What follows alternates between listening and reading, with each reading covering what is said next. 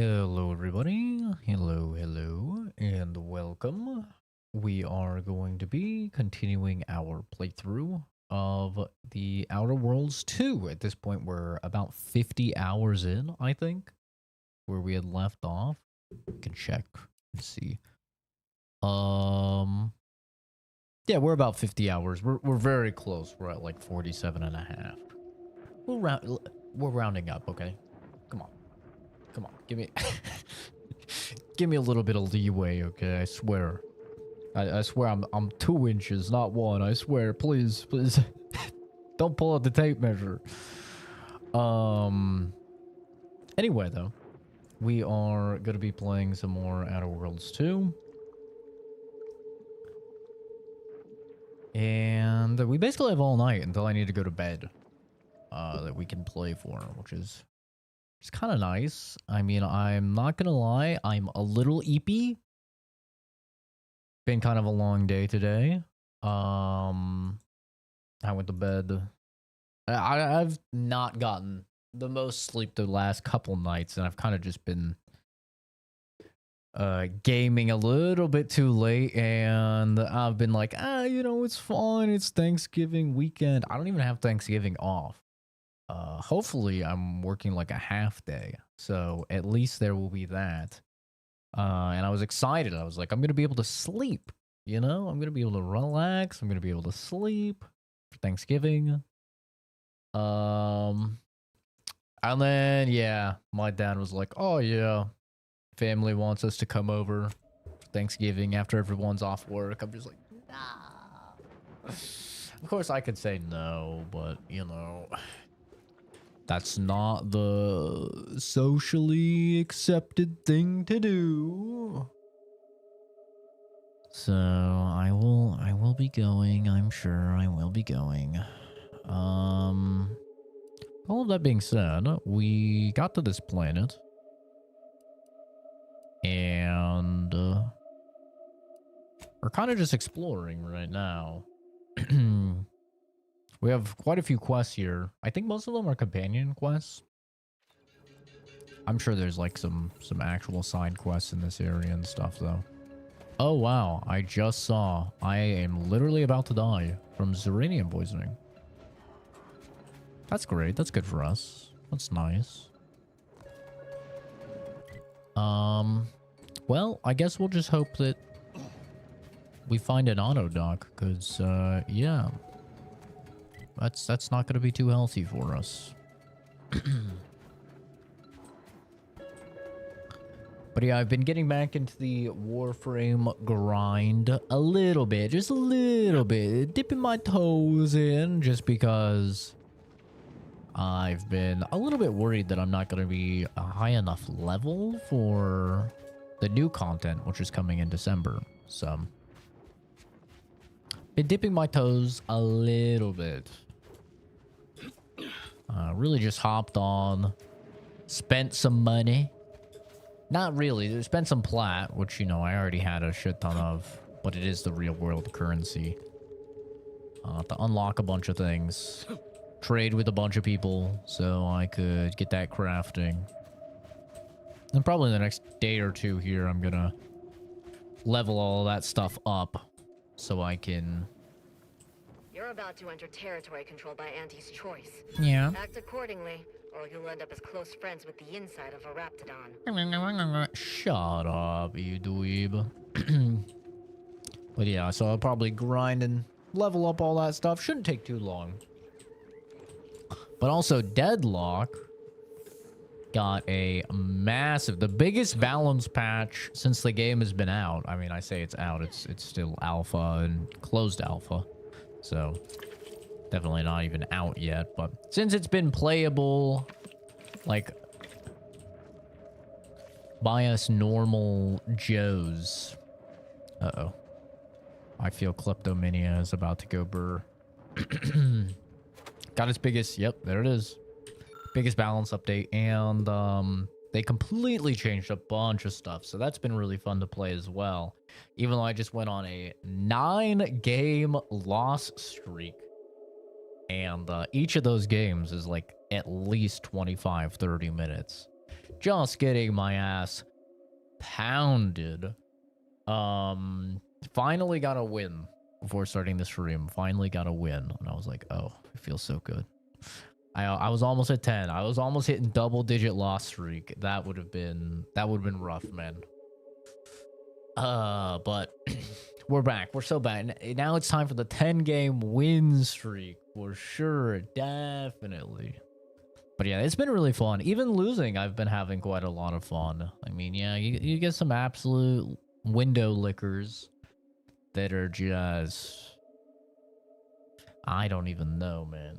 But good times. It's been fun. I don't know how long I'm gonna be here. Wi-Fi is still kind of bad. Are you still at the hospital, Kenzie? Damn. Enough is enough. Despite my request to the contrary, last cycle I once again came across a squad of your maladapted maladroids throwing rocks at my test subjects. I am well aware that you consider me to be an overglorified zookeeper and my Raptidon subjects to be burdensome and odorous, but let me remind you, the reason your combat units enjoy reasonable service hours is because my pets handle 45% of security duty for this outpost. Not to mention the musk these test subjects emit causes most of the roving Raptidons to treat us as friendly nests and defend it from everything that smells like not us. My work is vital. Do not make me go over your head regarding this point. Should be home tomorrow. I hope so, dude. Is most of the stuff sorted, do you think? In terms of them figuring out what's going on and like knowing what to do? Was it like a situation when I was a kid and they're like, we have no fucking idea what's going on? Let me tell you, probably some of the scariest, I would rather a doctor be like, yo, bro, you got fucking turbo cancer. You know, I would rather have that than a doctor go, yeah, I'm gonna be honest, we don't know. We actually don't know what's wrong with you, because that's what they did when I was a kid. And that was so much scarier than like just a bad thing. They're just like, yeah, who fucking knows, man? Something bad's happening. Your vitals are not looking good. You know, you're just like, oh.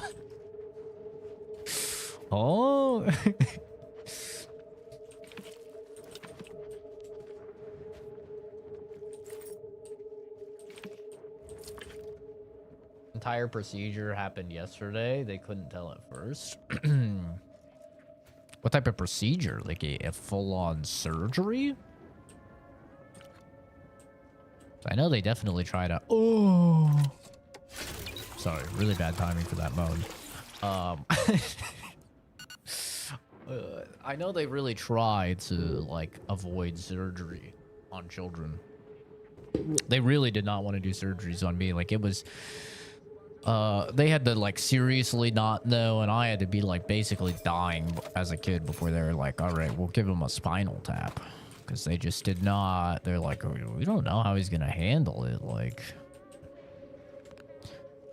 kids aren't really good at, like, handling a lot of that stuff, you know? It could be such a shock to the body that their little nervous systems can't handle it, so... I know doctors, like, try and push that stuff off, do everything other than the big boy things, you know? You stop scrounging.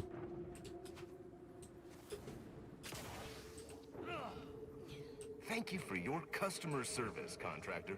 Not a lot of unfamiliar visages this side of Praetor. Our surplus is available for purchase if you're in need of something. I'll take a gander. More than happy to oblige. What you got? What?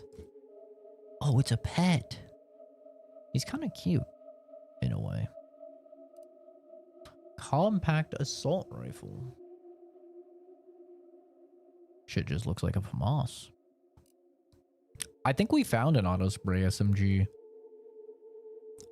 Shock barrel, advanced mag, hologram sight. I think we actually did. Yeah, we just made 5K. think we found it. Yeah, we did. Let's take a bit of a gander, shall we? Let's take a bit of a gander at what this does. This is a weird looking gun.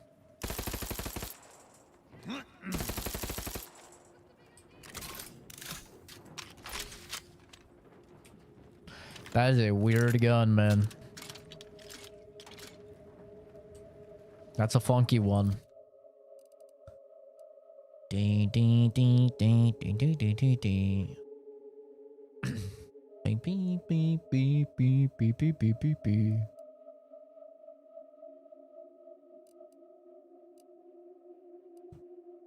Yeah, but I'm glad that it sounds like they at least, you know, figured some things out.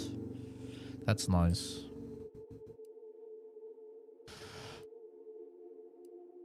I could only imagine. Being a parent must be pretty spooky. Damn. You're actually looking dapper. Momo, enough. You've been barking way too much today. Bad. Stop. Now. He's just been a barky boy. Damn, dude, look how cool that looks. It looks so sick. Unfortunately, I don't think I have another cloak driver, though. Or I would absolutely just be putting this on right now. Yeah, I guess I could just do an extra holster.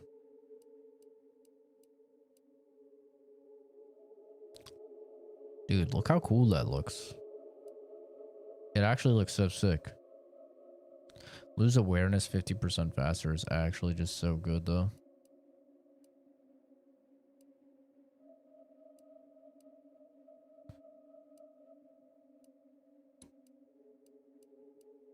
It's too good. It's not bad, though. Hey, Vision. They tried to treat it by medication, but it wasn't working, so they were just forced to go through with it. Oh, so they did have to do, like, a surgery? Yeah. I understand their hesitancy, though, right? It makes sense.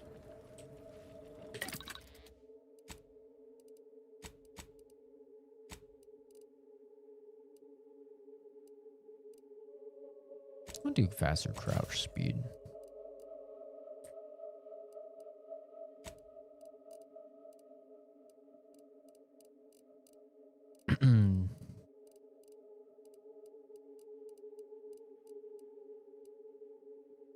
Hi, fishing. I hope everything's going well, dude.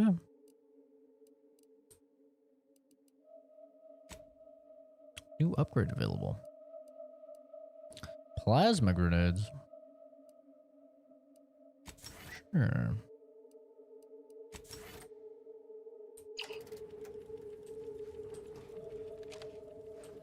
Back for more? If you're reckoning being a more than happy.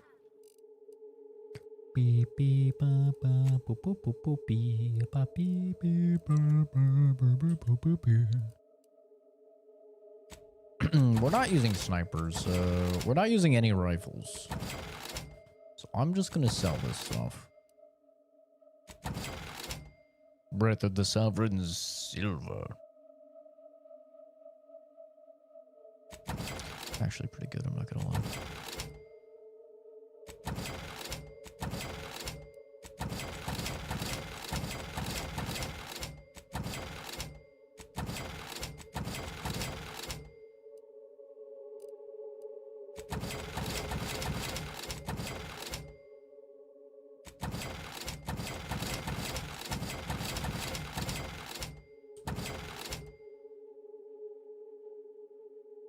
It's a going, but got norovirus. The fuck is norovirus?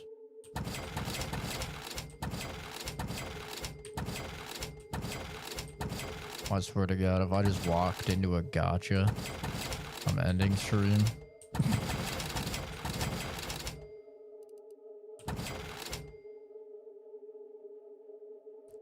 I swear to God, if I just walked into a fucking gotcha.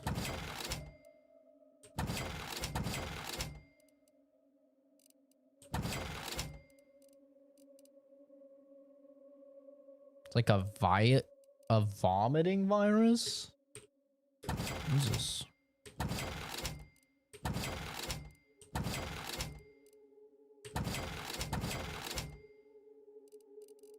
You guys be getting sick a lot. What are you guys doing? It's getting you sick all the time.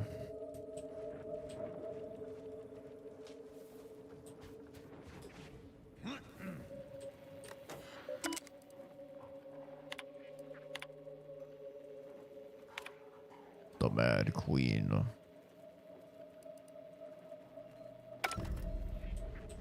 Yeah. Oh, I'm stealing. I don't mean to, but I am. I can't help what I am.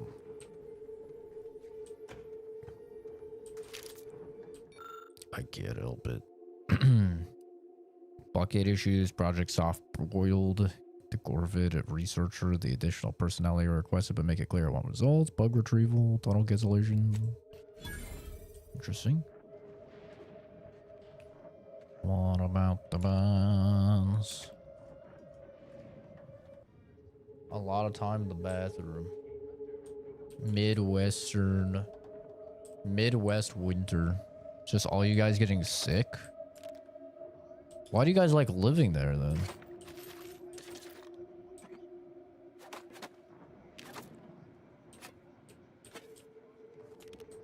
You don't want to live somewhere that's like no one gets sick and no one has allergies? That's the best thing about Arizona is it's like nobody has to worry about allergies here. It's just nice and, you know, it's nice all year round. Don't get me wrong, it can be definitely very hot during the summer and stuff, but You know, I reckon half the corpses in here end up as Raptidon chow. I miss little Chompy. I hope he's getting enough to eat.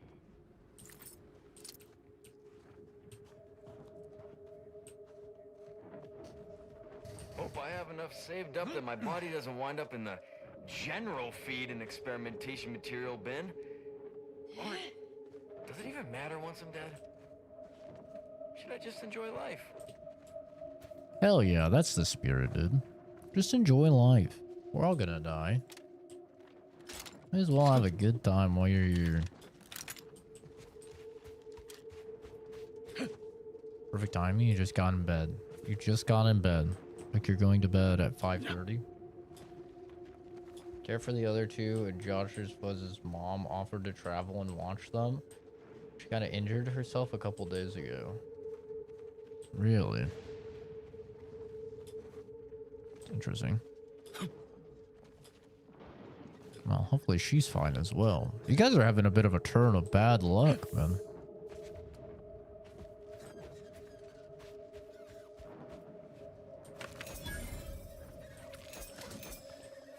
Things are not really going too hot for you guys right now.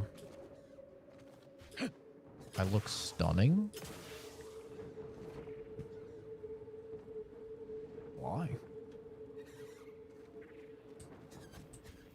Thank you. Just wearing a sweater vest. And I just have my hair down.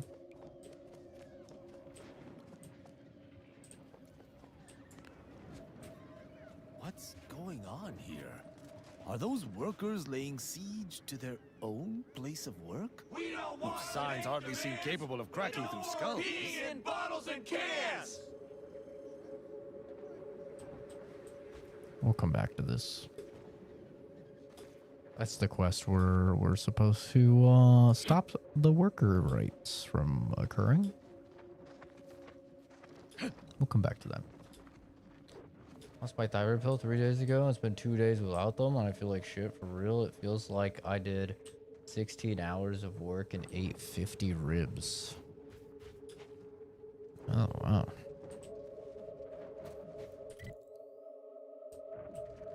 Damn, everyone's kind of struggling right now, huh? Jesus. Fishing's fucking sick as hell. Kenzie's going through all sorts of goddamn shit. Your thyroid's fucking you up. God damn.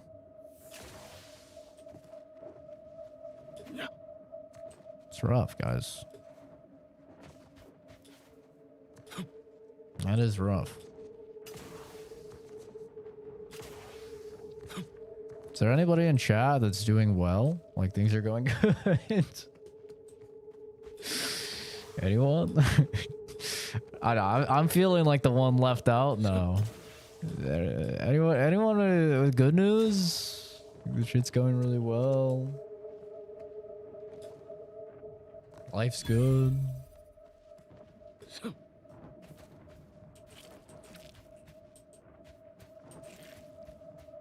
Where are my fellow privileged individuals at?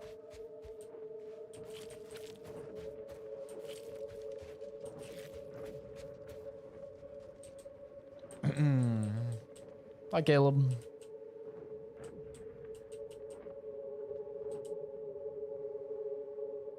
Doing uni stuff? That doesn't sound very good either.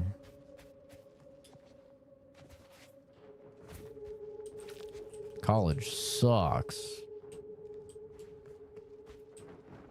Nah, college isn't that bad.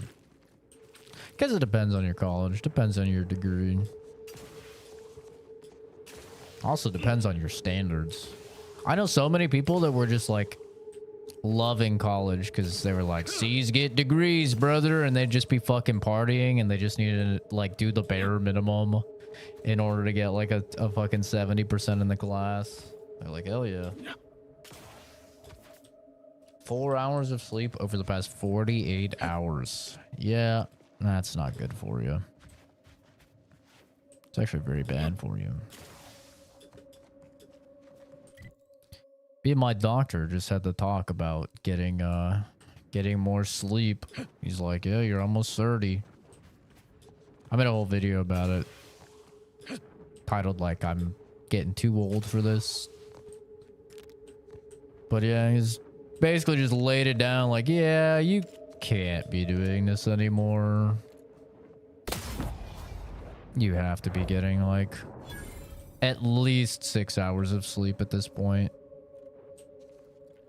It's like, yeah, fair. I've averaged on 4 hours of sleep at least for the past like like bare minimum the past 6 years, probably longer. But the older and older you get, like, it just does not fly anymore. You start risking all sorts of diseases. You start risking type 2 diabetes. You start risking cardiovascular disease. Bunch of different types of cancer. It starts to get pretty bad.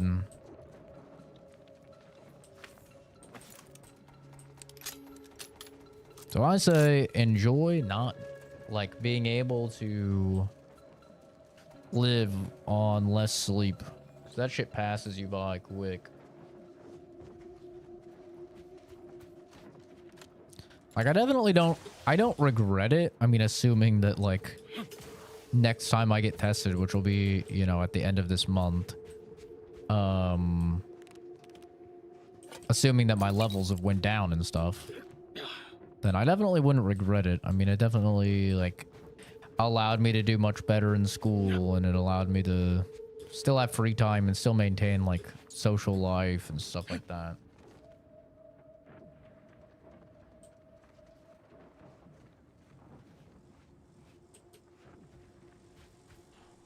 There's a new face. Any chance you've brung news from the commander? Can't restart the dig without his permission, and the clock's ticking on my getting that early completion bonus. Started getting peculiar vibrations as we hit the halfway point. Could be nothing, but I got this job because the last foreman ignored similar readings. It ended poorly for him. What is your hair? Why do you have the fuck boy broccoli cut? Thanks. You ask me, I definitely earned it. It's a puzzler, that's for sure. More likely than not, some kind of old protectorate infrastructure. Maybe sewage or a conveyor. Messy, but mostly harmless. Worst case, it's a uranium gas pipe, and further drilling will kill everyone here in seconds. It'd be hard to collect bits for making a tunnel with no workers to dig it first. True. Agreed. Wouldn't want to miss that juicy bonus. Not unless your lamps can see through solid rock and figure out what's on the far side. Goodbye, early completion bonus.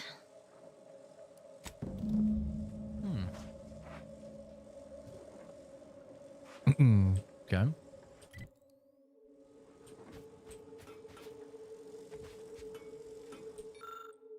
Started digging the hole a fortnight ago, made a good start of it, but after just a few days, our equipment began picking up peculiar readings, not to mention some concerning vibrations. I first thought it likely to be our nearby facility, but the readings kept increasing the further we pushed on. I called a stop to our tunneling when it occurred to me that we could very well be in danger of digging right into his uranium conduit. The thought of what would happen if we were to break into such an enclosed space like this, well, that's a thought I don't want. Until we figure out what these strange readings are trying to tell us, or we get new orders, our work won't keep progressing.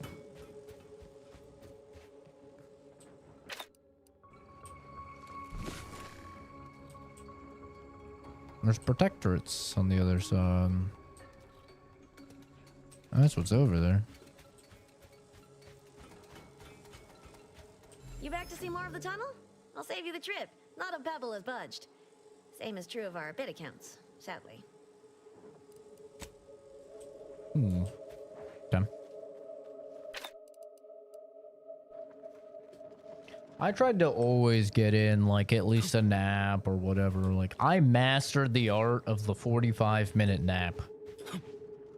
Like, for a long time, people were like, dude, you literally do not sleep. And it was because I had just mastered the art of the power nap.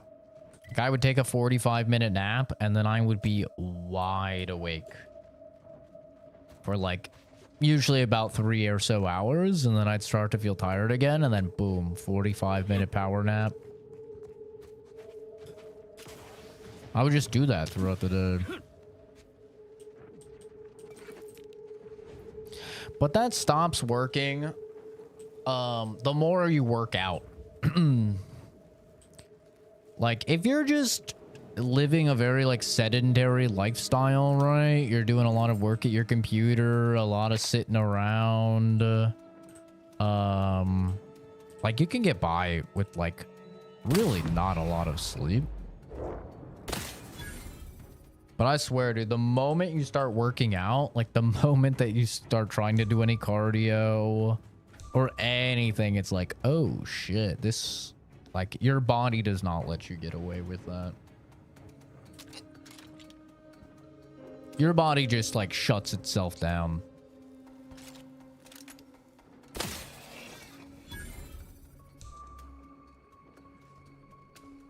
It's like, yeah, nah, bro. You need sleep. If I have to be productive the next day, I'm in bed by 8. I'm not quite that bad. Like, I usually get up at about 4 or 5 a.m. for work, and I usually go to bed at, like, 10 or so. Sometimes, like, 11 if I'm, like, really pushing it. If I have a meeting, though, and I don't start until 7, I'll usually sleep in until, like, 5:30.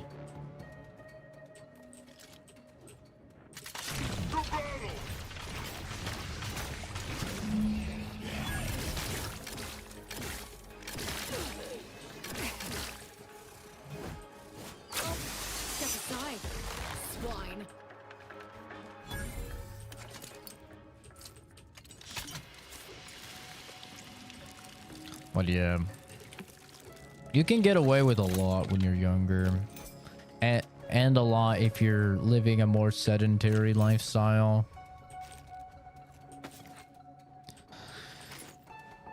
Which, sadly, I just can't get away with anymore. I'm getting older, and I have a way, way more active lifestyle than probably like 95% of Americans, I would say. Like, I do at least 5 miles of cardio every single day. I do strength training 4 days a week, which is usually only about an hour. Like, it's not that bad. On weekend, like on Saturdays, I try and always go hiking, and like hiking is a lot, dude. It's like hiking, You're typically out in the sun, so you're sweating more, and you're out there doing all sorts of like just weird movements, you know, balancing on like thin pads and a lot of incline and stuff. So like hiking really a real big workout. You just can't really do that on no sleep. Your body just won't let you, man. Like even like fucking David Goggins, you know, these like crazy dudes that like really push their body to the brink. They'd 100% have like fucked up feet and legs and stuff like that. Even those dudes, like get sleep. Like they prioritize sleep. They go crazy when they're awake, but they get sleep, you know, they get sleep and food. It's like, you gotta, it's just like with a vehicle, right? You gotta make sure you're giving it gas. You gotta make sure you're taking care of it if you wanted to keep putting in the miles. You are hereby temporarily attached to Exploration and Exploitation Command and redirected from your standard patrol route. Due to the war, ferrochromium is now in high demand. You will recoordinate your pathing to include a cavern system, highly likely to contain rich concentrations of raw ferrochromium.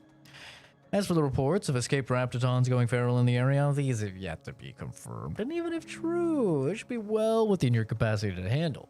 In any case, shares of the ferrochromium profits of this expedition will be distributed only to marketing group survivors. Remember, ferrochromium is now third on Auntie's top 50 things more important than friendship list. Wow. Hell yeah. Woke up at 3 a.m. for work because I had to be there at 5 a.m. Yeah, that is a benefit for me, is that like a lot of the times what I'll do, especially if I have a meeting where I don't have to like present anything and I don't have to talk, is I will get up like quite late because I don't have to commute to work, right? Which is really nice since I'm remote.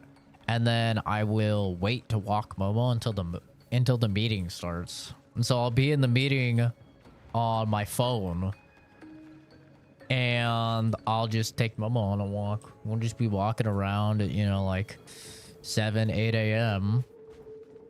while I'm in a meeting, listening to a bunch of yapping and stuff like that, but still nice and chill during those hours.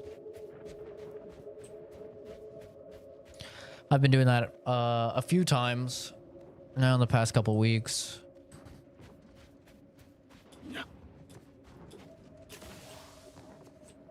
Yeah, one of the many benefits of being able to work remote. I'd prefer to fight a trained Raptidon than a feral one. Looks Well, like we're about neither, to have if I had a company say in of the matter. Unwanted kind. Hello. You've 5 seconds to make plain your intent before I let my boys here pitch some swill at you. I don't know what that means. 17 speech.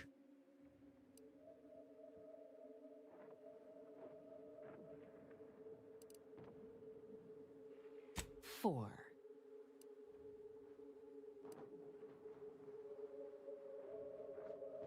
Yeah, it will. 3.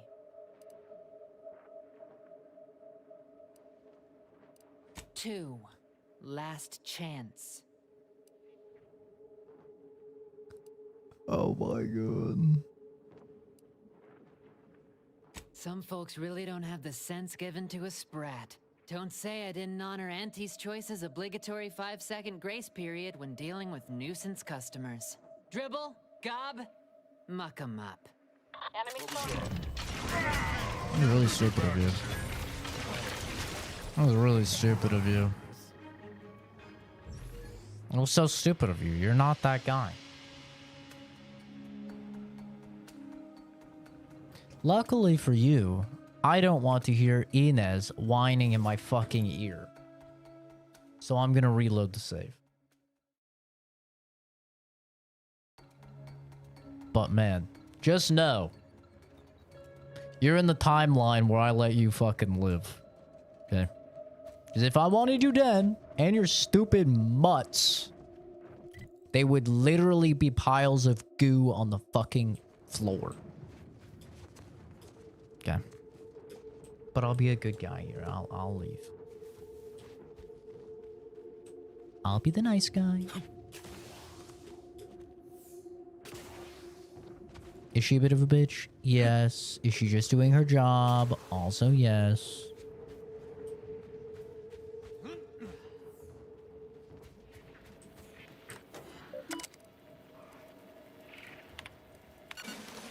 Yippee!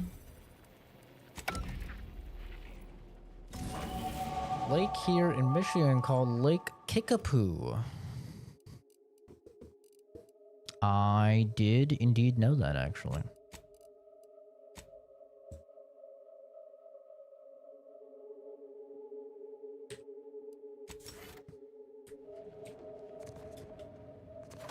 Religious through and through. Blacksmith, and he knew just what to do. His name was Young JB, and he refused to step in line. A vision he did foresee, fucking rocking all the time.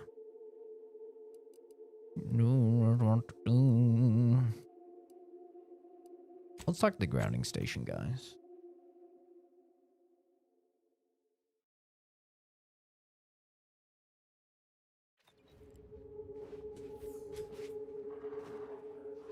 It's actually crazy how long this game is. Greetings, Yeah, it's not the town of unaffiliated Kickapoo. individual? Could you be a freelancer? A gun for hire? Might you be interested in a job involving the removal of dangerous creatures? Oh, without even formally accepting the job? I was expecting a greater level of excitement, but I suppose the job being completed is the most important part. I'll upgrade your permissions to allow for purchases from our supply surplus as recompense. Thank you. We shall be here, unraveling the mysteries of the universe. Why are they running AC if it's fucking 20 or 10 degrees out? Huh? You guys are fucking psychos over there.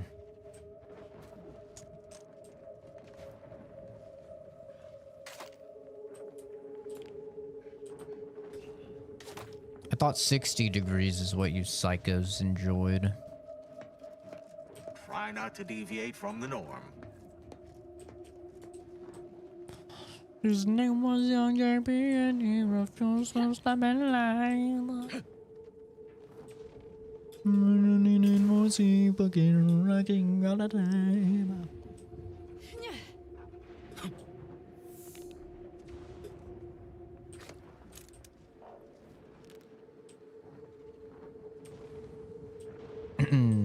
Yeah, that is that's very cold though.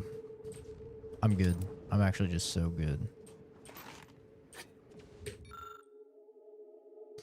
I have taken up position as guard for this grounding station supply cache. The allocated supplies have been orientated according to protocols. This posting can now be considered manned and enabled. Any Auntie's Choice units attempting this approach vector will be unpleasantly reminded it is the order that sees all eventualities. Addendum.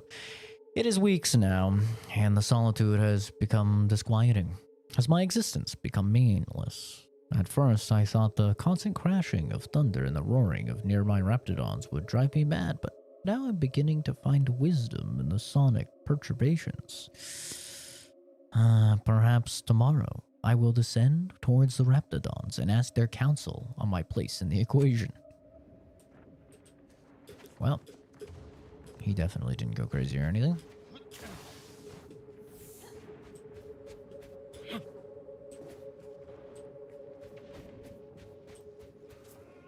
I don't know, but it's horrible. What is the ideal temperature for everybody in chat? Like, what's your ideal temperature for it to be outside? Or inside, I guess. Does it really matter? Ideal temperature is ideal temperature. I don't know, but inside.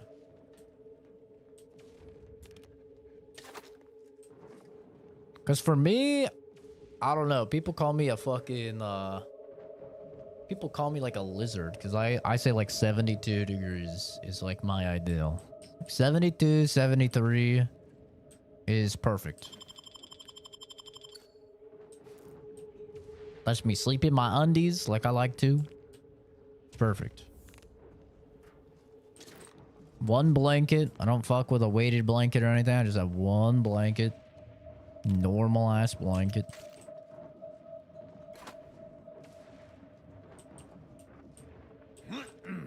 $72. W fishing. Highly common fishing W. 58 indoors, 20 outdoors. Oscar L. Highly common Oscar L. What the fuck? 20 degrees. Brother, what are you doing outside where you need it to be 20 degrees? Oh my god. My ears hurt just thinking about that. 48? 70 lol. Okay, 70's good. 70 is good. I'll accept anything down to 69 or 68. If you go anywhere below 68 degrees in your house, you are a fucking psychopath. You are a psychopath. You are. You are not a human being that has blood coursing through their body. You are actually a fucking robot that needs your gears cooled. Because that's insane. It's actually insane. I am dying anywhere under 68. Like 68, I'll be cold. I'll be wearing fucking pants and everything. Probably hoodie or a jacket.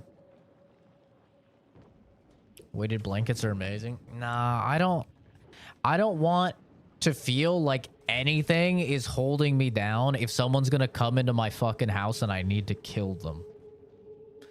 Yeah, let me just take off my 40-pound blanket, bro. What is this, Dragon Ball Z? I'm taking off my weighted training clothes to throw down? Yeah, nah, I'm good, dude.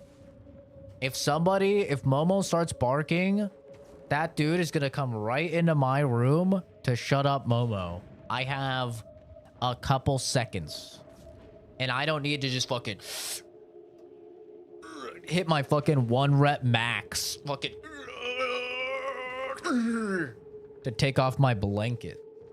Nah, I'm just fucking yoink. Boop, boop. Gun.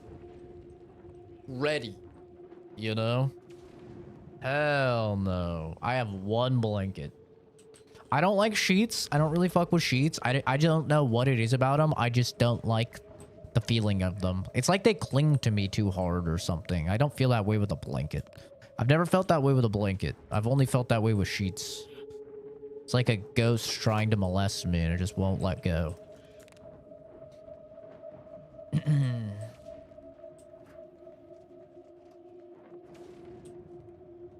Only with quilts and buckwheat pillows. Since you're from the hottest state, I'll forgive your ignorance. I mean, I'm not. I'm Canadian. We're talking about where I'm from. And then I lived in fucking Oregon and Washington for like 16 years. It still doesn't change it. It's cold as hell there. I was always cold there. I have like, when I moved to Vegas, I had all winter clothes other than like 2 pairs of shorts. I like 2 or 3 pairs of shorts that like basically never got worn. And it was all winter clothes. I had a jacket, like my winter jacket that I would wear like literally 7 months out of the year in Oregon was rated for negative 30-degree temperature. It was a full-on jacket meant for climbing mountains. And I would wear that shit around because I don't have fat on my body. I have no insulation. I'm all bone. Look at this. Look at this fucking wrist. Look at this thing. You see any fat? Any fat at all? You could see the definition of my tendons and my bones, brother. There is no insulation on my body. I am bone and tendon and skin. That's it. All my fat is in my ass. That's it. That's where all of my fat is congregated, in my left and right cheeks. So that does not help me at all.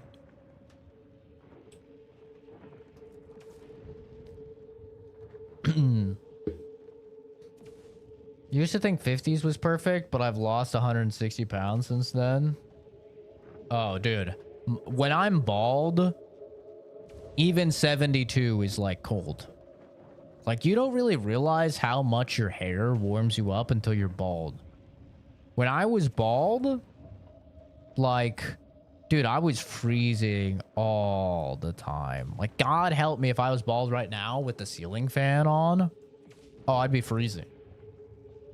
So much heat escapes out of your head when you're bald. So, like, if you're bald, like, I would say probably 76 degrees is like my ideal. But yeah. Skinny and bald? Oh, dude. You're basically a lizard. You need to be in the fucking tank. Under the under the high UV lights. 2 sets of sheets, an extra heavy comforter, and another light comforter, a blanket, and a weighted blanket. Oh, I was pissed just when my mom was visiting last month and I was staying at the hotel. I was pissed with how many fucking blankets they put on those beds. I was like, who needs this many blankets, bro? Like, there's like 3 sheets, a fucking normal blanket, a slightly heavier blanket, then the heaviest blanket. I'm like, what the fuck is this? And it's tucked in so tight, you like can't move at all. Like you're a sardine in a can or something. I'm like, this is terrible. Who enjoys this? I need to be able to freely move. I need to be able to freely jump out of bed. If someone's fucking coming in, there's a hostile in the AO. I need to fucking be able to leap up. You know? That's why I always wear shorts. Because it's like, oh, I need to fucking go. Boom. Boom, I'm up. I'm ready. You know? Oh, shit. I'm ready.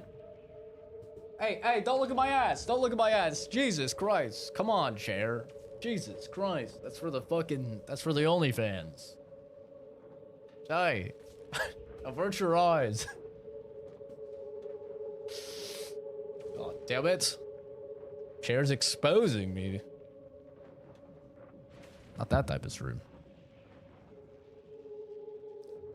People who don't sleep with fitted bottom sheets are insane. What's a fitted bottom sheet? I don't even know what that is. Yeah, you would survive longer than me for sure, Oscar.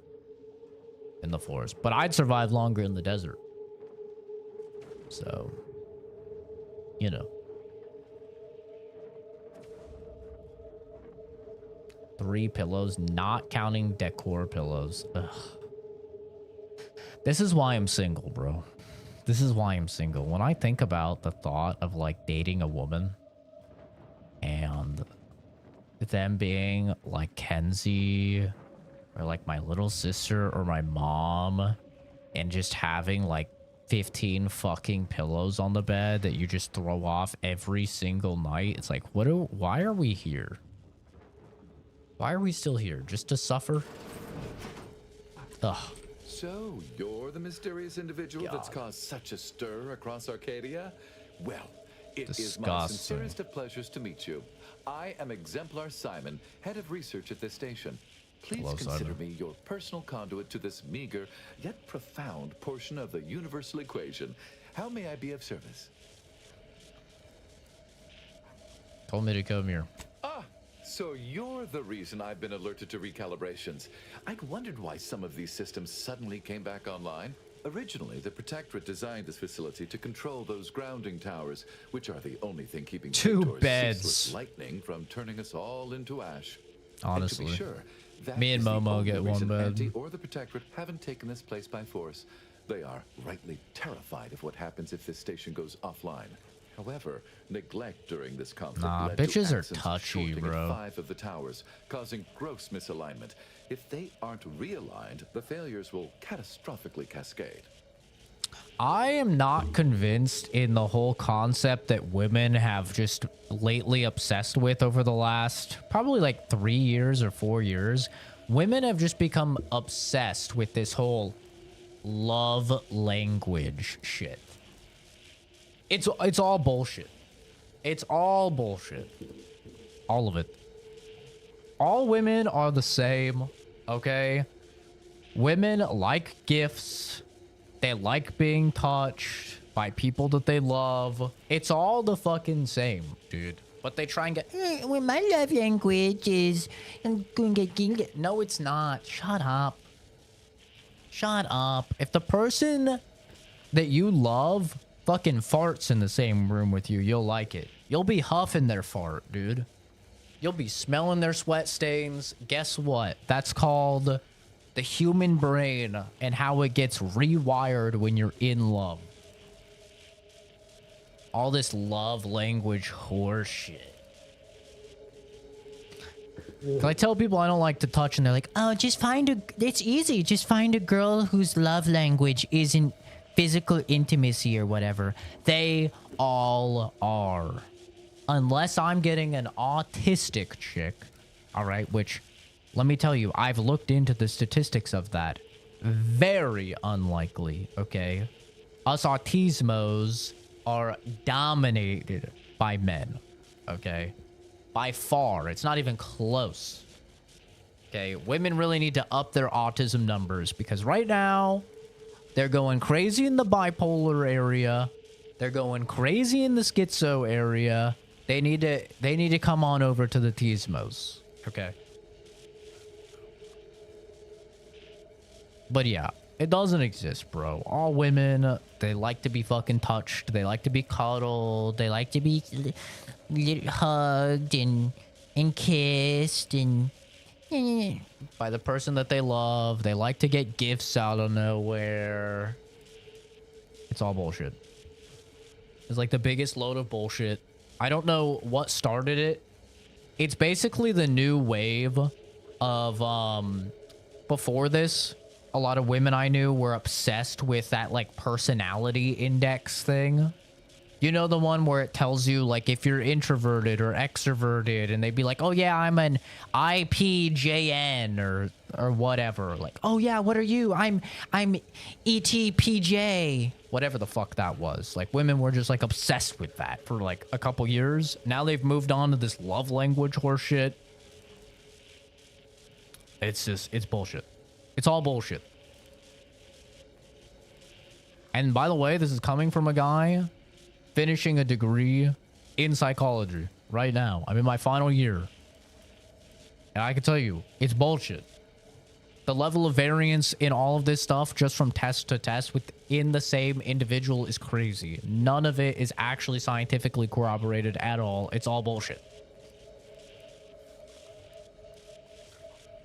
Prior to being driven from this facility, Hi, Dave. the Protectorate was exploring lightning-powered explosives. Down The syndrome concept was women? clearly beyond them, but I have already solved The problem with their Down errors. syndrome women is they're So with stupid. Each tower you align, I can produce a batch of the explosives they theorized. I don't and like stupid I would people. happily share them with you. Oh. That is Yeah, that's the problem. fantastic news. I'll begin fabrication as soon as you've aligned each tower. In turn, I shall have the explosives ready for you upon your return. No, I'm bi. But I've been with way more women than I've been with men, because I find the average gay man to be just the worst. I've only been with one man, and I've been with, I mean, in relationships, over a dozen women. Sexually, not nearly as many. Only like 4 or 5 if you count that one. Not many. You're no better than what you lay with. If it's trash, you are trash. Could be true. I mean, depends if you get, you know, bamboozled. Some people are great at bamboozling, man.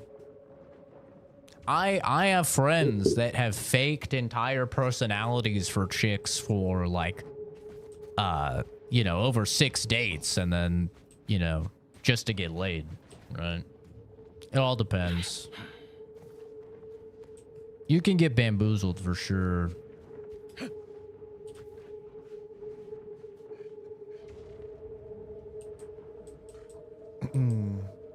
But yeah, that's the problem with Down syndrome women. And just Down syndrome people in general, they have very low IQs, right? It's not their fault or anything, and I'm not making fun of them. It's just a fact. They have low IQs. I don't think I could date somebody with a low IQ.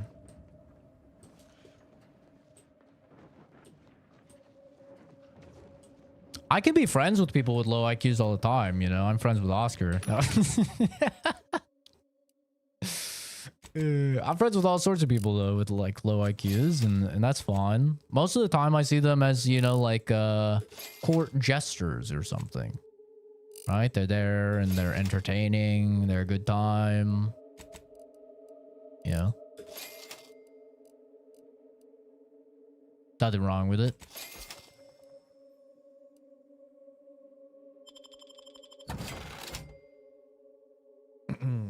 Fitted sheets are sheets that fit onto the mattress. Isn't that just a mattress cover? What's the difference?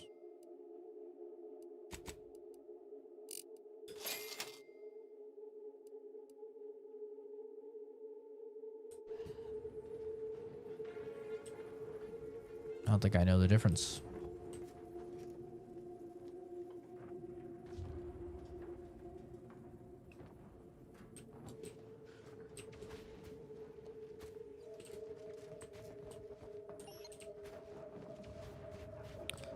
But yeah, I mean, the truth of the matter is I've just accepted the fact that I will probably die alone.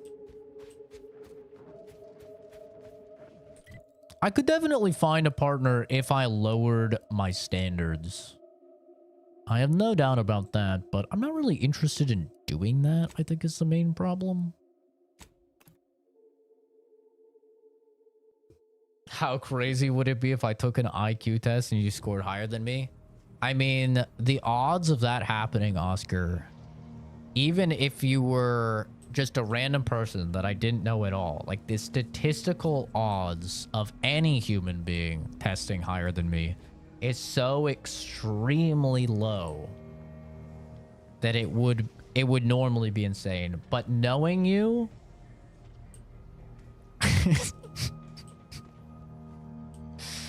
I would be surprised could be the understatement of the year. Yeah.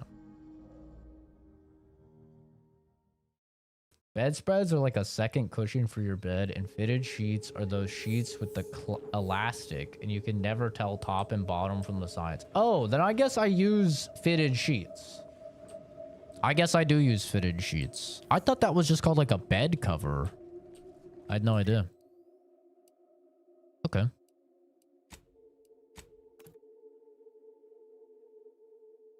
When I hear sheets, I think of like the paper thin, you know, blankets that do fucking nothing. I hate them.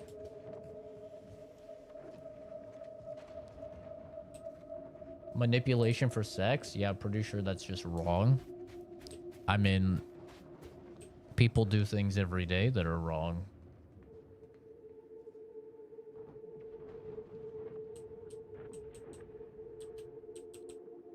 Yeah. It's pretty normal. I think we read that. Not saying it's right or wrong or anything. I'm just saying, yeah, it happens. I know dudes that have done it. A lot of dudes do it. Chicks do it as well. I was with a chick that's, I was with a chick that was fucking insane. And she hid that shit for 2 years. she hid that she was insane.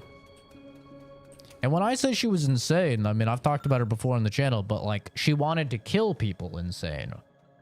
Like, she was actually insane. And she probably has killed people since. She works as a nurse now, so I would not be surprised if she has killed many people injecting air bubbles and IVs or something like that, you know? Yeah, people hide who they are from those around them all the time. There's a Japanese saying about it, is that everybody has 3 masks. The outer mask that they show strangers, the inner mask that they show those close, and then the final mask that is their genuine self that they show no one else but themselves. And I think that rings true with many people. Many people are like that. I mean, I know for me that that's definitely true because when you're autistic, you do something called masking a lot, which is essentially just learning other people's behavior and imitating it so you don't stand out as much. I do that all the time. And I don't tell anybody in my daily life that I'm autistic or anything. I mask hardcore. So much so, in fact, that like I've had people at my job say that they couldn't even imagine me cussing. Like, that is how different I am, like, at work and stuff, is that they can't even imagine me cussing. Meanwhile, you spend 3 seconds on stream and you hear me talking about God knows fucking what, right? It's terrible stuff 24/7. So yeah, people do that all the time. Doesn't make it right? Yeah, I never said it was right. I never really weigh in on moral constraints because my sense of morals is very different from most people's.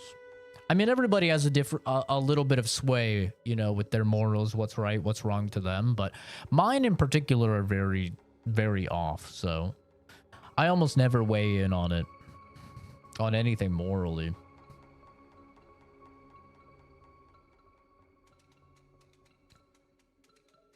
The best fitted bed sheets are the furry sheet. Ew.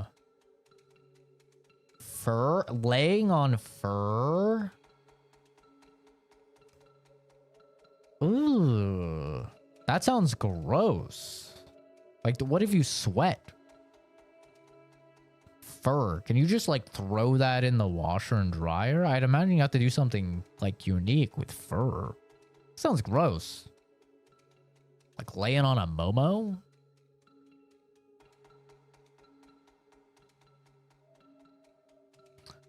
I want someone to take out my hips and brush them down with a bristle brush.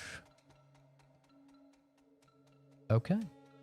Rather light myself on fire than have any fuzzy textured things. Yeah. I mean, I have the, I have the Leon jacket. Right, the Leon Kennedy jacket. That has fur, but, I mean, it's a jacket. It feels nice. Not many people, or many people, but I don't have that option. People don't see you because they don't know you. You know you, but only a little, and hopefully more as time goes by.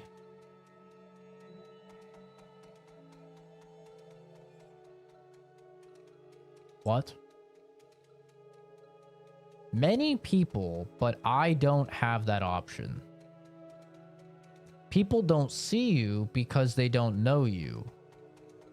You know you, but only a little, and hopefully more as time goes by. I understand the last part. It's like you're constantly learning more and more about yourself as time goes on, is what I'm assuming is being said. Not fur, just fuzzy fur. Fleece, not fur. Hi, Jason.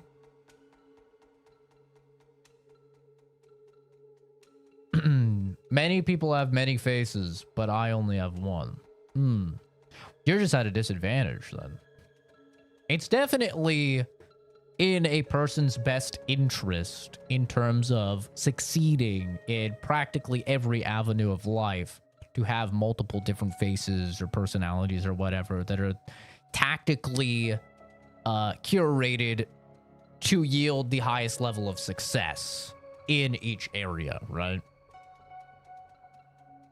Like, it is tactically advantageous for me to act in the good boy, turbo nerdy, never says any bad words, super innocent, worker at work. Like it is tactically advantageous because I'm seen as a very safe pick for responsibility. I'm a very safe pick for promotions and giving power to, which is why I present myself in that way. Same way if like I get pulled over by a cop, right? You want to present yourself in like the least threatening demeanor possible, be the nicest, most respectful person ever. And that's how I never get tickets, is because that's how I present myself, you know? And same thing if you were somebody that wanted to get, you know, with somebody. Not that I have ever done this. I am always pretty straightforward about how I'm not really even interested in the carnal pursuits of the flesh. But many guys and girls will present themselves, especially on the first couple dates, as like the most ideal form of themselves for the partner. That's why you go on multiple dates, right? Is because like the first couple dates is usually you guys feeling each other out and being like very surface level before you get into like who you actually are and delve into that. And some people continue faking for a long time, or possibly ever, right? Like I said, like I did not know that chick was crazy until like 2 years into dating her, and then it started coming out. I was like, oh, what's going on here?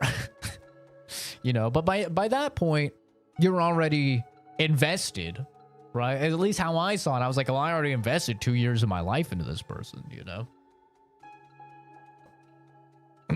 Life isn't about advantages over other people, for me at least. Oh, that's fair, David. That's definitely fair, but that's probably why you won't be very successful in life. I hate to like be blunt, but like the people that get ahead in life are the people that are very tactical with how they maneuver and very tactical with like how they present themselves, you know? Like a big reason I'm as successful as I am, right? I just bought my 3rd house. I'm only 29. I'm finishing my 2nd degree. I have a lot of friends. I have like a very supportive family and stuff, is because I do tactically present myself in a way that is the most advantageous for the scenario.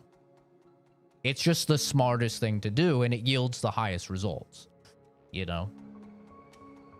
But, you know, I guess it also depends how cynical you are of the world and what your personality is. Maybe you're just really lucky and you have a really like outgoing personality that's like super positive and like people really like you and you're very charismatic, you know?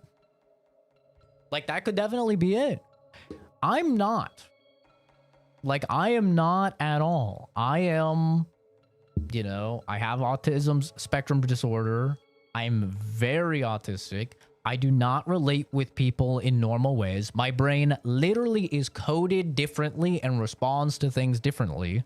And so if I was like actually just genuinely myself all the time, it would 100% go away. Like a lot of my like if I went into an interview and didn't shake the guy's hand because I have touch aversion and I don't like being touched, I already don't get that job. That's just the truth. That's how it is. Like if I was actually genuinely myself, I don't get that job. Now I'm unemployed, looking for another position, you know? It's like you have to do things that you're not comfortable with and act like you're comfortable with them a lot of the time in order to get these opportunities. Everything you listen can be taken away and go up in flames. Well, considering I have over $400,000 and am about to sell my last house and get another $350,000 by the end of the year that will be put into my portfolio, I mean, unless there is a once in a lifetime thing that happens where the S&P and the NASDAQ and my 401k and my Roth IRA and everything like somehow disappear, no, the stuff can't really go up in flames.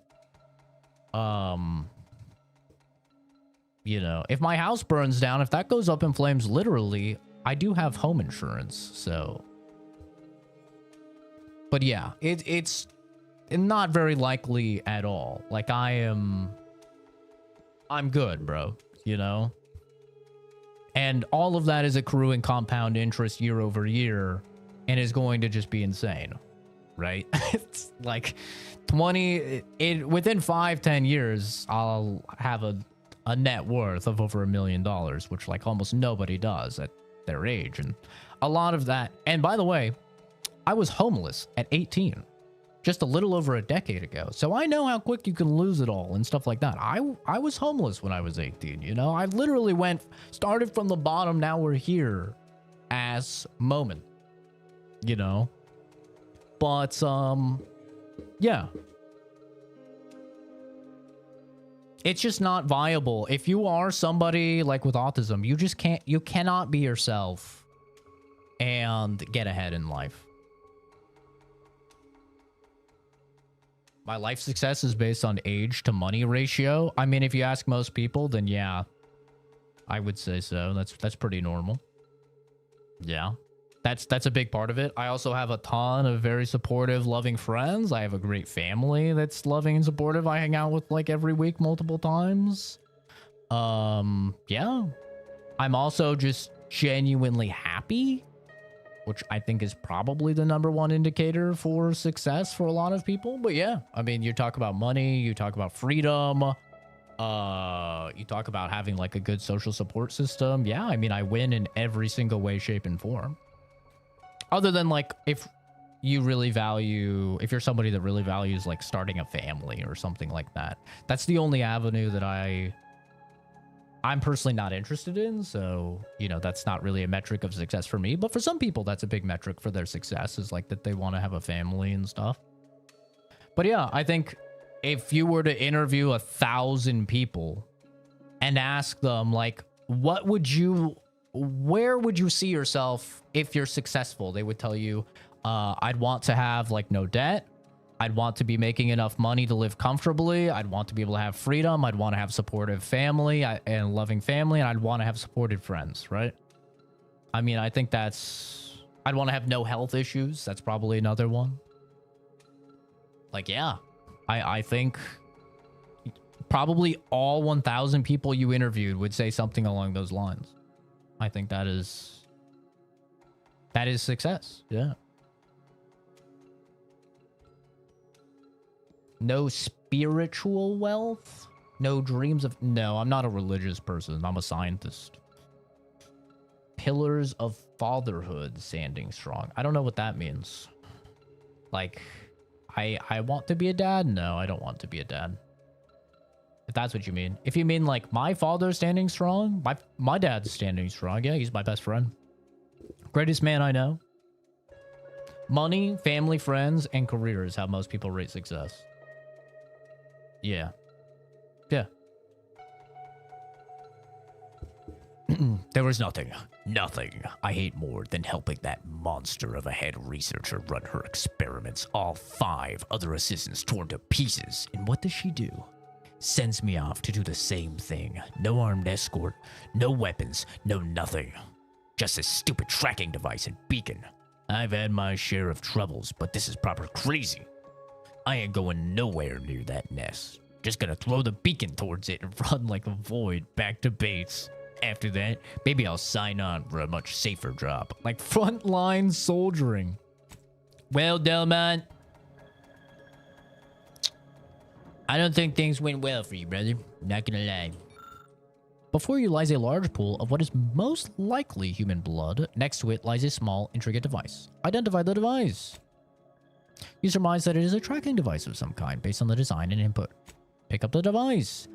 The device contains a large directional indicator and an obvious power switch. The indicator hangs loosely in the position it was last left in. Turn on the device. A ring of small backlights flare to life, and the directional indicator swings around, indicating towards whatever it is tracking. Given the compact nature of the device and its power source, you quickly surmise that the item it's targeting can't be too far away. Oh.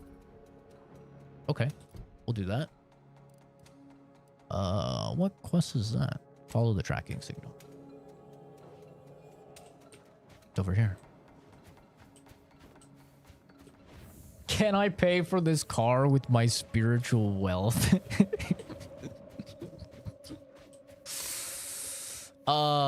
Listen, I'd love to buy this house. How about I tell you how much I believe in God? Will that... Maybe I could write you a little note. I could give you a speech even about my love for God and spiritual awakenings. I could show you some crystals. Maybe you want to talk to the crystals. It's like, yeah,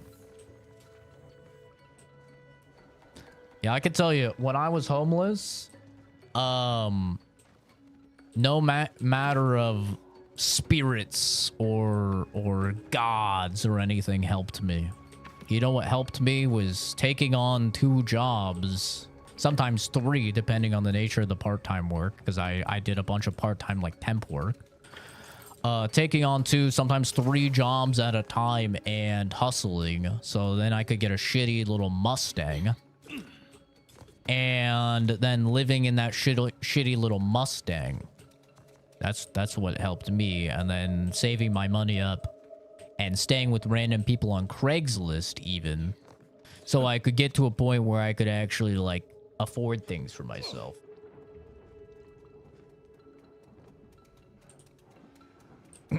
Eyes that don't see, ears that don't hear. Why didn't you die when you got jumped by 3 dudes?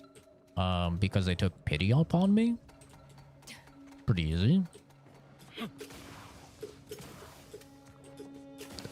No God was there, brother. Brother, I worked in forensics. I have seen things you can only imagine seeing. Things that they don't even show on the news because they don't want to scare people. Okay? There was no God at any of those scenes.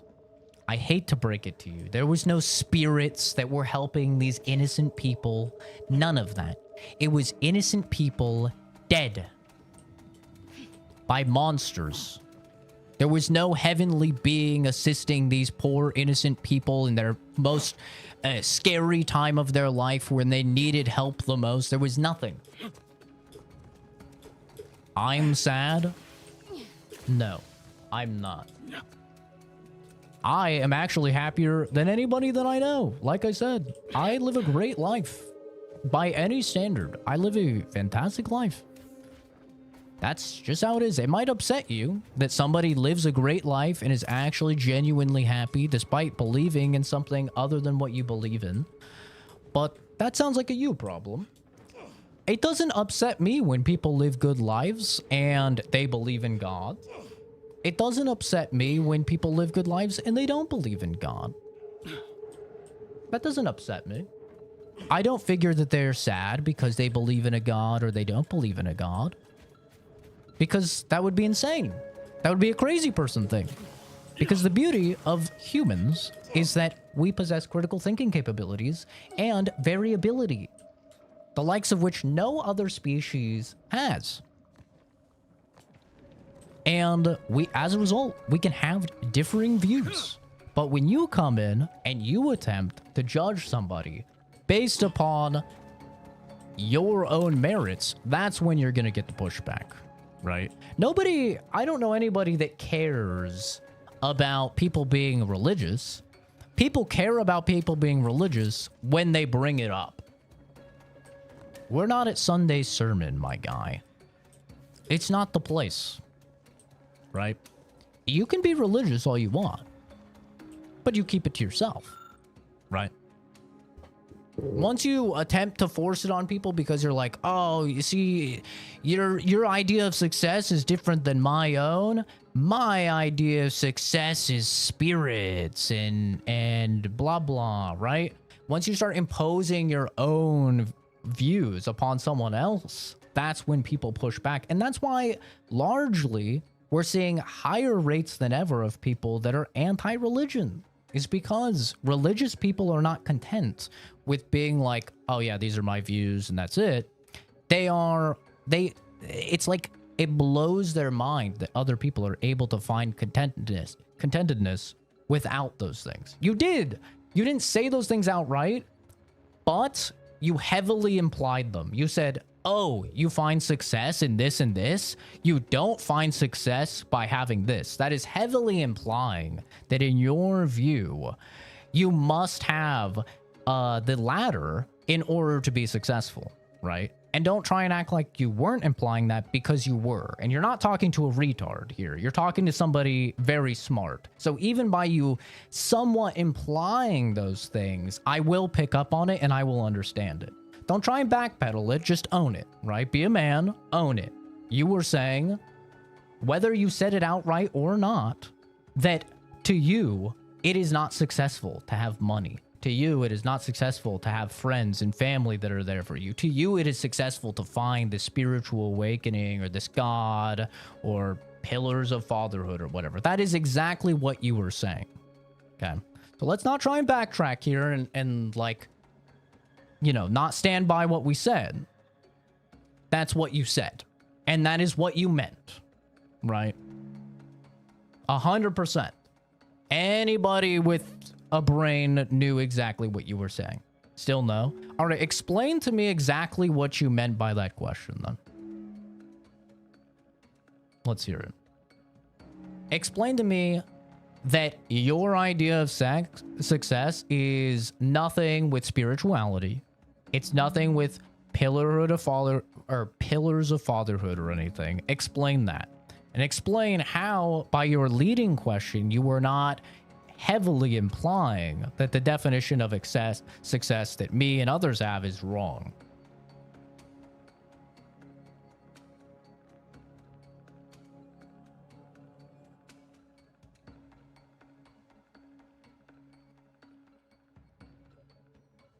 Boom, boom, boom, boom, boom, boom, boom. Boom, boom, boom, boom, boom. Boom, boom, boom, boom, boom, boom, boom, boom, boom, boom, boom. Boom, boom, boom, boom, boom, boom.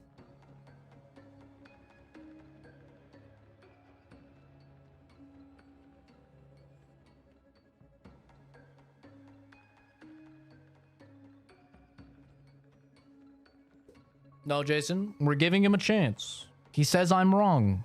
If somebody says that I'm wrong and that I've misunderstood something, I will allow them to explain how I was wrong. Is it likely that I am wrong? No. But perhaps he meant something else. We will see.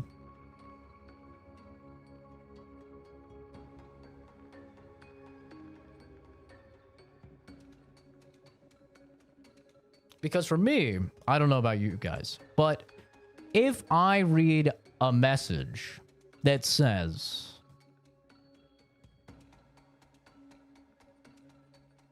so your life success is based on money to age ratio, right? And then we talk about it. And then he says, so no spiritual wealth, no dreams of heaven, no pillars of fatherhood standing strong. To me, and I think most people with a brain, that reads as, oh, so your idea of success doesn't have any of this stuff that I think means success. And this is what success actually should be, which is spiritual health, dreams of heaven, pillars of fatherhood, standing strong, whatever that means, right? To me, that's how I take that, but maybe he meant something else.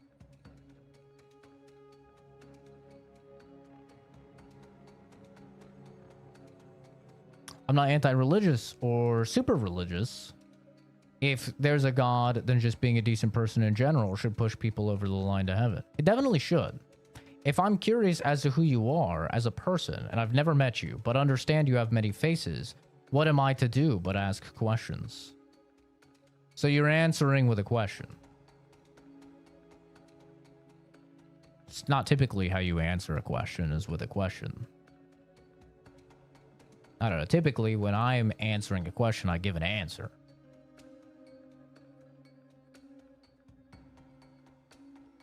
The question was, what did you mean by that comment? It wasn't like, is your answer you're just asking a question to ask a question. I don't know. Your answer's not really answering anything.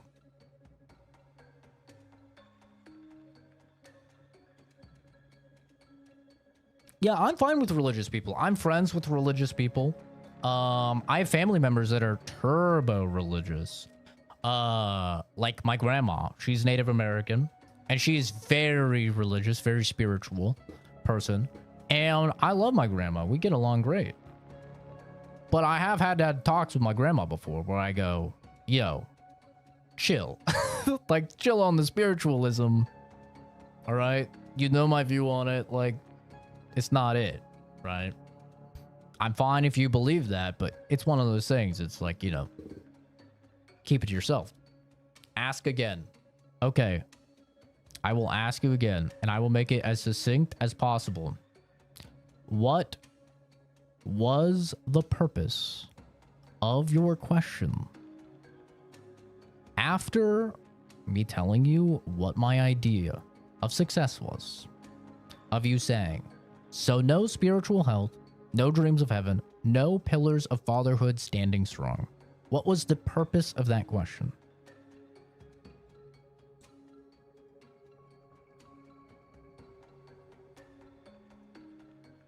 What was the reason for it?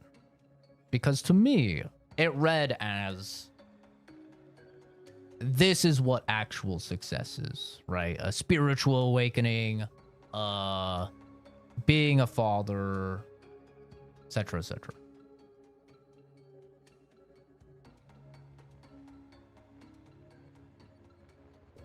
Your purpose was what makes me so different than everyone else? It's a question to myself. Well, we usually ask those in our head, not in a chat to other people. I mean, at least I don't. If I'm questioning myself, I usually don't put it in an online chat forum. I usually think it, you know, and answer it in there. But, I mean, your chat activity shows like you're not a troll or anything. It might actually, I don't know, just be something. But, yes, I don't think that this is news that should blow anybody away. That most people consider success, especially in a capitalistic society, to be success and freedom monetarily as a big contributor, right? Dude I'm friends with is ultra religious. Holy fuck, he's hilarious. You know these AI Disney memes I sent on Discord? Majority of those are directly from him. Hi, Cameron. It's a Nigerian dude. Dude, Nigerian guys are fucking hilarious. I've only known one, and he was actually one of the funniest people I've ever known. But yeah, I mean, there's not a one. Here's the thing. What is the number one question that we will never have an answer to? The number one question that we'll never have an answer. Okay, maybe number two. It depends who you ask, I guess. To me, the number one question we'll never really have an answer to, because there is no answer, is what is the purpose of life? Right? This is a very common question that people ask themselves, at least at some point in their life. What is the purpose of life? I've had this question asked hundreds of times on the channel. What is the purpose of life? What do you think the purpose of life is? And the answer is that it depends on the individual. That's the truth. It depends on the individual. To you, David, success and the purpose of life, you may have found it through your spirituality. Maybe that is what drives you. And you are not wrong for that. But to the average person, like I said, if you were to ask 1,000 random people in like the United States what they would envision their life to be like if they were successful, right? Then I can almost assuredly guarantee you at least 95%, probably more, would tell you it would be having financial freedom.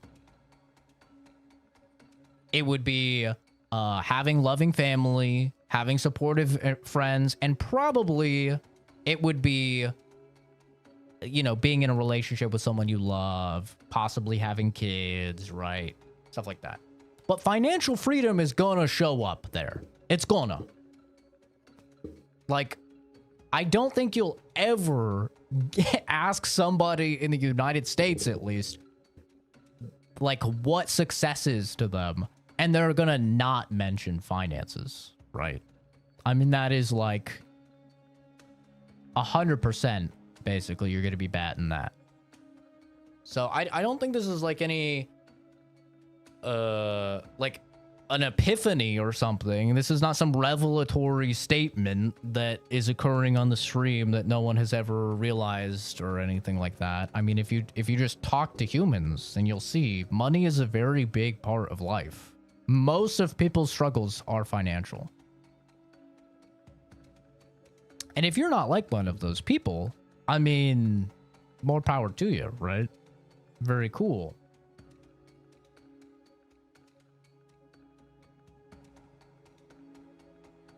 I've never been like those people, bro. Truly feel alone in this world, and you clap back with aggression. Well, I apologize if I hurt your feelings.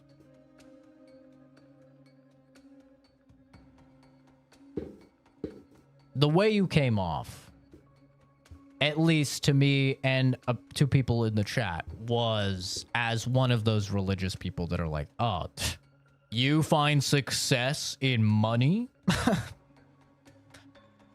No God, no pursuits of fatherhood, no bitches. No, you know, that's how it came off. But, you know, giving the benefit of the doubt, it could have literally just been like you said. You're just realizing that you're different. According to all known laws of aviation. Okay, that's just random.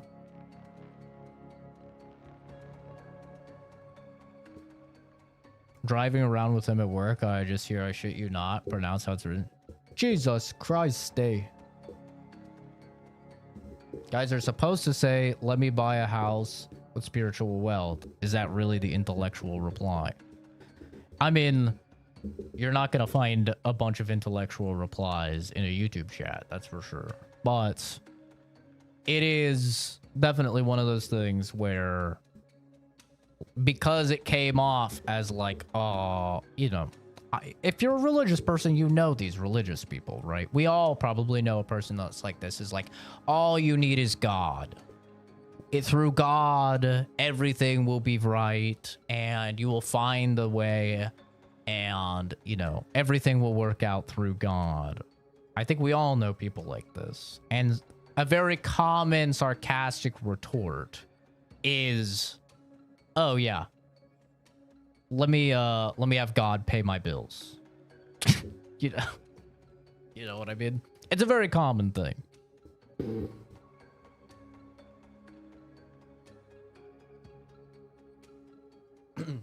But you're not wrong. Like, for me, like I said, I don't believe in a God. I've seen terrible things, and I am just unable to believe that a God would allow these terrible things to happen. I just can't. I wish I could. I think it would be really cool to, like, be confident that there's something waiting for me at the end of the line. I think that that would be really cool. And history has shown that religion is actually very positive for humanity. But yeah, I'm just incapable of doing it. I like I said, even back when my grandma would start talking to me about, you know, all of her Native American beliefs and spirits, which wasn't really God. It was definitely more God adjacent, I suppose. She very much believed in, like, nature having its own spirit, and I don't know why I say believed like she's dead. She's still alive. but she very much like believes in like nature has its own spirit, and like when people die, they don't pass along and they're still there. And she would regularly like talk about feeling people's presences and stuff like that with us. But even that, like even growing up with that a lot, I could never believe it. And it's only been, religion has only been like further and further hammered away as my life has went on, and I've seen like terrible, terrible things, you know. I'm not being an ass, dear trigger happy people. Hey, no one was trigger happy here because you're not banned, to be fair. I'm like, normally my mods would go off and just fucking ban someone, but they've actually been a good job. They've done a good job. They've been good mods, not banning, which has allowed us to have this very fruitful conversation. If you wish for something, don't you seek it? Like if you were homeless, did you wish that you had money and do nothing to gain it, or did you get up and go get it? I don't recall if I wished for anything, but I definitely did say I am not going to let this be the end of my story, for sure. And that I was going to keep working, and I was going to get out of the situation. I mean, back then I had a very, very large ego. So I remember pretty solidly thinking like as stupid and cheesy as it sounds, I remember thinking like, I am destined for greatness. This is not the end of my story. I will overcome this.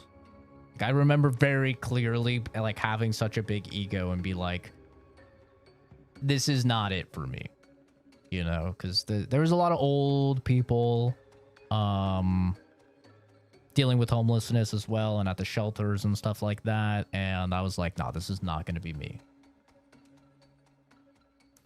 But I never asked for handouts or anything like that. I never did any praying or anything like that. I just worked.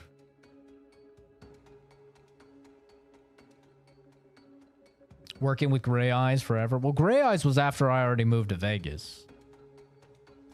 So that was already after I was no longer homeless. But that was still when I was doing a lot of like temp work and stuff like that.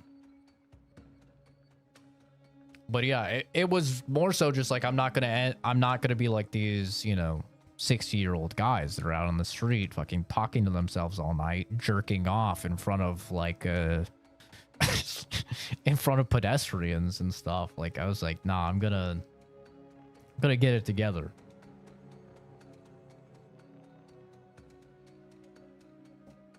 Adults can have discussions and not have to level down to childish arguments. Well, the thing is, when it's, I agree, but when it's through the conduit that is YouTube comment section, many times it can devolve. And many times I am guilty of assuming the worst, right? Because I have read hundreds of thousands of comments that are the worst.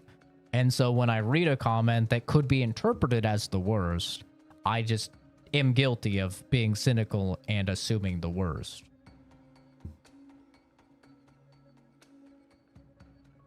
I worked hard for under eye bags, 16-hour days. Honestly, mine are going away. Mine are going away. They're still not like completely gone, but they have lessened. I noticed the other day that they lessened a little bit. I was like, yo, sleep. Kind of OP, dude. I still have like little dead fish eyes, don't get me wrong, but you know.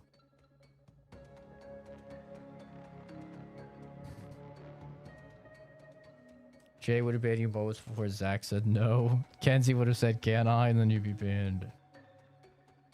I mean, you guys are trigger happy sometimes, but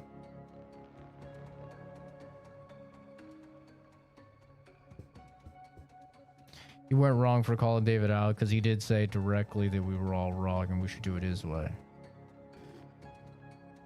It's definitely how it was implied, but listen, I'm an autistic dude and I say things the wrong fucking way all the time and it's interpreted the wrong way. So it's definitely could have just been that. Like he said, it could have just been he was saying his views, and he just, you know, didn't fucking... He didn't mean it that way or whatever, but definitely came off that way.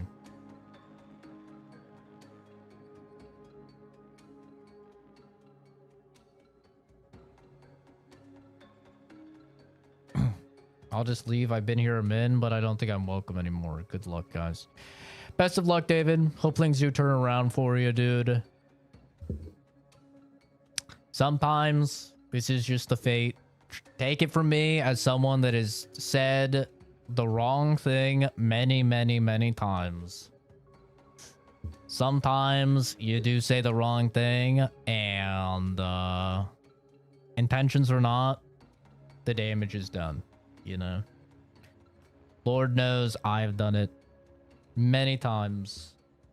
I've said something that I either didn't mean in the right way or just didn't realize I shouldn't say, and damage was done. And you know, all you can really do is learn from it and try not to do it in the future. But hope things work out for you. I'm inclined to believe that you didn't, you know,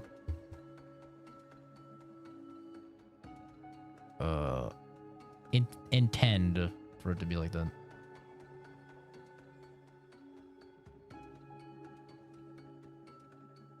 But I understand. It's especially, you know, if you have your viewpoints and then you see... I know this is definitely something a lot of religious people struggle with. In my life that I've known is people struggle with, you know, they feel like they're doing everything right in accordance with their religion or their spirituality or whatever, and they're not finding success through it. Right? And then they see other people not doing it or doing the opposite or doing things that are wrong in their POV, right? And then they see them like finding success and doing well, and it could definitely be a bit of a roundhouse kick to their beliefs and stuff and make them question things. It happens. It definitely happens.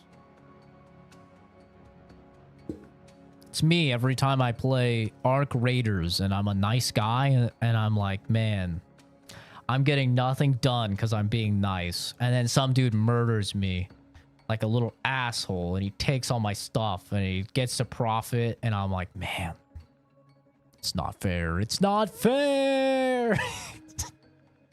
This guy gets to win, but he's being a meanie. It happens. I was aggressive, like I said. I'm sorry. Even if I didn't hurt your feelings, I took it the wrong way. I didn't mean to. But I understand. You found the remains of an Auntie's Choice researcher. It looks like his death at the hands of the Gorvids was quite unpleasant. Run his pockets.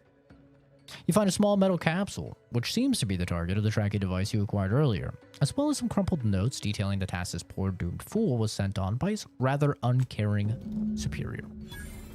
Obtain an egg. Is the egg not here?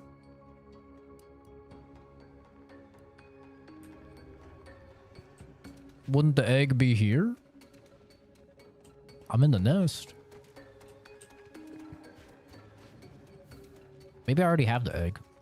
Oh, yeah. There was an egg right there. I remember that. Got banned from McDonald's.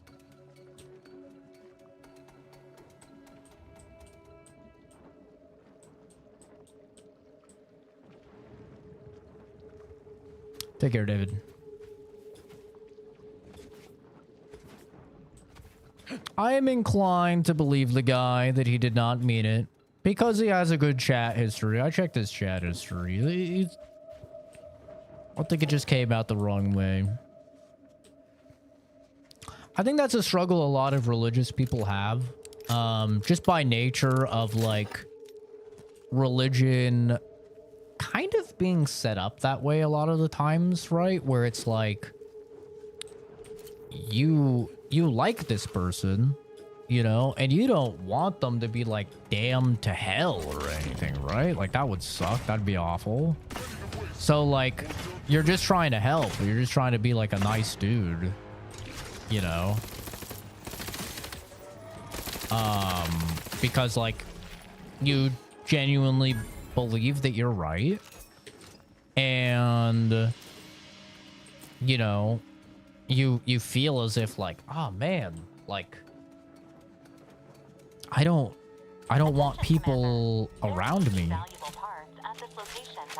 I don't want these people that I love to like freaking burn in hell. Should you wish to maximize your Valerie unit's combat effectiveness, building factory schematics. And I think a lot of the time, like I said, that's something that religious people can really struggle with. Like, to use my grandma as an example, like she did believe in spirits and stuff, but she believed that her believing in spirits was an important part of, you know, life, and that it would lead to like better outcomes, right? And that's one of the reasons that it like would upset her so much that I wasn't a very religious person.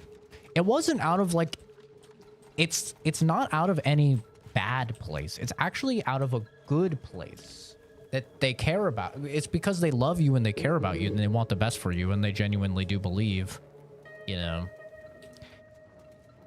It's like, if I had to get you to believe in global warming or else the planet would fucking explode, right?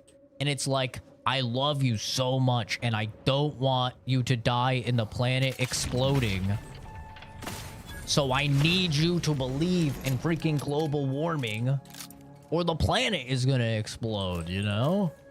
And it's like, you can't really fault the person for wanting you to believe in global warming and wanting the planet to not explode, right? That's kind of how it's set up. Is it's set up in this way that's, I don't want to say predatory, but it is set up in a way where you are highly incentivized to bring other people over to your beliefs. And that's why a lot of religious people are just kind of incapable of allowing others to believe in what they want to believe in, right? Because they're just like, so they're like, this is the right way.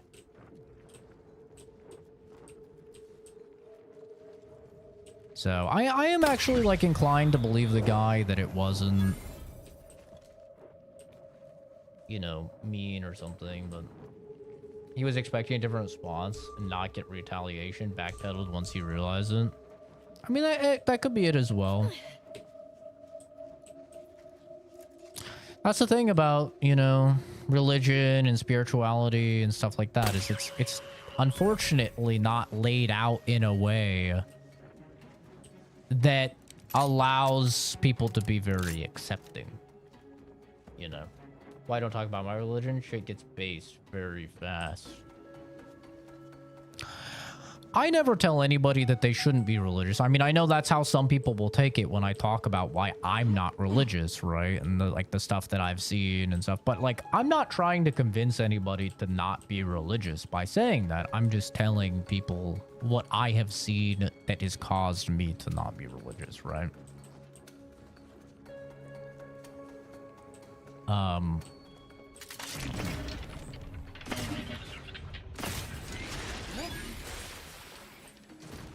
But I do know, like, people will definitely take it that way. Of like, oh, you're trying to convince me to not be religious. It's like, no, not at all. I have no problem, like I said, with people being religious. I have friends that are religious and I have family that's religious, and we have no problems because it's kind of an agree to disagree thing, you know? Like, that's what my grandma would always tell me this. Whenever we would talk about spiritualism and religion and stuff like that, she would always tell me this: you'll change your mind eventually. She would always say that, like, in a very kind of ominous way, which Native Americans are known for being kind of ominous individuals. Like, all of her family side was always kind of ominous, but she would always say that. She'd say, you'll change your mind eventually. Or you'll understand eventually. And I remember one time she said, it doesn't matter if it takes until you're on your deathbed to realize that you were wrong. You'll realize it eventually. And she said this to me when I was like 9, by the way. Or like 8. Like I was like very young, but I remember it because we were in the car and I was already praying to some non-existent fucking god because my grandpa was driving and he was a goddamn crazy driver. And well, yeah, she's like, you'll believe it eventually. And whenever I see her, she's like, not every time, but many times she's like, have you changed your mind? And I'm like, not yet. She's like, you will eventually, you know. And it's like, while I did have to have those conversations with her as I got older, like once I was like 17, 18, I was like, all right, grandma, like I'm not religious, I'm not spiritual. I respect the fact that you are, but like, you know, enough like trying to shove it down my throat type of thing, you know. And she respected it.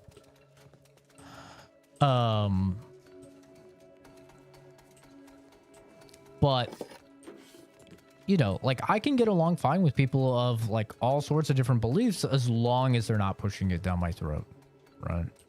Like probably the thing I believe in most, if you know me at all, like the one strong belief I have is I'm all for freedom of speech and the right to bear arms, right? I love my guns. I love my words. Even then, if I talk to somebody and, you know, they don't believe in that stuff, that's fine. I can't be pro freedom of speech and then be against people having, you know, different opinions or whatever. Like that doesn't make any sense.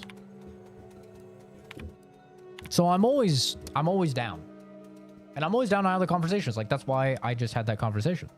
Right? It's because I like having conversations with people of differing opinions. And even if I like don't understand something, or even if I misunderstand something or take it the worst way possible or whatever, like I like being able to talk with people of differing viewpoints and kind of understand their perspective. And even if we don't agree, which most of the time you won't, at least I can have a new understanding from their viewpoint, right? I can have an extra perspective to log and understand the problem that way, right? So I always enjoy it. I never mind it. I'm not one of those people that's just gonna like ban someone and like, or whatever, if they have a different opinion or something like that. I think that's crazy. But yeah, it's like once you attempt to force your opinion on me, right? That's when it's like, okay. Like when we were playing Dying Light, The Beast, and we started talking about guns. I was talking about how I was pro-gun. And then the guy in chat like just kept going on and on and on and on about how he's anti-gun. And then he even got to the point where he said like women should be raped if it means, you know, that they can't have a gun or something. Like it went so far off the left, like off the fucking deep end, that I was just like, okay, now it's just too much, you know. Now it's too much. Like we gotta relax. Like what the fuck, right? But like I'm all for entertaining the conversations. I don't mind it.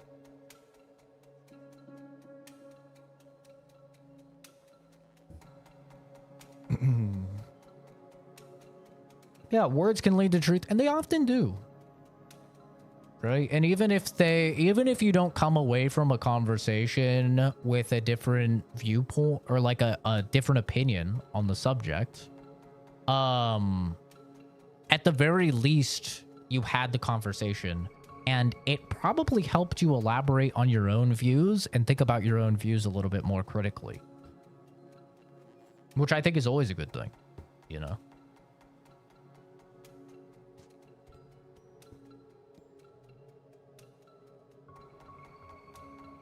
Get 72 virgins, fuzz, and they all end up being a bunch of unwashed Comic-Con dudes. Oh no.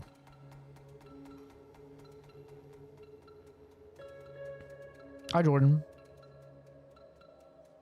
But yeah, I'm not one of those people that's like, no conversations about this stuff. As long as we can like have the conversation and not just be like, you're wrong. You know? Like I said, the thing I'm most passionate about is my right to own a gun and carry and freedom of speech. And a lot of my friends are anti-gun. And it doesn't bother me. And I don't think I mean, I can't speak for them, but I don't think it bothers them that I'm pro-gun. You know why?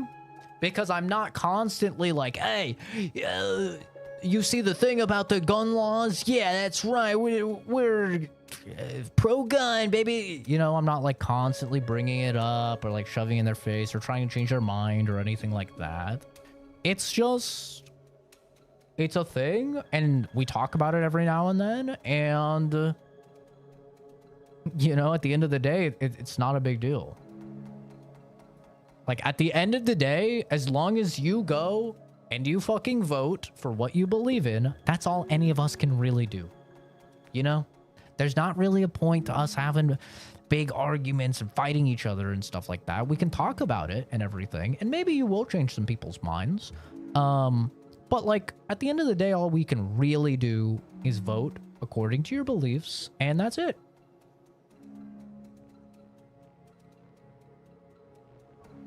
Charlie Kirk famously said, when dialogue stops, violence begins. That's why it's important to come to the table and discuss our ideas, even if we disagree. Yeah, I didn't know anything about Charlie Kirk until he got shot. And even now, I still don't know anything about the guy. Other than I've seen the video of him getting shot. And I had seen the video before, the gif of him doing the creepy smile. That's like all I knew about the guy. But yeah, I mean, that's a great quote. It's true. I really enjoy like having conversations with people about stuff. And I'm never going to like force my opinion on somebody. I never ever do that. I'll say my opinion. I'll say why I have my opinion. Sometimes people will take that as me trying to force other people to think the same way. It's not. It's not at all. Like, when I say I'm not religious because I worked in forensics and I saw really terrible things that I just cannot justify a God being okay for, that's not me trying to convince somebody to not be religious at all. It's me explaining why I have the view that I have, right? And like, I've talked to a bunch of religious people, and they always say, you know, the kind of the same thing of, oh, well, it's that's man and that's free will and yada yada yada yada. You know, I have not personally found any of those arguments very compelling, which is why I still am not a very religious person. But I believe that they believe that, and those arguments are compelling for them, and it allows, you know, them to continue having their faith. And like I said, I'm actually very pro-religion. I mean, religion, it does a lot of good for a lot of people, man. It really does. Like, for a lot of people, religion can be a very big saving grace, and it can give them purpose, and it can give them drive, and it can give them goals, and it can have really positive impacts. For me, I've never needed any religion to have those things, so I can't really relate, you know? I've never needed a, like, the premise of burning in hell eternally to be a good person. I have just felt inherently that it is the right thing to do, to not rape people, not kill people, you know, not rob people, etc. And so I haven't done it. You know, so for me, I've never really felt the pull of religion for a purpose, because I've always kind of felt that I had my own internal driving motivators. But for some people, they don't have that very strongly, and it can really help them. And for some people, maybe they do have it, and it helps in another way or something. It can give blind hope. I mean, I wouldn't even say blind hope necessarily, right? Because maybe just the actual very real, concrete infrastructure in place from religion is what's helping them. you know? Maybe it's not even, like, in a lot of times, I think it's not even necessarily the religion, but it's maybe going to church. Having a place that you go to every Sunday that, like, you feel like you belong, right? And that you fit in, and like people around you are supportive and stuff like that. Maybe it's that, right? Like sometimes it is actually a very like tenable thing that is related by proxy to religion. So I don't even think it's always like just blind belief, but in general, I'm not an anti-religion person. In fact, I'm not even atheist. I'm not. Even though I'll have all my doubts and stuff, at the end of the day, I still tell people I'm agnostic because I don't know. I have no way of knowing. Until I'm dead, I have no idea. So even then, I'm like, it could, yeah, you guys could all be right. You could be. I can't say for sure because I have no way of proving that it doesn't exist, and I have no way of proving that it does exist. And people can look at things and say that it, to them, it's proof that it exists. But when I look at those things, I don't find it to be proof that it exists. And so, you know, at the end of the day, I am always just agnostic. It could be real. I'm not like you're wrong or anything. I'm just like, from what I've seen, I find it hard to believe. I'm not going to go out of my way and, you know, go to church or Sunday school or whatever, you know, people do, or anything like that. I'm not going to pray a bunch or anything like that. But, I'm not going to like be a bad person or anything, you know? And for me, my hope, I've said it before, my hope is that if religion does exist, then at least it's somewhat wrong about having to expressly really believe in the guy, right? Like, I hope that if I die and it ends up being real, then God or whatever, you know, ethereal being will just be like, listen, bro, I know you didn't believe, but you were a good person. You did help people. You didn't sin too hard. It's good enough. You know, that's what I hope at the end of the day. It's like, it's good enough that I am a good person. If not, I guess I'm in hell, you know? But I like to imagine that if there was a God, then he would know that I would be skeptical.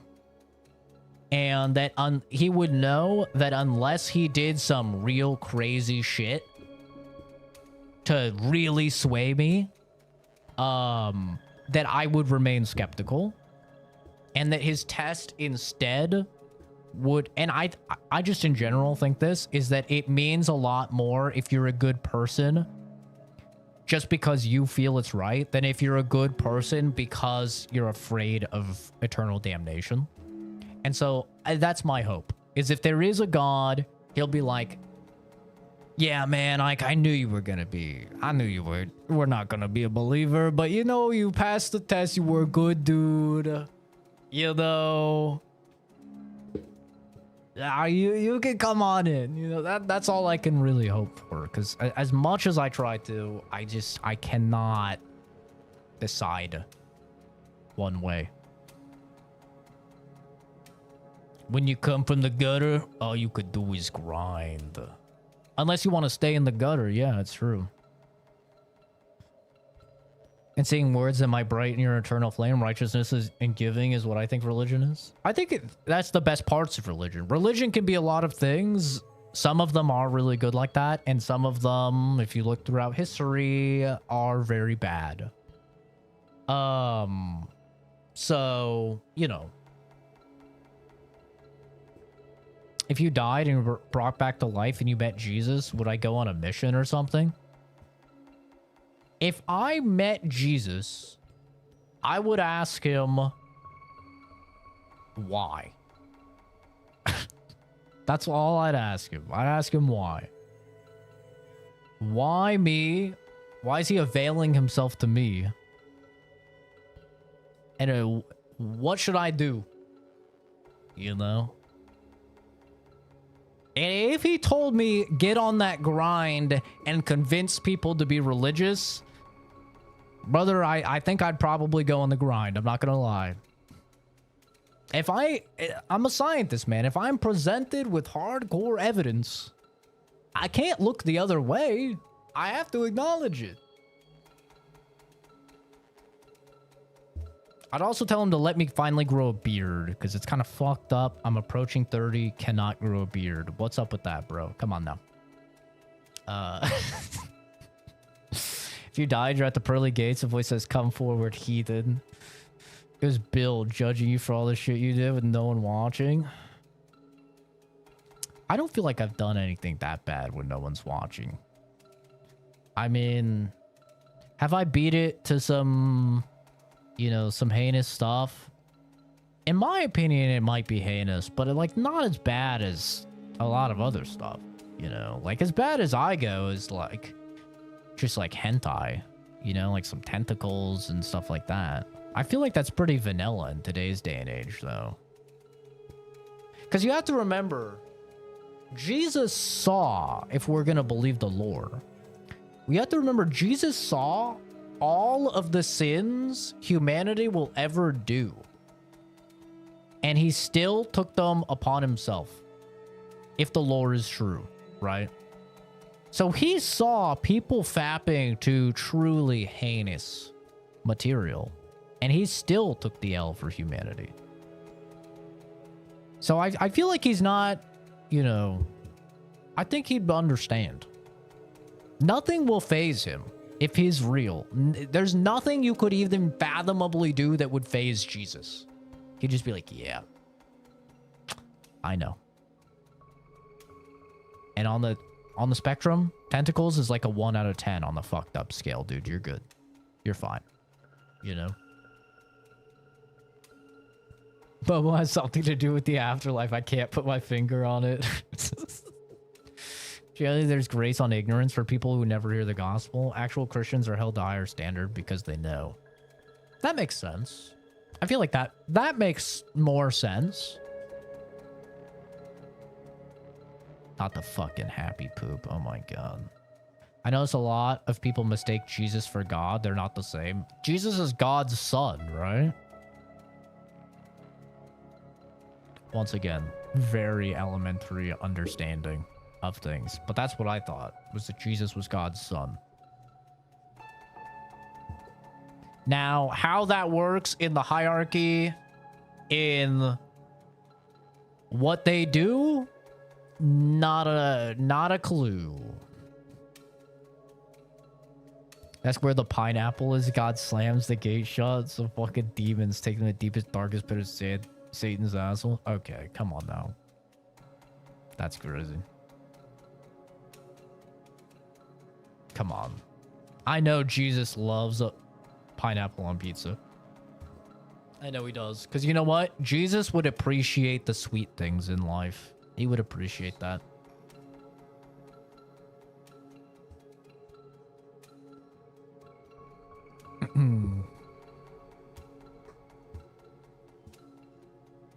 You know what, Zach? Because Jay opened his damn mouth, I'ma do it. What are you gonna do?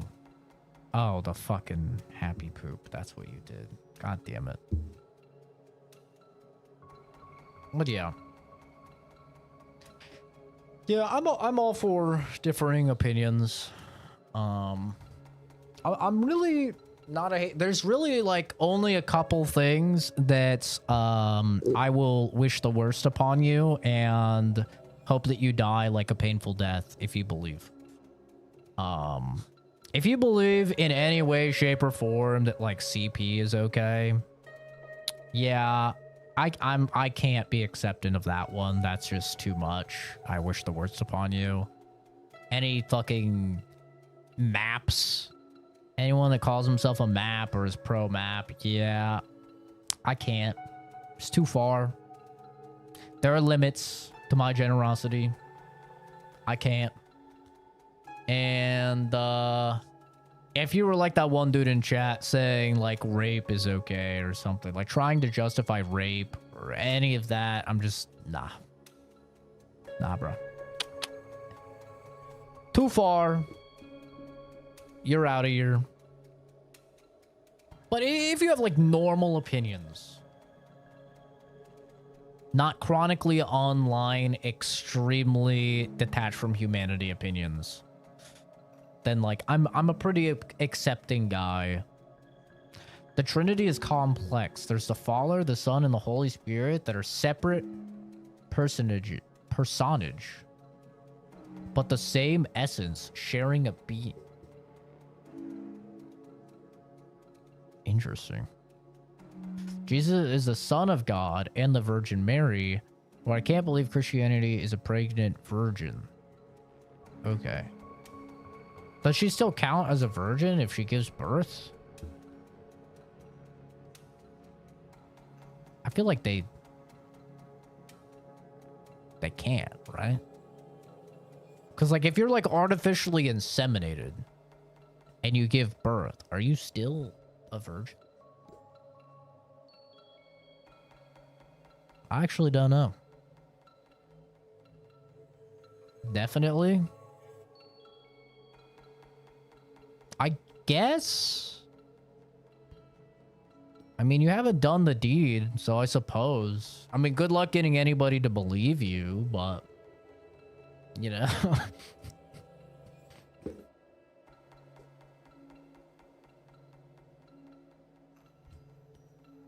I would pray for you too, Kenzie, if I was religious. Because Lord knows you've done something terrible in a past life to become the way that you are.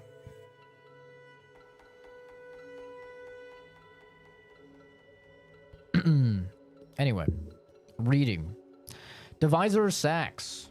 I've received a request for an additional laboratory key. I must say I'm categorically against this request. We have already detected multiple vulnerabilities due to your team's apparent inability to secure every other copy of the key. An additional key simply exacerbates the problem. The Protectorate thrives eternally. I, of course, respect your concerns over the security of the facility, and I would normally defer to your expertise and authority. However, the members of my staff who repeatedly leave keys unattended have again been disciplined and shall not make the same mistakes again. Also, though I do not wish to put too fine a point on the Gorvid Quill, so long as we remain within this facility, I officially outrank you, so you will kindly acquiesce to my request. Devisor, how terribly disappointed I am to find you pulling rank over a decision that I, as adjutant in charge of security of this facility, should be left to make. I will also remind you, Devisor, that repeated violations by simple definition demonstrate that discipline repeatedly fails. Perhaps some mental refreshment should be considered. The Protectorate thrives eternally. Adjutant, I require the demanded extra keys so we may provide one to an off-site security group. The Sovereign feels should be kept abreast of our developments. It is no longer a request. You will provide me with said key. Man, that really do be how Corpo speak is.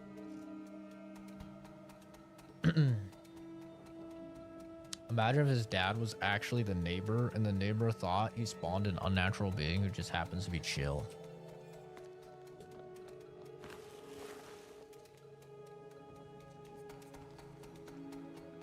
Bro, I would love to talk to Jesus. It'd actually be so sick. I mean, he didn't speak English, right? So, I wouldn't really be able to talk to him. I don't know if he has fucking the ability to speak all languages. I don't know what his list of powers is, other than turning water into wine. I think he could walk on water, too. But man, that'd be so sick. Like, if I could talk with one person, it would definitely be Jesus. Because he is a real being. Like, we know for sure he's a real being. Right. Like, that's proven. That is actual 100% fact. True and real facts.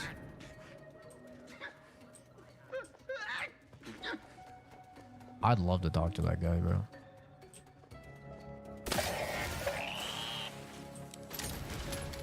Grow your hair longer, look in the mirror, and kind of speak to... Okay. I don't look like Jesus. I don't have facial hair. God, that would be another downside, having facial hair. Imagine how many fucking comments would be like, oh, it's Jesus. Go J-Man. People can't afford groceries. Show a motherfucker how to pull 5,001 loaf of bread trick. Live going to hell. Known to speak Aramaic. That's supposed to be Arabic, or is there a language I don't know that's Aramaic? Maybe there is. Hebrew and Greek. Yeah, I'd be fucked. None of those are English. I think he'd find a way. Maybe that's how I would know if he was like actually him or not. Is if he could understand me. Right? If he had no idea what I was saying, I feel like I could chalk it up to being Cap. But if he knew and he starts just speaking English, that's when I'd be like, ah, shit. I have some major evaluations to do in my life now. Oh, dude, I can't kill him while he's pissing. A perfect society demands perfect thoughts. Oh my God. Imperfection is impossible when the mind is a thing of symmetry. Hey, can you stop pissing? Sure, thank you. I couldn't do him like that. I did kill the one guy that was stuck shitting on the toilet, but I gave him like 3 days to finish shitting and he kept shitting. So that's kind of on him.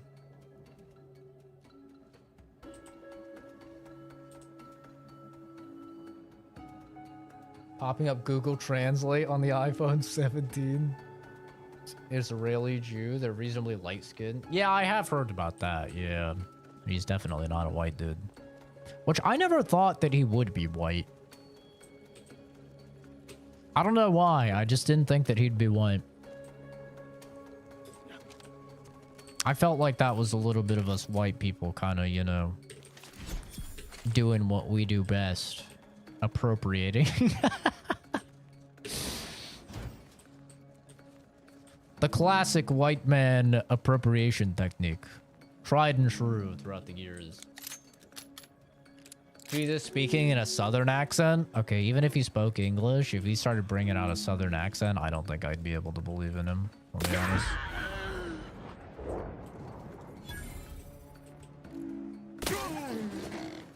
Unfriendly.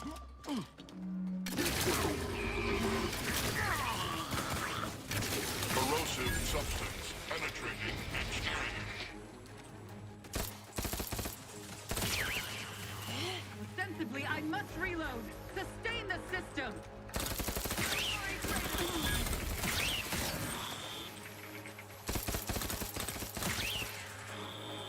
Damn, this SMG actually kind of fucks. Drive by. Get gooped. Uh-oh.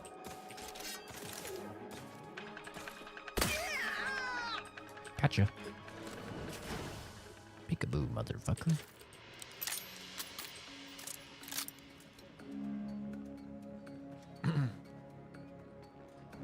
Just drove a Ford F-150, shotgun Bud Lights every Sunday. Read the fucking New Testament, brother. I don't think Southern people are who we would have to appeal to. I'm gonna be honest. I feel like Southern people are already religious. We don't need to reappropriate fucking Jesus to be more Southern. You need to have him you know, appeal more to like the more liberal side, I think.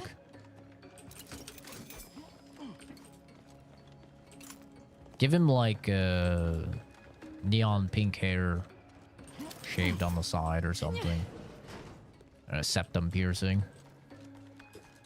We could win over the OF girls. Make them find God. I mean, they kind of already do, you know? After they make enough money, I feel like they all turn into those... What are they called? The, trad wife, right? That's what it's called? Oops.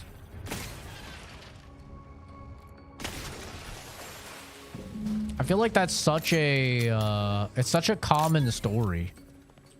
For some reason. It's like, chick makes OnlyFans. makes a couple mil, is done with OnlyFans, then you see her on TikTok or fucking Instagram or something as like a trad wife, and she bought a ranch and she's like settling down saying she found God and stuff. It's like the whole arc. It's the final arc of the OnlyFans girls.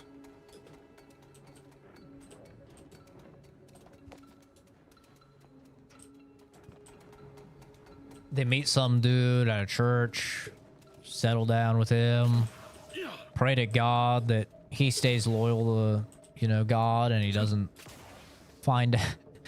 go looking for pornography online and find her old OnlyFans. Hope he never finds out that it wasn't her grandpa dying and giving her an inheritance that bought them that ranch.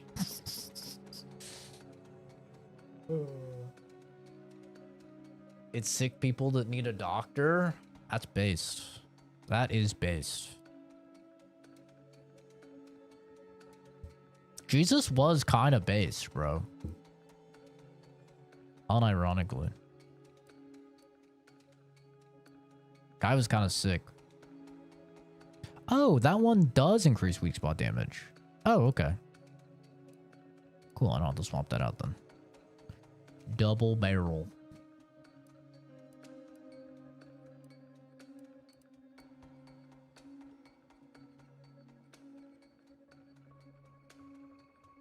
Turned water into zins. Oh my god, that's crazy. Jesus drove a Prius coexist bumpers with the coexist bumper sticker, shotgun craft beers. Only IPAs exclusively. Been ran through more than a fucking elementary hallway. What the hell? Oh, that's a rocket pistol. I feel like one of the craziest things lately that I've been seeing, at least, is like how much, like some of these chicks are making so much money off of OnlyFans and they're not even doing, honestly, I just like this site better. I'm just gonna buy that site. I just like it better. They're not even doing like pornography, bro. They're just like freaking putting jelly on their toes or something. Like, I just made that up, but you know, like they're not doing like traditional pornography, and they're still just making so much money. It's kind of insane. It's kind of OP.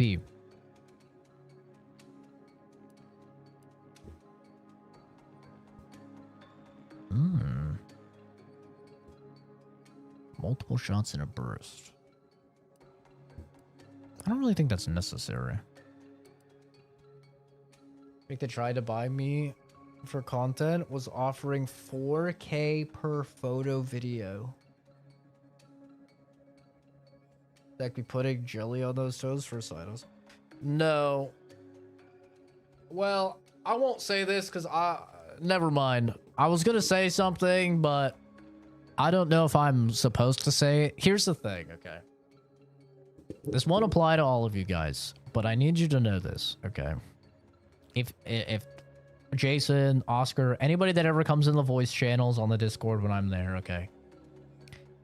If something is a secret, like if I'm not supposed to say it to other people, please tell me it's a secret. Okay? Because I don't know. I don't have the ability to know if I'm supposed to say something or not. Okay? So I'm not going to say a thing I was just going to say because somebody told me a thing that is applicable to this conversation. I think it would be very funny to talk about, but I'm not going to talk about it because I don't know if it's a secret or not.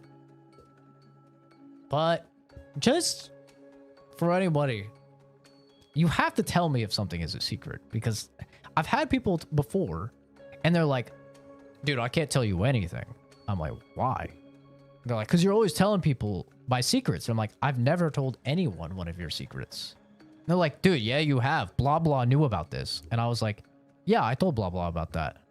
And he's like, yeah, so you told my secrets. I'm like, you never told me it was a secret. He's like, bro, what do you mean? I've had this so many times. If you don't tell me it's a secret, I don't know. I'm not supposed to tell people. I guess normal people have this ability of just being like, yeah, I shouldn't tell people that. I guess.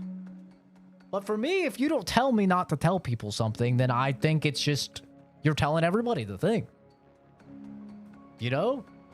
So, people openly talk about their foot fetishes on the Discord. Okay, yes, but somebody... See, I don't know if I could talk about it, so I'm not even going to talk about it. I'm a good secret holder, okay? I am. It's just no one tells me that stuff is secrets. See, my little sister, she knew. My little sister would say, don't tell mom and dad. And then she'd tell me something. And guess what? I would never tell mom and dad. Because she told me ahead of time. See? And she would say, I'm the best secret holder. She told me so many secrets and I didn't tell anyone. Like that time? No, I'm kidding. No, but... Anyway. Yeah, people do some weird things on OnlyFans and Fansly and... I think Patreon and they still do it. I don't know. I heard that you couldn't do it on Patreon anymore, but I don't know. New girl sold pictures of her feet covered in mayonnaise. The feet people must have a lot of money. They must. Someone, I'm guessing Jason, has a foot fetish. You're not going to get it out of me. Because I don't know if it's a secret or not, so I can't talk about it. I mean, I could, and then I could tell him you didn't tell me it was a secret, but I'm not going to do that because I don't want him mad at me. And I said M mad at me, not him. Okay? So you don't even know if it's a guy or a girl. Boom. That's how good of a secret holder I am.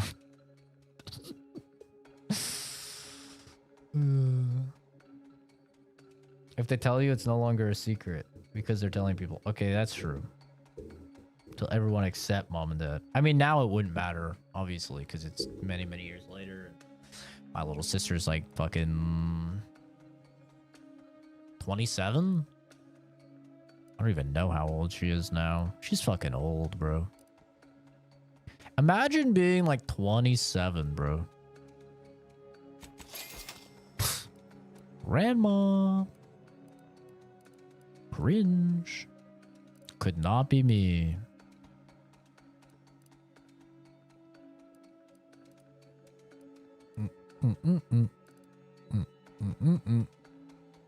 It's a really...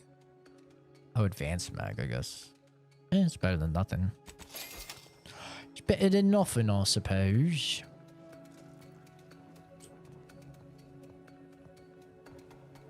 That's young. You're a boomer.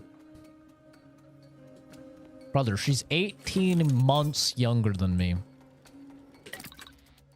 If I'm old, she's old. 18 months is not that big of a difference.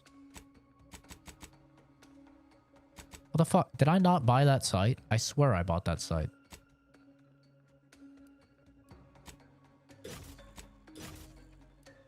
I swear I fucking bought that site. It looks like it does less damage, but I don't think it does because it shoots 2 now.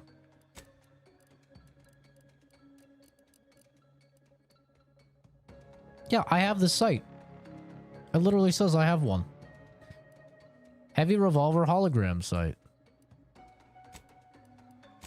Put it on the fucking gun. What? It's just locked on there? It's locked on. It can't come... Okay, whatever. Whatever, video game. You're so fucking full of it. I'm 27. Shut up, Unk. Do we really need to talk about how Jason could not figure out audio during movie night? He couldn't figure out how to turn on audio on the stream when it was right in front of him? and he could have Googled it like I did, which took 2 seconds, and found the answer, but instead he went and got a fucking laptop in order to do it. And he's gonna have the audacity, the nerve, the gall to call me a boomer. Brother, I've walked my grandparents through things similar to that.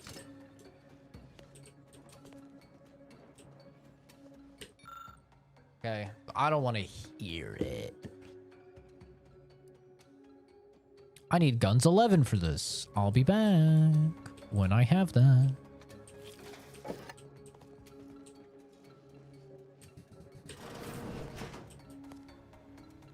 I got a lot of shit here. What do you want to wager there's something in there for Val we can use?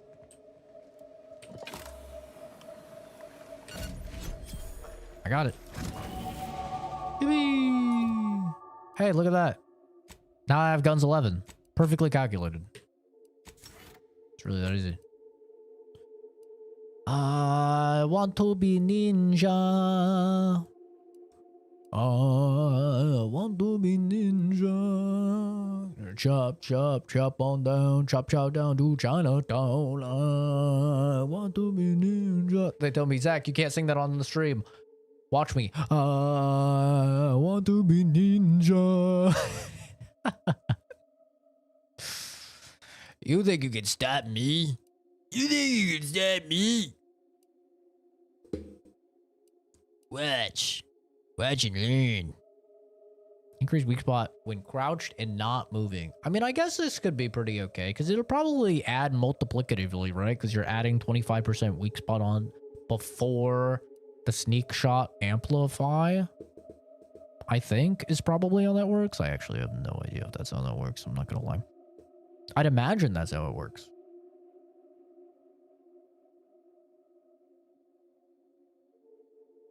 Air out my dirty laundry like that? Lick my tank, Grandpa. Mister, I don't know if it's a secret.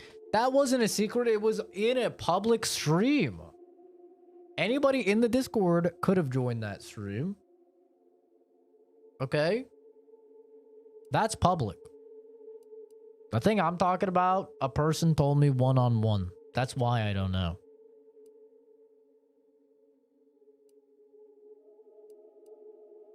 Okay. Okay. Okay. I actually don't know what to take. 5% crit chance is pretty good.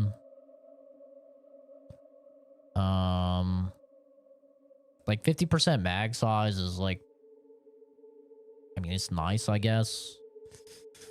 10% crit chance with pistols and SMGs is nice.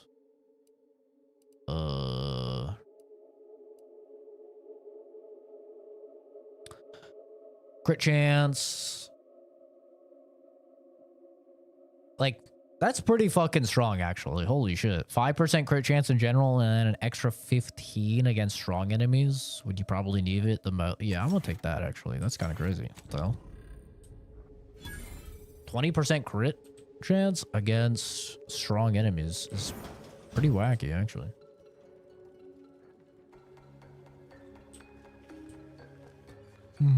Drugs are bad. Okay. True. That's true and real. Drugs are bad. Unless they're the good drugs, in which case, then they're obviously good. It says there's bad guys, like, all around me. I have no idea where. I don't see them anywhere. I think my radar is just schizo or something. I want this. Give me the fucking power armor, bro. They got fucking Fallout power armor here. Prototype uranium armor. Removing the prototype without authorization will result in a security shutdown. Oh, that's fine. Disengaging locks. Uranium armor now accessible. Please keep your appendages in the armor at all times. Power armor. Medical limbo. The best death-resistant armor that science can make. With these trypanophobia, you may want to use something else. A security breach has been detected. Wrong. Full laboratory lock. What's it do? You're gonna tell me that's not just power armor? You're gonna tell me this is not power armor. Yeah, okay. Legally distinct power armor. Holding jump allows you to hover.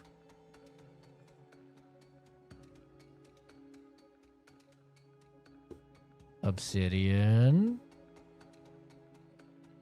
You're not beating the space fallout accusations. Will also keep you alive even at death's door, but builds uranium poisoning while at 0 health, which can eventually kill you. Hover does not function while falling from heights.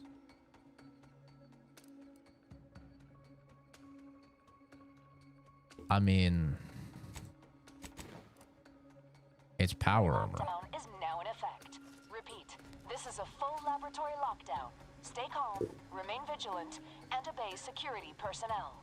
And always trust that the Sovereign protects. I'll be trying that thing out later. And no, I wasn't asking.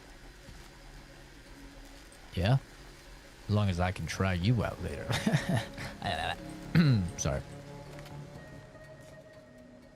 Sorry.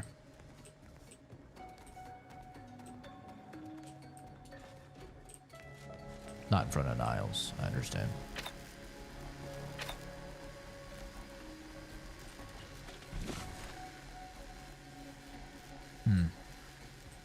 Well. Ow. You know what they say?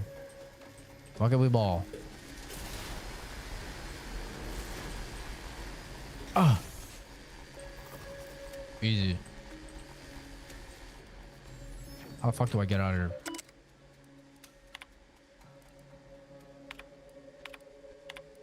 God damn it. Disengage. Attention, subjects. The laboratory lockdown has been lifted, and your faith in the Hallelujah. Sovereign has been reaffirmed.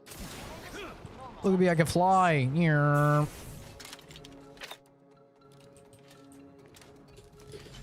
Nyeh. Nyeh. I wonder what that looks like in third person. I gotta see what this looks like in third. How do you do third? Is it gameplay? Perspective. Third person far. What? Oh. Player's camera view as well as the distance wall in third person. How do I turn it on? Is there a button? Is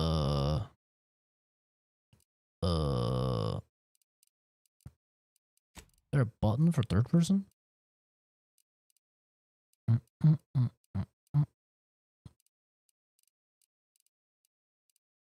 Perspective. You. Whoa!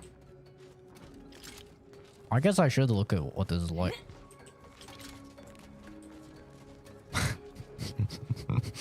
All my fucking speed in crouch speed.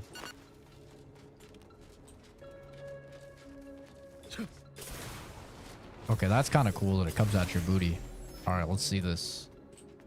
To infinity and beyond. Da da da da. Did I do it wrong? Am I supposed to press it again? That's it. That's the... Oh, oh, there we go. Oh, look at me. Here. I can explain. It's not what it looks like. Oh, God. I can explain. Try to scoot closer. Nothing in range.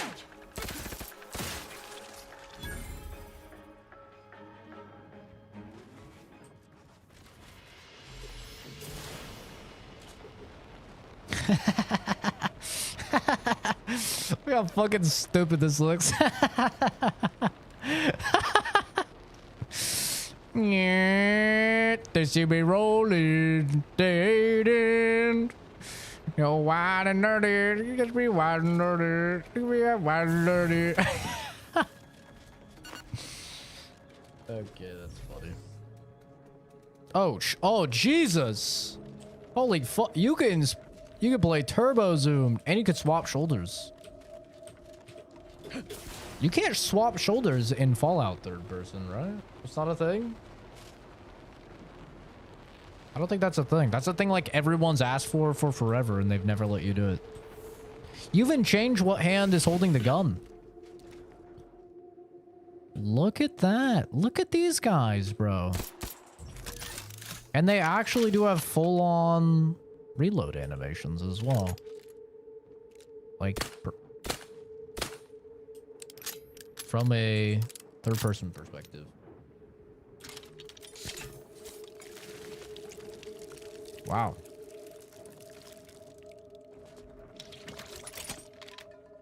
You know, I actually didn't know anybody played these games in third person. Until like literally like 2 years ago. When I think it was Animal, she said that she played them all in third person. I was like, why? What's wrong with you? And people were like, yeah, no, I love playing in third person. Yeah, let's see my character. I spent all those hours creating and shit. I was like, what? The hell? People use that feature? I had no idea. Then I saw Oscar do it. Like, Oscar is playing in third person in, well, New Vegas. I'm like, what the f... People actually use this feature. That's crazy to me. I'm not a third person enjoyer. I'm really not. I just feel like it's not as immersive.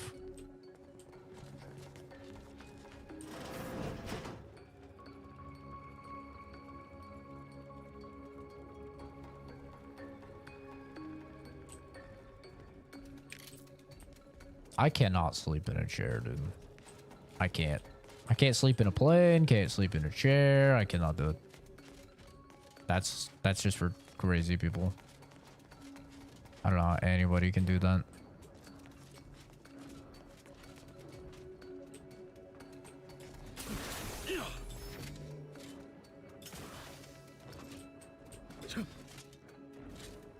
Hmm.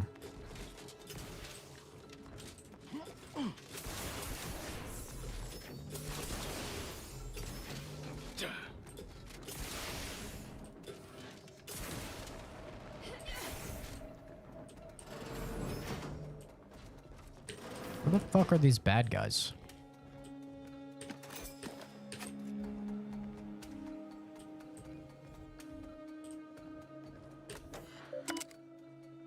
Oh, Sovereign's automatic life support laboratory log on. Password protection disabled.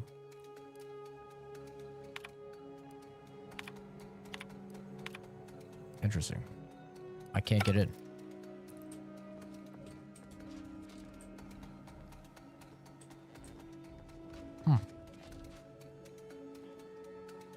Third person feels clunky to me. Yeah, I mean, there's like exceptions with specific guns in like Fallout 4 where I use third person. Like probably the most noteworthy is up until you can get the like a sniper scope on the combat rifle. The combat rifle's aids in first person. Because like you aim with that thing and it's literally like it's so bad. It's like impossible to hit anything after the first shot if you're rapid firing. So I will use third person with that. Like the miniguns, iron sights are really fucking ugly as well in first person. Not a big fan of that. So I'll use third person for like the minigun. 4 hours. I need my bed. Shut up, Kenzie. God. Who is whining? In this game, what skills are most useful to focus on? Probably my favorite thing about this game is that there's not a real answer to that. Like, obviously, speech comes in clutch in a lot of the the conversations. But they do a really good job of having many options in dialogue that use other skills. Obviously, guns is going to increase your damage with the vast majority of the weapons in the game. So that's very good. So honestly, I would say like probably the biggest ones are definitely like guns if you need damage, because it just literally gives you 10% damage each one. But you don't need a certain gun stat to use guns well, which is nice. It's not like Fallout New Vegas, right? Where you have like your strength requirement and your guns requirement. You can use any of them, which is nice. Lock picking is obviously like really, really useful in the game. Hacking is super useful. I haven't had it and it's cucked me a lot. Lock picking, super useful. Speech is super useful. And then this new one, observation. This is really cool because there's hidden things in the map now. And if you don't have observation, you will not be able to find them. So if you're, like it says here, hidden objects with a difficulty at or below your skill level can be found. So if you walk, let's say next to a painting, it'll be like, if your observation skill is high enough and you're like, huh? And it'll have a little indicator that there's something around you that your observation skill is picking up on. And then once you look at it, it'll be like, and it'll allow you to access that painting, move it to the side, and it'll have some treasure there that is impossible to get if you do not have your observation at the right level. Even if you walk up to the painting and interact with it, you cannot unlock it. I've had several moments where I've been like, that painting looks like it would move. Can't do anything with it. I come back to the area after I've leveled up observation a few times. Allows me to unlock it. So like really cool. And I've actually found entire quests with this skill. I found whole quest lines with it. So this is like one of the coolest things that they've added in the game is this new skill, observation. Also, it's just useful because 160, it gives you like a weak spot damage, which is really good. So this is like one of my favorite new things that they added. It's really cool. But engineering is also like very, very useful because a lot of the sections in the game will require you to either go through like a whole quest line in order to find the parts or the books or whatever to repair things for secrets or to add power to whole areas of the map. And this kind of allows you to cut all of that like out entirely. You can just, and if you're engineering high enough, you can just fix it yourself. But definitely like if you're doing a playthrough where you're only like specializing in your 2 or 3 things, probably the most useful is lock picking and speech.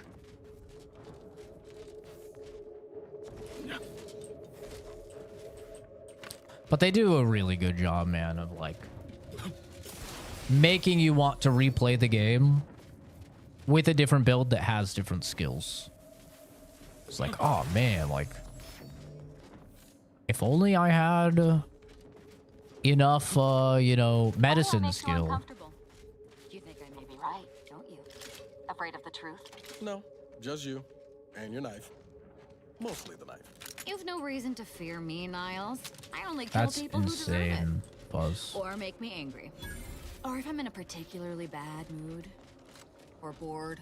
Well, assuming you do wake up on the wrong side of the bunk one day, I'd appreciate a warning. Like a 5-minute head start. I like you, Niles. I'd give you 10.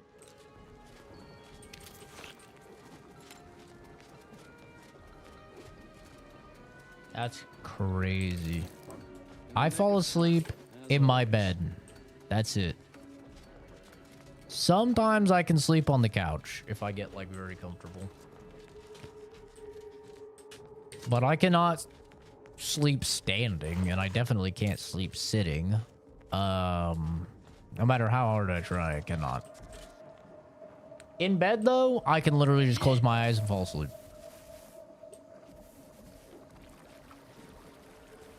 Like, people regularly get annoyed at how fast I can just fall asleep on command. If I'm in a bed.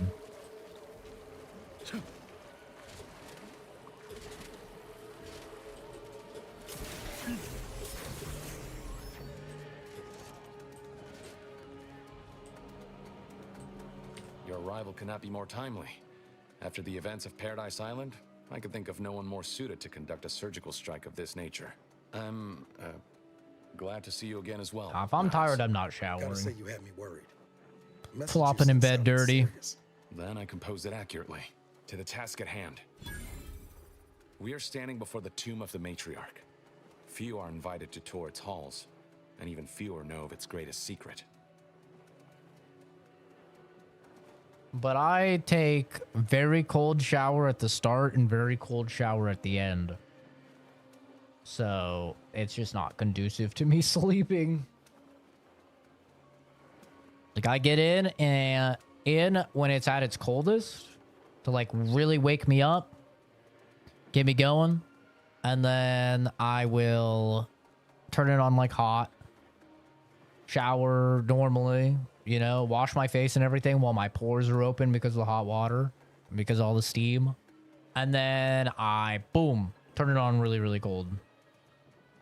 And stay in there for like an extra couple minutes so they all close up. I don't have to worry about getting any skin issues or anything. So like I wake up when I get in there and then I wake up when I get out. But yeah, if I'm super tired, I'm not even taking a shower. I'll save it for the morning. I'm normally a morning showerer anyway, though.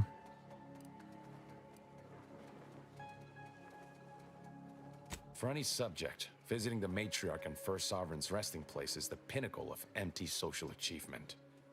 But the tomb's corpses are its least important feature. The intelligence my friends risked all to acquire revealed a vault in its lowest level containing the matriarch's body of work, hidden from the public. Who knows what technologies the Protectorate is withholding? If the matriarch was the genius she's purported to be, the skip drive cannot be the entirety of her inventions. What are you thinking, weapons technology? Because I could use a new gun. Or 5. I would not put it past the Protectorate to disrespect their dead by tucking weapons in alongside them. Whatever technological advancements may be sequestered here, the goal is almost certainly to keep the populace of Arcadia subservient to the pernicious whims of its governing body. But not for much longer. We are going to liberate any and all of the matriarch's research, whatever it may be, and distribute it to the people. I'm sure Tristan is going to like this quest a lot. Oh, wait. I didn't bring Tristan. Thank God. That would have been a fucking train wreck. He's going to be mad when I get back to the ship, though. Kenzie, some women would be really into that. So maybe you should be a little more grateful. Okay? I know some goth bad bitches that would be real into laying with the corpse, okay? So, just saying. Maybe be happy with what you got.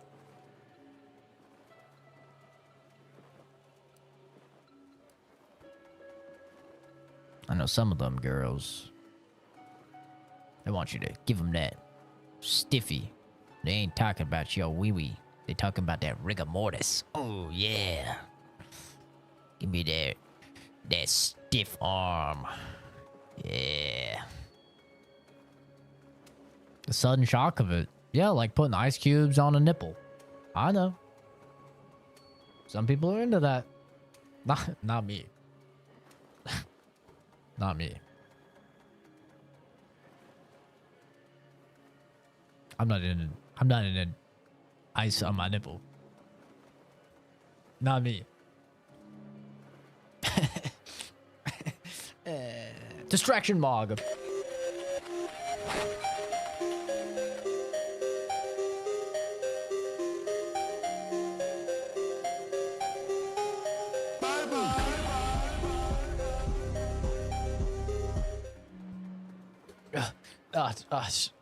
Yep. Work like a charm. Like cats and Tommy. Close your eyes in a warm spot. You'll knock. I don't know what that means, Jason. That is the most fucking unk grandpa saying I've ever heard. But true and real.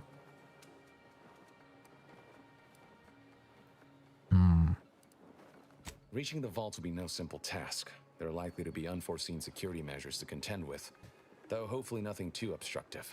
We must first gain entry to the security room, however.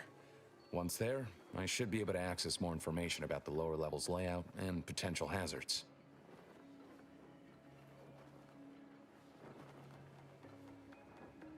As a scientist, I don't know if I could resist that experiment fishing. I'm very curious as to what the result would be.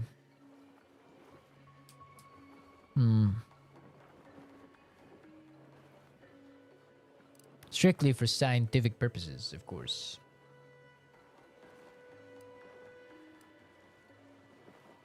The consul is incensed about the death of one of his own. He sends sentinels to hunt Audra down. I try to help her hide, but they found her anyway. They tortured her for the locations of the other members of our cell. They're all gone now, dead. I alone am left to complete our mission.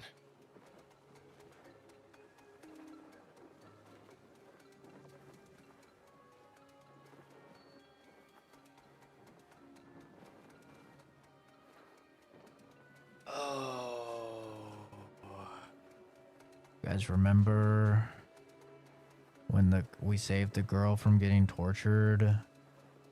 We talked her out of killing herself, and she said, okay, but whatever you do, do not blow up that ship, or else they'll strike back against us tenfold. And we said, of course. And then we blew up the ship.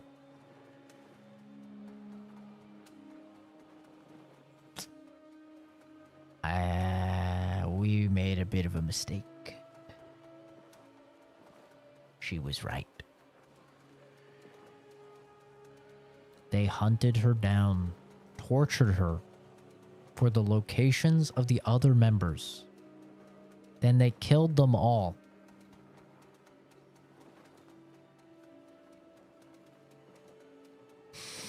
Well, hey, you know what? That's why I love this game. 'Cause you can fuck around and find out. And boy, oh boy, we have found out. We fucked up. Should have listened to her. She was right.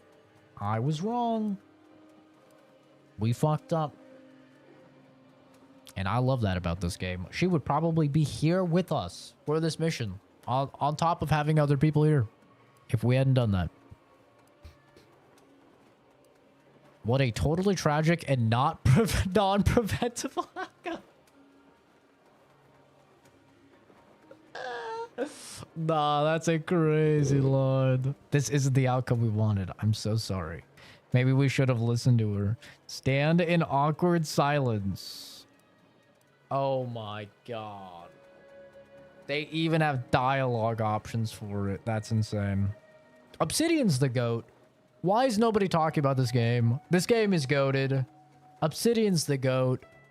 They're the best. I love them. RPG of the year. What a totally tragic and non-preventable outcome. Commander, please. I will not pretend it isn't a blow, but what's done is done. There will be time to grieve once the Protectorate is dead and buried. He did not like that. I thought I'd just make a little, you know, just a little levity. The pretty heart-wrenching situation. I guess that was not the time. You should stay here. Slim chance of that.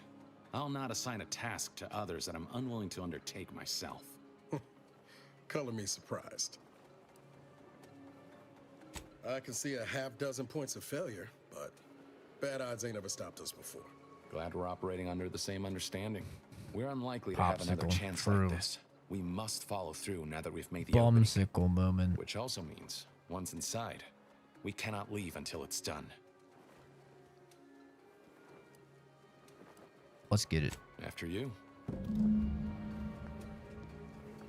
You know, that was an autism moment. I thought if I made a little joke, I would ease the tension. Not the time to make a joke. You know, lessons learned. I've learned. Next time, I'll apologize. Or stand there awkwardly. Stay close and keep silent. The less attention we draw, the better.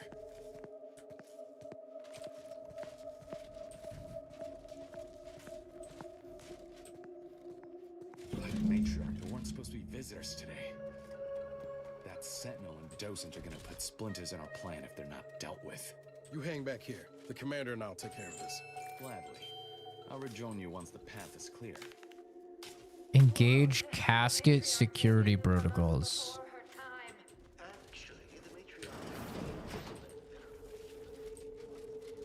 Wow, I think we can get a bunch of lore coming through here. Let's kill the people first.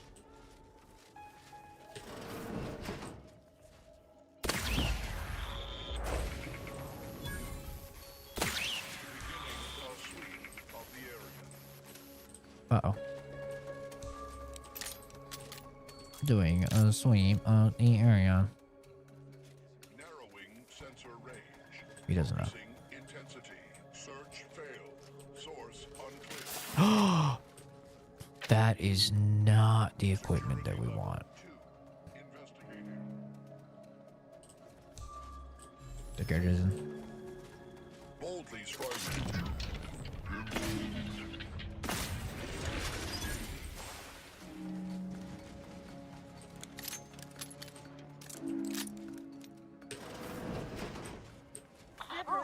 An enemy. Will we see her equal? It has been 10 minutes. Perhaps you would like to view the rest of the exhibition hall? The last sentinel who received a tour. Continue. Wait there. I'll come to you. There's more bad guys. Guns cocked and loaded. The city.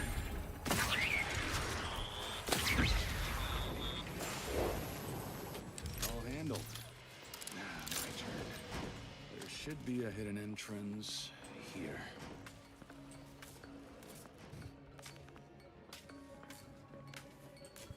He's not disturbed. He's just, you know, it's a little joke. Just a little jokesy daisy.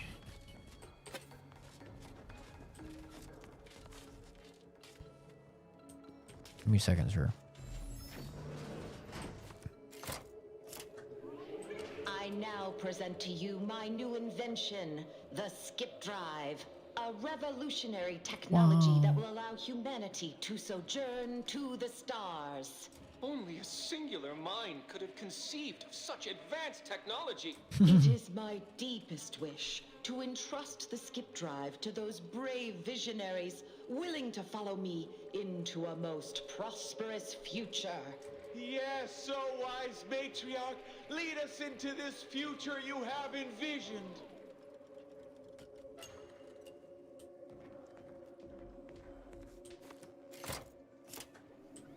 Set course for Arcadia. In my new colony, we will abandon the illness of corporatism. None will suffer for the pleasure of unseen overlords. And all will thrive. Everything in accordance with the grand paradigm. Seemed like that was edited a little bit.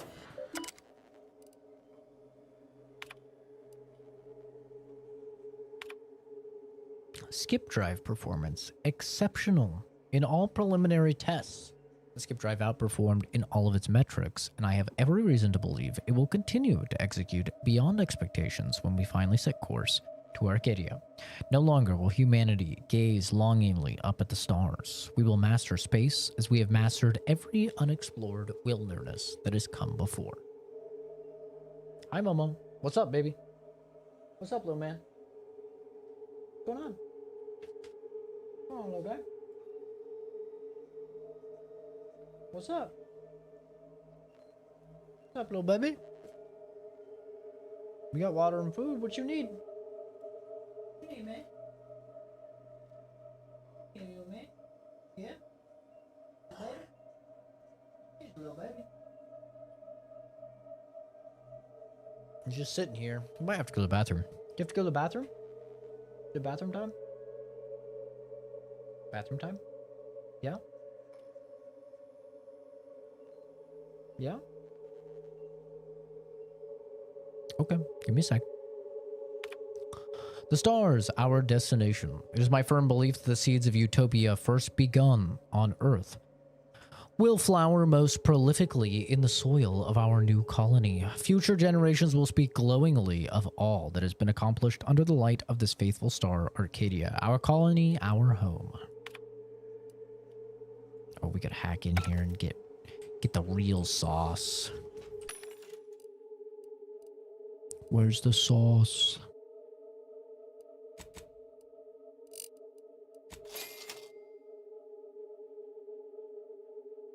Almost sniffing his fucking feet. He's being a little freak.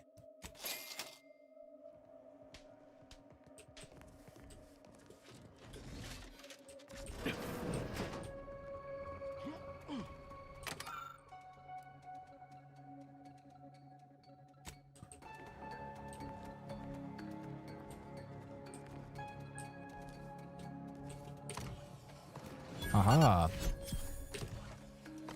Aha. Aha. God damn it. I don't have 14 lockpick, motherfucker. Hearth and home.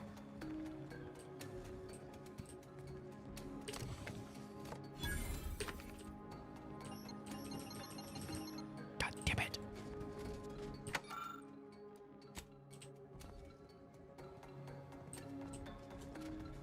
Whoa.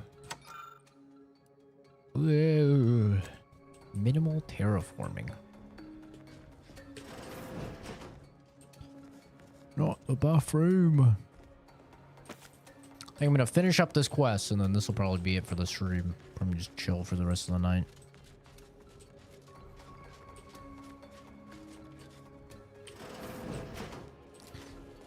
Play a little Warframe or something, you know?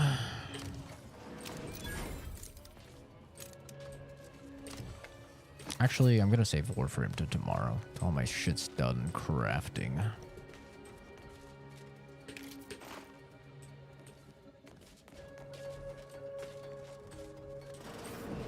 Thought I got something from that guy. I don't know what it was.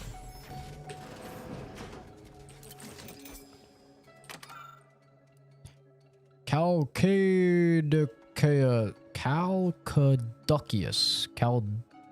Calcaduceus? Calcaduceus. Calcaduceus. Who fucking knows? Who says that? Nobody says that. For my next gift, I bestow upon you the pinnacle of automechanical design, far superior to all automechanicals that came before. The time once spent in numbing manual labor may now be spent in harmonious community with your neighbor and in humble service to the Protectorate. May art and science flourish in these many hours which I have returned to you. Warning, power at 13%. Power cell has been partially depleted due to...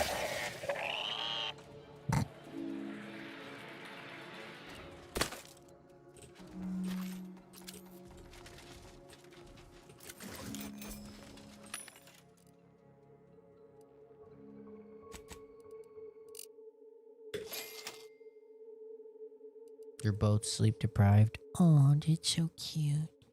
Guys, you're so cute.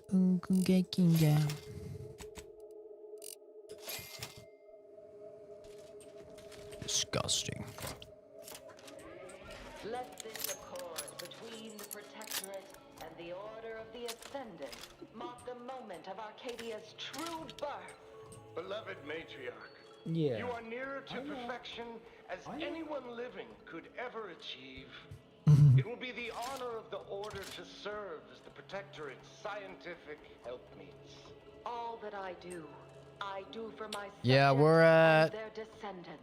probably about 51, 52 hours. Gloria Arcadia. We still have about half of this map to explore. Half of this planet, and then we unlocked another planet we have to go to.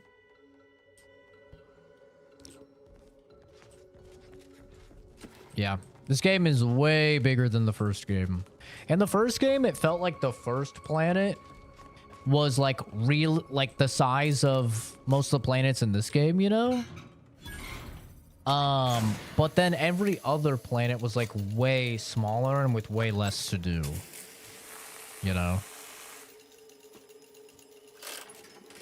Whereas in this game, every single planet it feels like the size of the first planet and with as much stuff to do as the first planet in Outer Worlds 1. It's just way, way more content. And every companion has, like, instead of just having, you know, one quest, if that, like in Outer Worlds 1, every companion has multiple quests to fully flesh out their story and unlock all their abilities and stuff like that.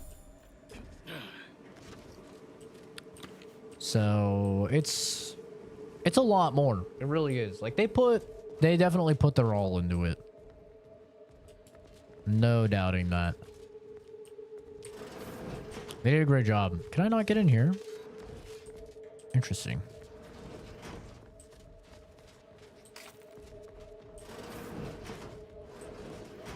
And probably the craziest thing to me is that, like, we're not... It's not like an Avowed problem. Like Avowed, which they released earlier this year, right? Same guys, Obsidian. Avowed had the problem of, like, you have the excitement when you get to a new area because you're like, oh, I'm going to get all this loot. But then you, like, got the new materials, upgraded your weapon, and then the rest of the time in the new area was just like, eh, you know?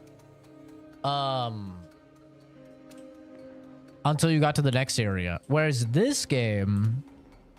I think this game does a really good job. And the Outer Worlds 1 had that as well, where like after the first 2 planets or whatever, you had already seen all the weapons. And now you got better gear, but it was just the same weapons that were MK2 variants. In this game, every planet, we're getting gear upgrades. Like we're getting whole new sets. Like this is a new sniper. This is a new heavy hitting pistol. This is a new SMG. This is a new shotgun, or multiple new shotguns, or multiple new SMGs, and multiple new assault rifles. Every single one. So like the gear progression, which is my favorite thing of Fallout. My favorite thing about Fallout New Vegas is like you're starting off and you're using like these things that are jamming a bunch and they're shit and the 9mm, and then by the end you're like, oh yeah, let me load my explosive 50 BMG rounds in my anti-material rifle that blows a head off a Deathclaw from 100 yards out, you know? Like, it has that massive progression. This game is doing that really, really well. And they have a lot of unique weapons also. They have everything from weapons like SMGs that will hack robots and make them fight for you as you're shooting them, to snipers that shoot explosive rounds that or explosive darts that blow up when you reload, to even really weird wacky shit. Like there's a shotgun that shoots pop-up ads. Like you shoot advertisements at people and then the advertisements explode. Like so they get wacky with it as well, which I really like. The casket supposedly holds the remains of the matriarch, but you won't know for sure unless you open it. Hopefully there aren't many extra security measures. Open the casket, hope for the best. Carefully open it and inspect the contents. Yeah, I'm lucky. You slide the top of the casket aside and notice a tripwire tied around the casket's contents, which you carefully remove. Close one. Remains of the matriarch. May have resale value. Oh yeah.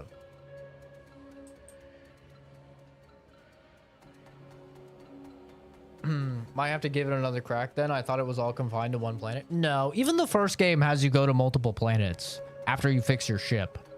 Like you acquire your ship on the very first planet, but even that one has you go to multiple planets. But like I said, the first planet, very fleshed out. A lot to do in the first planet of Outer Worlds. And then every subsequent planet doesn't have that much. And then with the DLCs add new planets that you go to. And the DLC planets have a lot of stuff. Like I would say the DLCs are on the same level, if not a little bit more, than the first planet of Outer Worlds 1. Like the DLC is great. Really, really good. Some of the best DLC I've ever played in a game.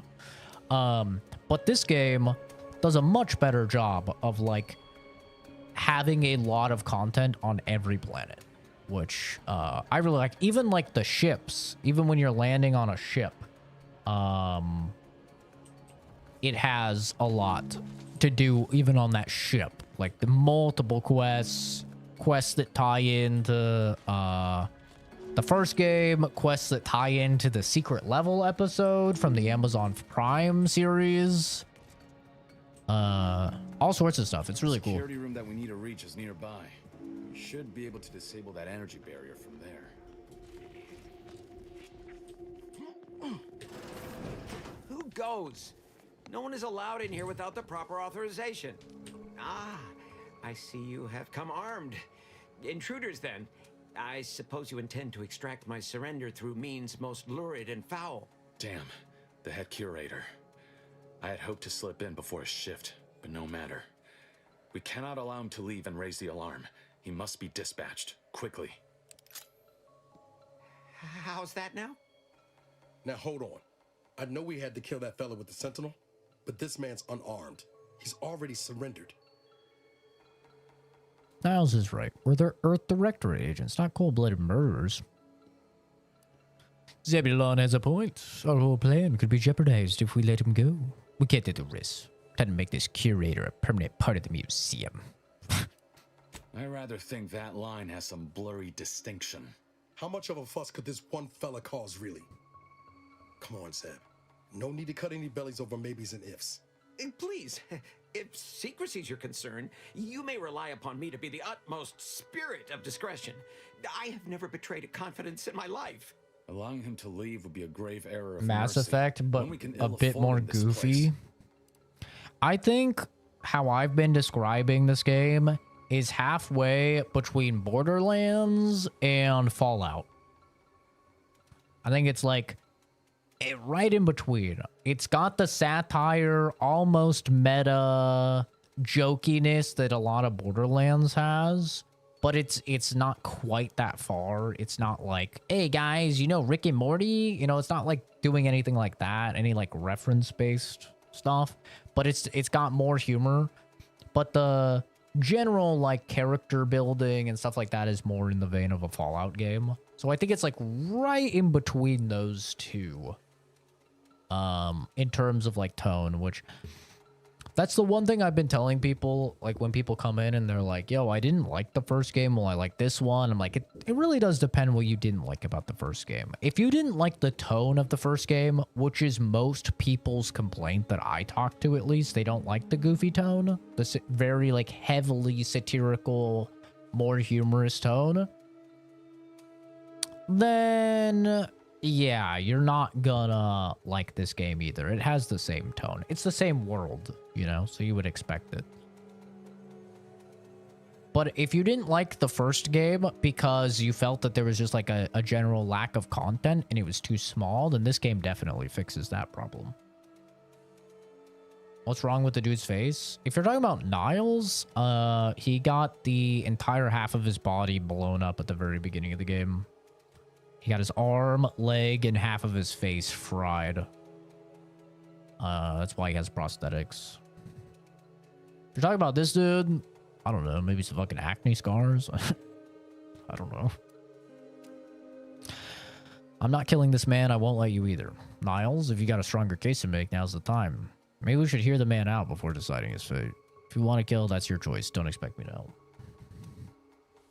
We should hear the man out before deciding his fate. Yes. Right. I have a family. Well, no, not as yet, but one day. I swear, on my love of the Sovereign, let me leave. Take care, and I Fuss. will breathe not a word of your presence here. Do not allow these crabbled tears to fool you. This is all a performance. No true subject of the Protectorate would yield so easily. We're wasting time. This man is an instrument of empire, perpetuating the tyrant's lies. And were our positions reversed, he would not hesitate to execute us, or worse, send us to mental refreshment. I'm kin to the risks, Zeb. Are you? Can you even fathom the indignity of having your every thought scrutinized and scored and made perfect? My sister was made into a shadow. I endured daily sessions with the lathe of particularity and still find myself policing my own mind for untoward proclivities and inclinations. Damn.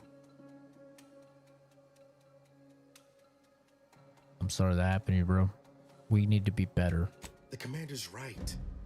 This man didn't put you in the lathe, Zeb. He's just trapped in the system, same as everyone else. I never have possessed immunity against your pleading.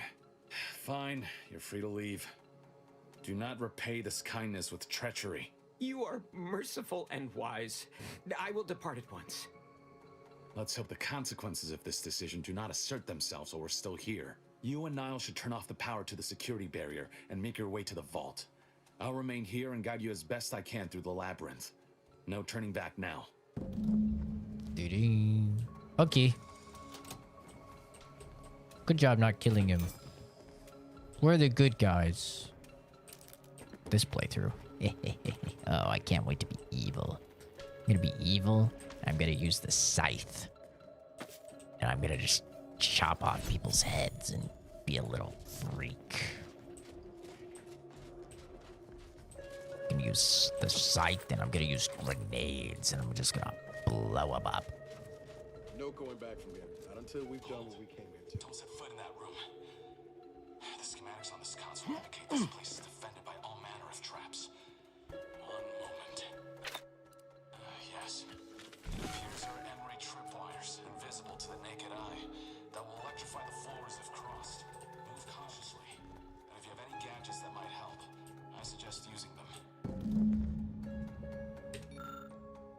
After wading through a lengthy preamble and other irrelevant text, you locate something of interest within the overwritten document, an excerpt of correspondence between notable figures. To the most esteemed Secretary General of the Earth Directorate? Felicitations on your recent ascendancy to head of the Earth Directorate. I can only assume it was merited by your accomplishments and not, as some have crudely whispered into my ear, nepotism. I trust that you have been briefed on our agreement and will continue to uphold it with the same diligence as your predecessor. So long as the Earth Directorate respects our sovereignty, it will remain a valued partner of Arcadia and recipient of its unique bounty. May this missive reach you in strong health and thoughtful reserve. Her Radiance and the Caretaker of Worlds, Matriarch Alexandra Varick. Interesting. 77 gigs is reasonable for the game. I agree, yeah. Yeah, I don't think it's too much. Another flaw. Please don't be bad. Please don't be bad. Bibliomania. You have an unhealthy obsession with books and are left exhausted when talking with others. You have a permanent bonus to your max health, but talking to anyone will reduce it for a long duration. Oh, no. Oh, that's so bad. I yap to everyone. I'm cooked. I'm cooked. 2 minutes? Minus 30% health for 2 minutes. Oh, my health is already so small, dude. God, I never thought I'd get punished in the game about talking. I found something that might be useful later. It's some bullshit. What'd you find? Have a look, Commander. With a little elbow grease and some inadvisable engineering, reckon I can finagle these components into a fine explosive gel. Who knows? Could come in handy. Got good instincts. You should trust him more often. Jeez, Niles, are you that eager to blow something up? I don't relish the idea of you around explosives. Just be careful. The inadvisable part gives me pause. We're trying to keep a low profile. How are explosives going to help us do that? Commander. You don't have to work me over for a simple idea. Thought you appreciated a little ingenuity is all. Forget it. Let's just keep on. I'll continue tinkering on this in the meantime, just in case. I didn't mean it in a mean way. Did I say it in a mean way? I feel like I didn't say it in a mean way. I was just telling him I'm trying to be sneaky. Jesus. In spite of It made it seem like I just killed his puppy. my father's condition continues to deteriorate, both physically and mentally. It has been difficult to observe. His latest effort would see him entombed within an automechanical body. I objected, of course, to my father becoming some chimera of machine and man, but was overruled. Now the Order informs me that, far from being a panacea, this attempt has exacted a toll on my father that is likely to finish what time and disease have already begun. I may soon be sovereign. There's two dialogues happening. And if that bears out, I need to hide all of this. Way to suss out which Burn switch all is of my father's which. research into longevity. Maybe if we could seal his wire. automech body away at the factory. What grief I will inherit. What mess. 1, 3, 2. Round the first try. Well, I'll not lament a stroke of good fortune. What do you mean Does that good seem fortune? a little off to you, Commander? You're a little unprepared. I think he's doing his best. Doing better than I do. What do you think? Trying to think mental refreshment scrambled that ahead of us more than we know. Yeah, maybe. That business with the curator. I'm glad Zeb stood down, but it was close. Never seen him so eager for bloodletting before. The companion armor changes as you upgrade them, depending on what upgrades you pick. So if you pick like acid resist armor, it'll look different than if you pick shock resist armor. As you do their quests, you gain like unique upgrades for them.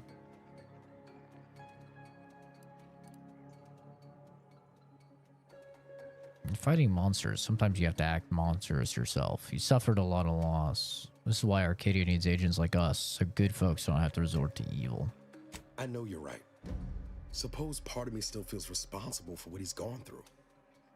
If only I stuck it out, maybe then, well, no use stewing. We've still got a vault to break into and tyrannical government to topple. True. True and real, brother. Have our work cut out for us. Advanced decryption key. Nice.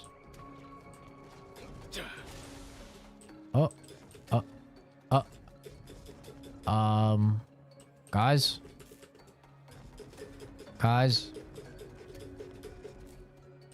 I don't know how I managed to do this, but I'm stuck. Guys. Oh no, not like this.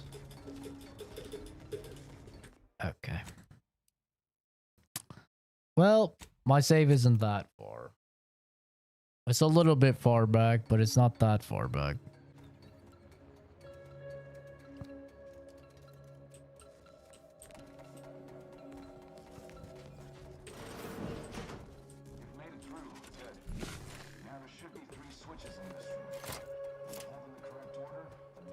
Stove, cook a pizza, but it's a regular oven, can reach 750 Fahrenheit.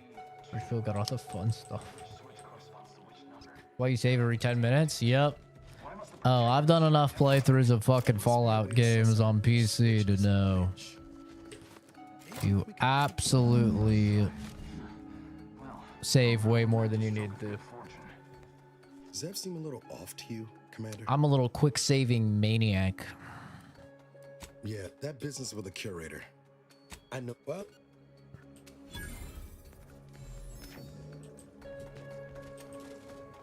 by my grandmother, I cannot abide the time this research into the rifts is taking. It has been years, and yet I am still absent my wife and daughter. I am still half whole. The researchers swear it's possible to bring them back from the void. Perhaps those are only pretty lies intended to pacify me, but I trust Dr. Hurley. God damn it, more overlapping dialogue. Consul wishes me to give up this obsession and focus on the war effort, but why should I? Am I not sovereign of Arcadia? Should my desires not take priority? Clear the way, I'll come down and join you. Under restoration.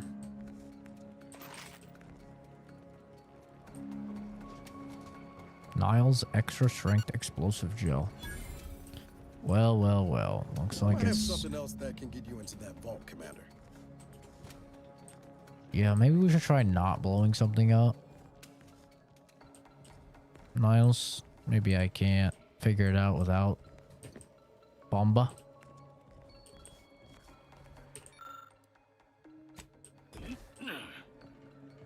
I think we have to use Bomba. I see nothing.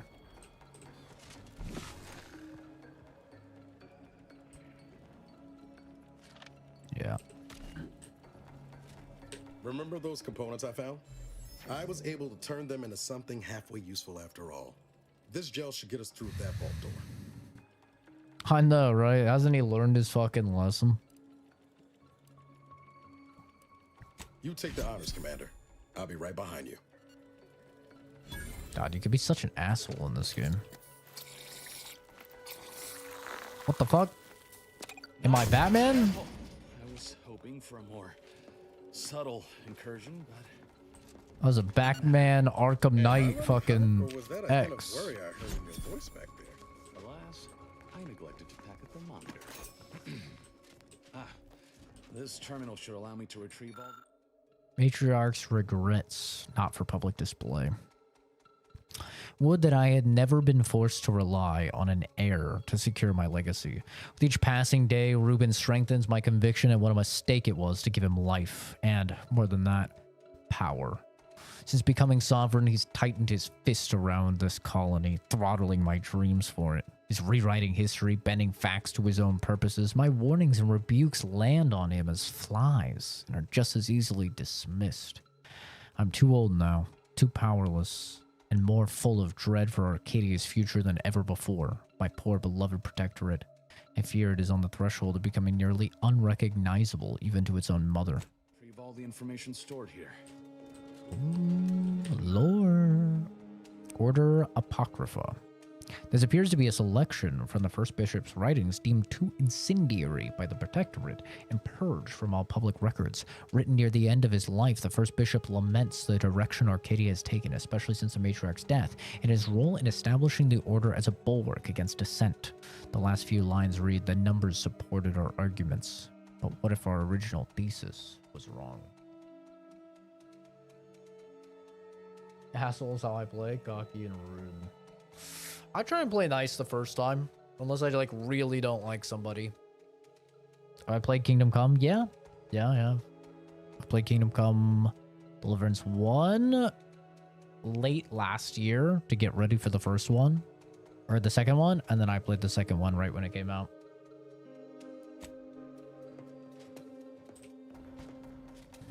In times of darkness, we must hold our principles. This cannot be right. There's God nothing damn here it. save the designs for the skip drive. Not even initial concepts. 10 years in Arcadia and the matriarch invented nothing? Must And what's honor this about the a deal with the matriarch? Earth Directorate? We need to talk. Now. Set in his ways. His notions regarding these rifts are sorely misguided. Why close them when we can use them to Yeah, I enjoyed 2 a lot. I have a review of it on the channel. I think I gave it like a 9.5 out of 10. I said once they fix some of the bugs, it'll be 10 out of 10. the power of skip drives Really good so that game. we may secure a perfect future? We must act with haste. I only ever wished for Henry to embrace his role as the caretaker of Arcadia, the savior of us all. But if he has chosen a different path, I will do as I must. And I must not fail. I'm definitely enjoying this more than KCD2, but I did really love I knew the KCD2. Protectorate festered with lies, but I had no idea the Earth Directorate was complicit. Niles, did you know? Slow up, Zeb. What are you talking about? It says your agency struck an agreement with the matriarch over a century ago in exchange for skip drives. Arcadia was allowed to completely govern itself with absolutely no outside interference, including from the Earth Directorate. Yeah, that'd explain it. What message? Why didn't you say anything about it sooner? If this information is true, Then the Earth's director permitted the matriarch to create a colony filled with her vassals, enslaved to her will. Everything Arcadia is, all of the suffering that's taken place here, it all could have been avoided. Things could have been different. Is this Yang Yeah voice acting this? This almost sounds like Yang Yeah, the YouTuber. I know he does voice acting. I just was like, why does this guy sound so familiar? And I was like, wait, it kind of sounds like fucking Yang Yeah.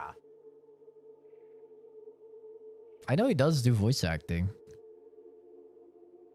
9.5 from you seems to be an honor. Yeah, I mean, this has been a crazy year. I've given out I gave Expedition 33 a 10 out of 10. I gave Split Fiction a 10 out of 10. I gave KCD2 a 9.5 out of 10, but said it would be a 10 out of 10 after they fixed some of the bugs that I had, because I did have a couple bugs.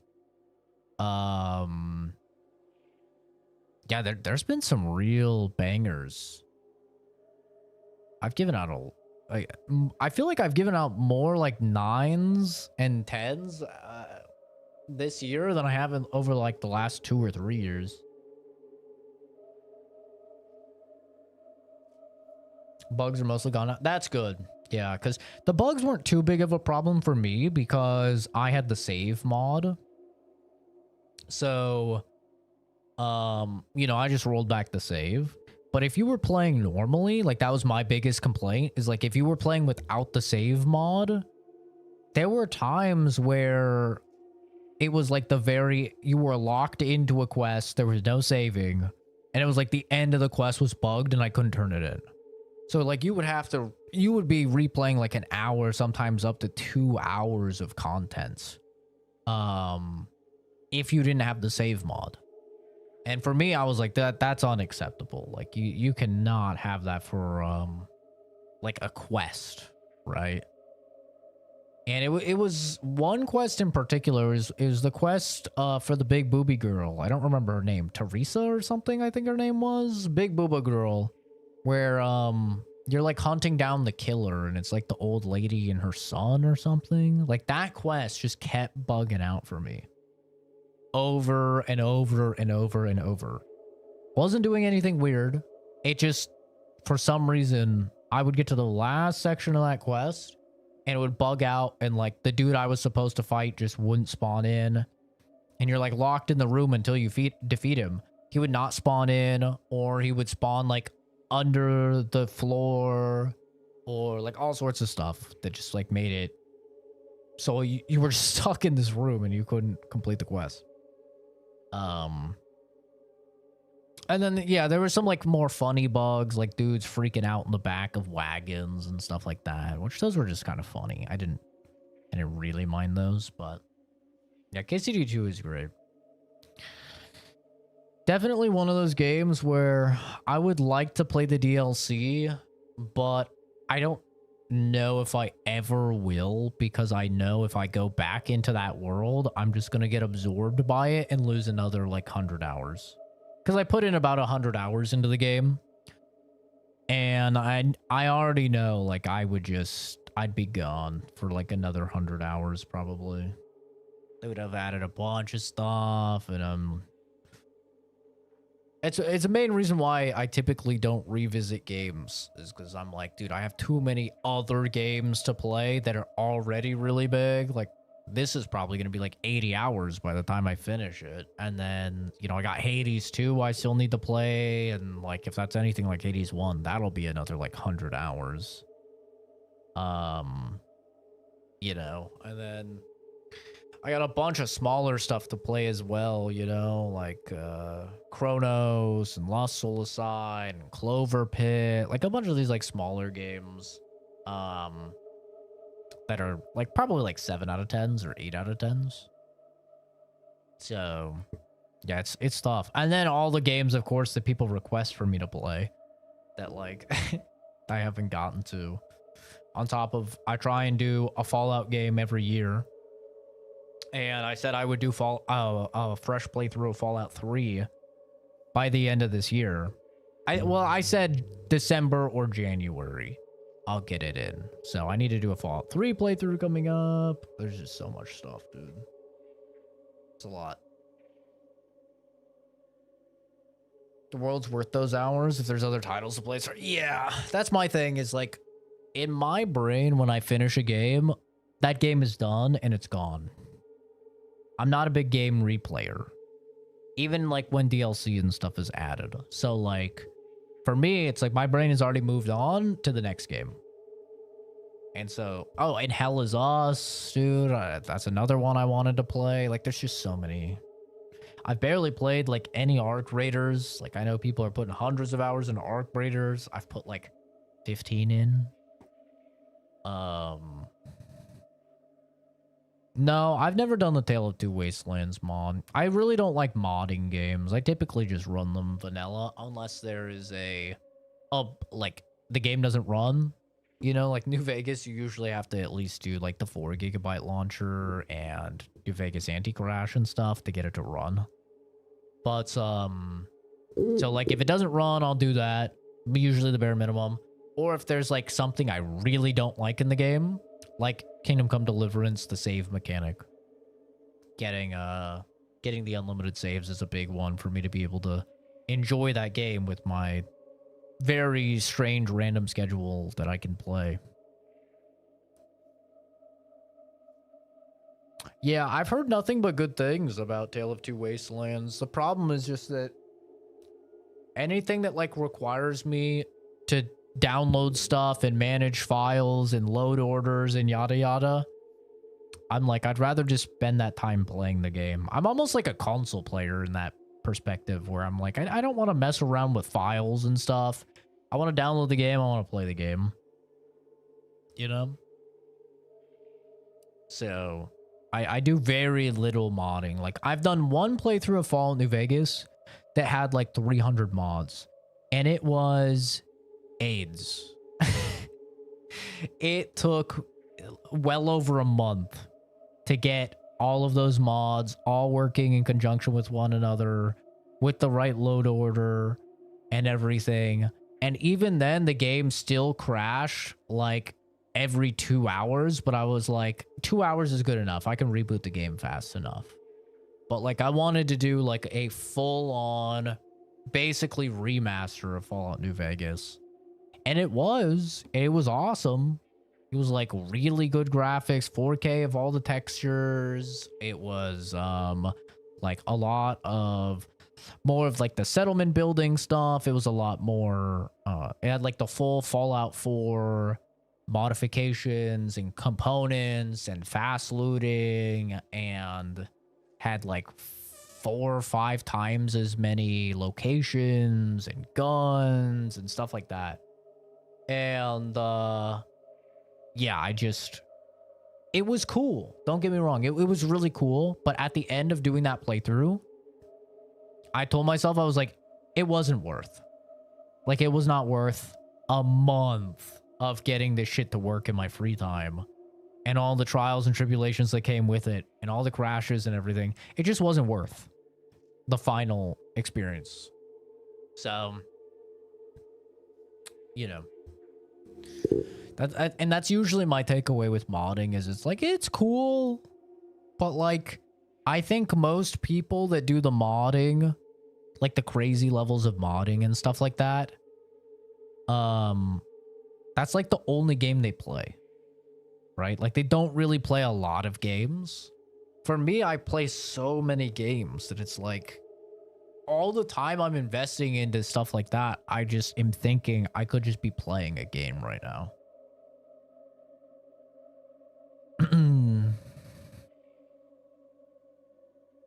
I think the New Vegas in Fallout 4, the Fallout 4 New Vegas mod, I think that got closed down because Bethesda hired them. That's the last I had heard about that, is that they got hired. Not confirmed by Bethesda, but by like a AAA industry. And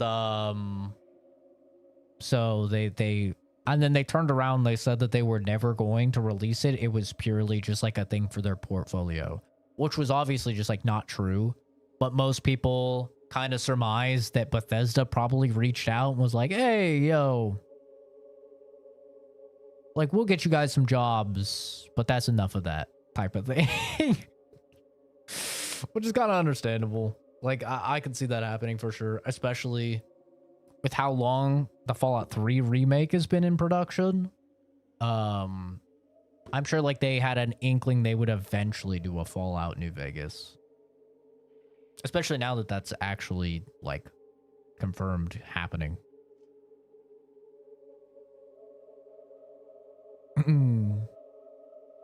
I have heard of Fallout 4 London, though, yeah.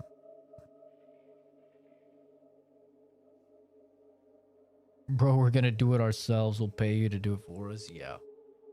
I could easily see that happening. A lot of the time that happens. I was actually really surprised the Sky Oblivion guys didn't have that happen. When the Oblivion remaster, like, got confirmed. I was like, man, is that gonna be it for Sky Oblivion, or are they gonna take it down? But they seem like they're fine with Sky Oblivion coming out as well, which is really cool, because that dude's been working on that for so long. I've been following that project for, Jesus, I feel like at least 6 years. Like, it's been forever. I've popped into a few of his streams. He live streams himself, like, making Sky Oblivion and talks with chat and stuff. And he's a really chill dude. It's cool to see.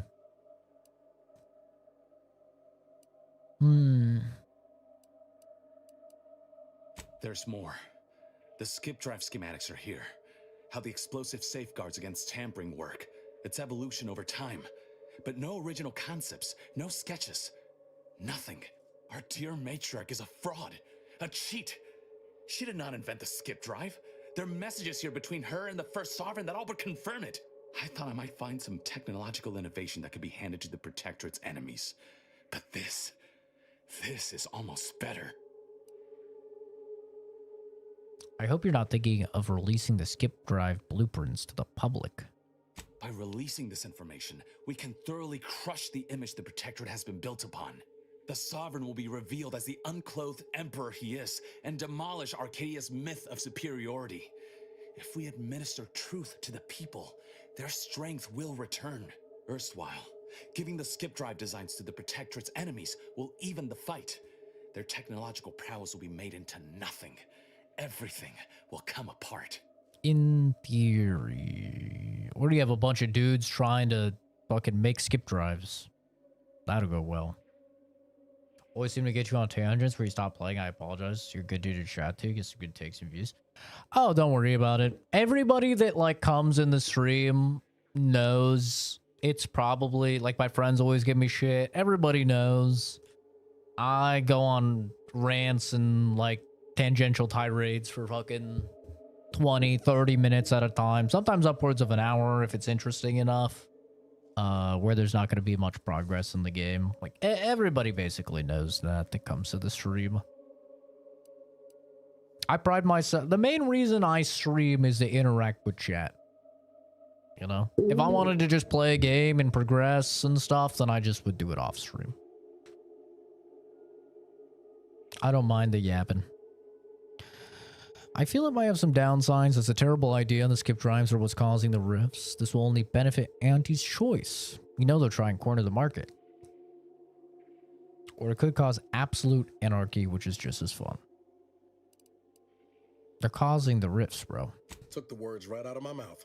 Not to mention how this agreement with the Protectorate will completely destroy the Earth Directorate's reputation.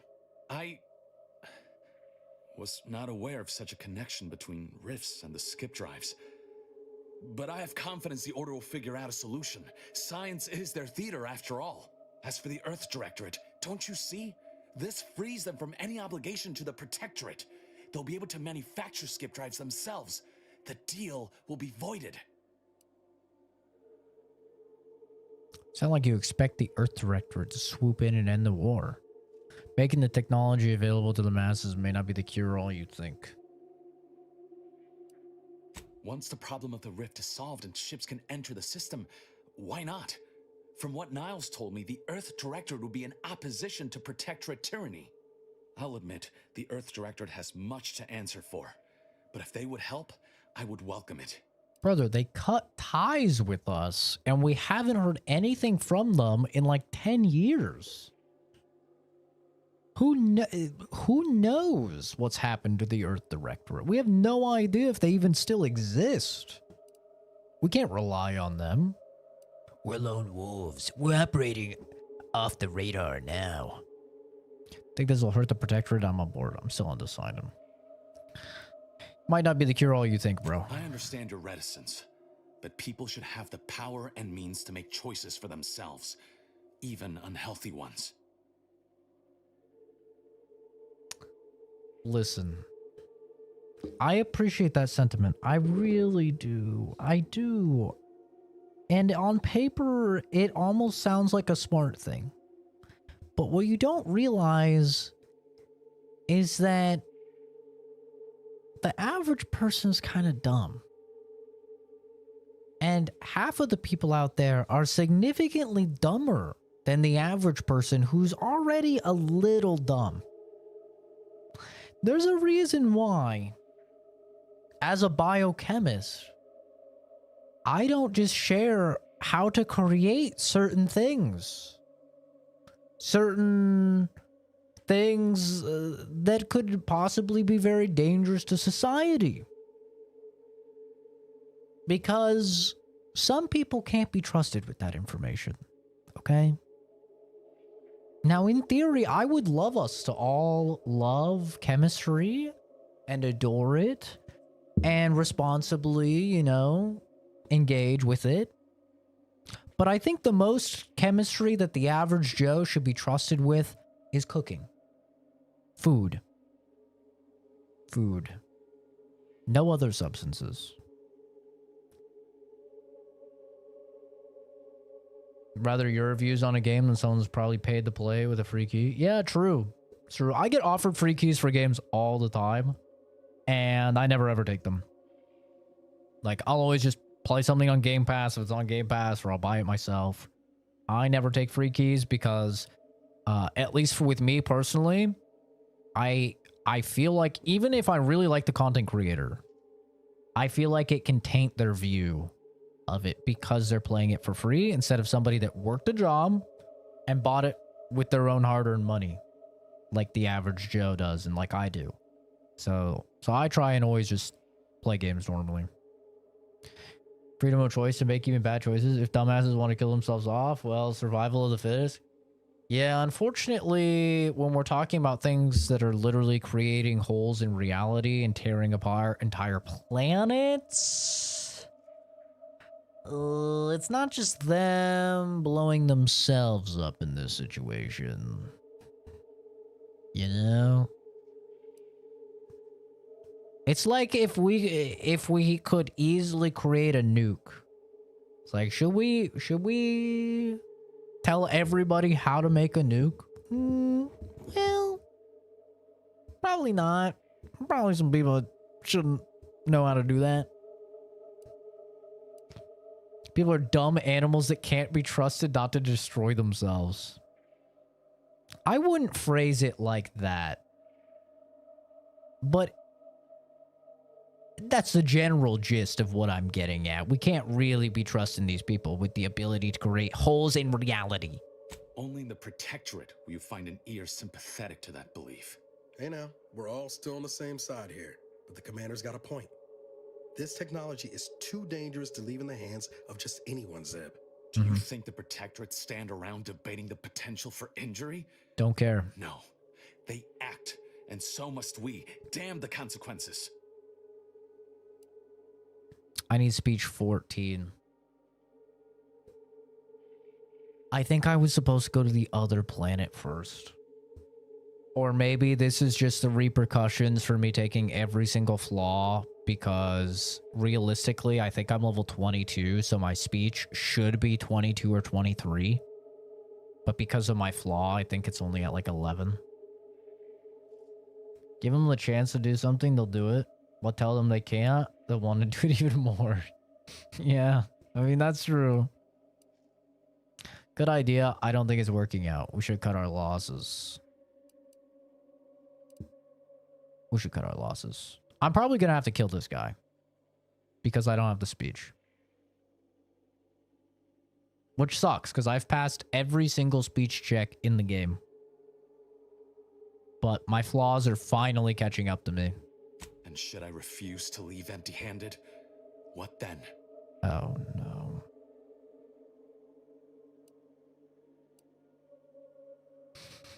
This tomb will be your final resting place, too. There's nothing I can do to stop you, I guess. I'll be forced to stop you by whatever means necessary. I really don't want to do that. Oh, I'm going to have to kill him.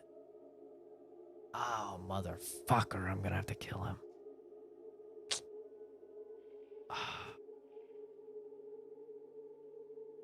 I hate the Protectorate as much as the next guy. I really do, man. But we cannot be letting these people, especially Auntie's Choice, crank out skip drives. We can't. Auntie's Choice will literally crank out thousands of skip drives because they'll know how much money it'll make. And you'll have thousands of things out there just destroying reality. We can't. It's already going to be a struggle to close the rifts that are already open. Whoa. Put the brakes on, Commander. I'm sure Zeb can be reasoned with. I know you're aiming to do the most good for the most amount of people, Zeb, but sowing chaos ain't the way. Do you know how many of my friends died so we could reach this point? Audra and the others, tortured and hunted down like animals. And you would have me what? Give up now on the cusp of victory? Lay bare my throat for the Protectorate machine to cut?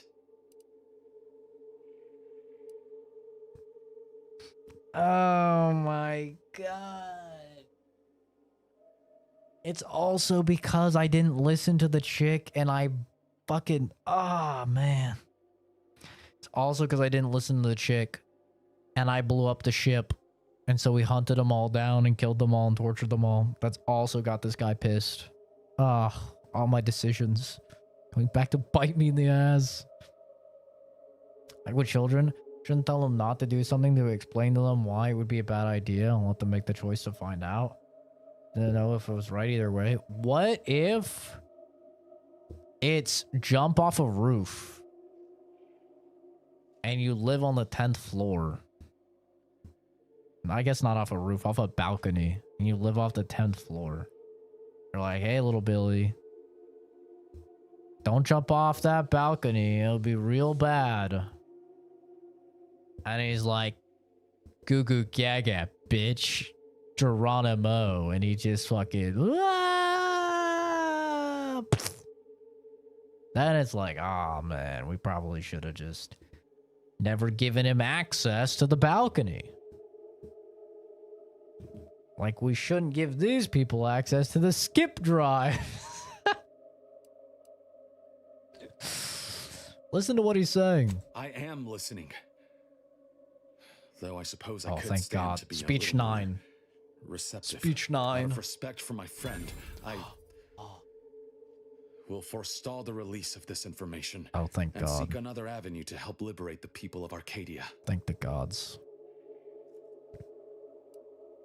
I was worried for a minute there. I'll remain here for a while longer to cover our tracks. The Protectorate will discover the Wait, break-in. I don't trust him. But hopefully never learn more specifics of what we did and found. Guess this is goodbye. Only for now. If we both come out of this war intact, I'll find you. If you wish to be found, of course. I want to talk it over with the commander, but... yeah, maybe we can work something out. Are they gay lovers? Thank God I don't have to kill this guy. That would have been a real bummer. My perfect run was almost sullied. I've only killed the people that I wanted to kill so far. What the fuck? What the? Gotcha, bitch. Saves only 2 hours in, you're tracking a trader? Oh yeah, you're right at the intro of the game. It's a pretty long intro, honestly. Okay, we're gonna leave here. There they are. These are the ruffians who threatened me. Slay them at once. Aggressor at hand. We really did just have a motherfucking Arc Raiders moment, bro. I let you live. I let you live. And for what?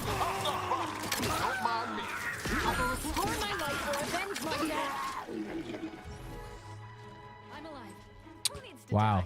Damn it. Zeb was right. Never should have let that curator go. We could have prevented this.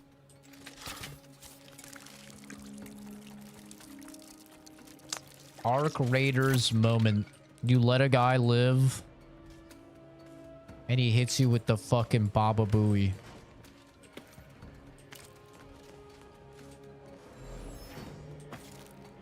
Yep. The price I pay for being a good guy. But you know what?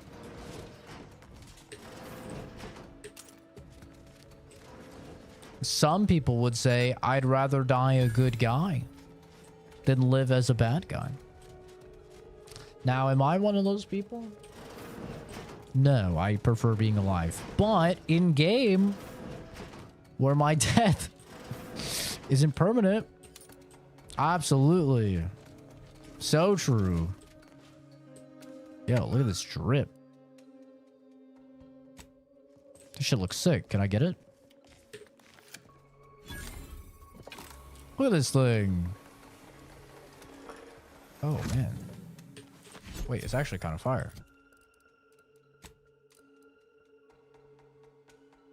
Gain an additional 30% damage resistance, increasing further with your speech skill. However, when you receive damage, you lose half the damage total in bits.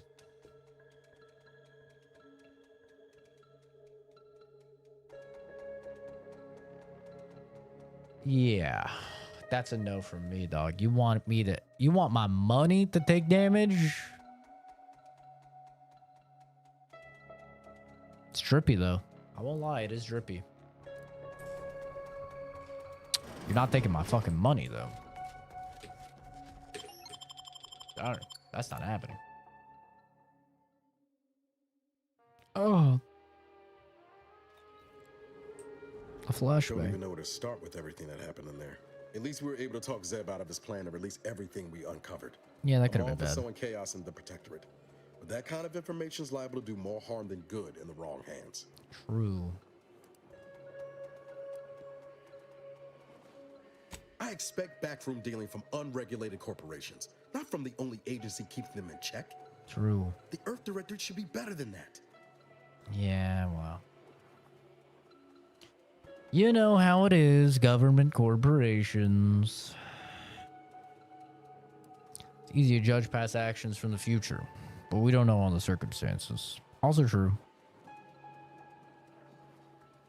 You're telling me you wouldn't have done things differently, or at least tried to?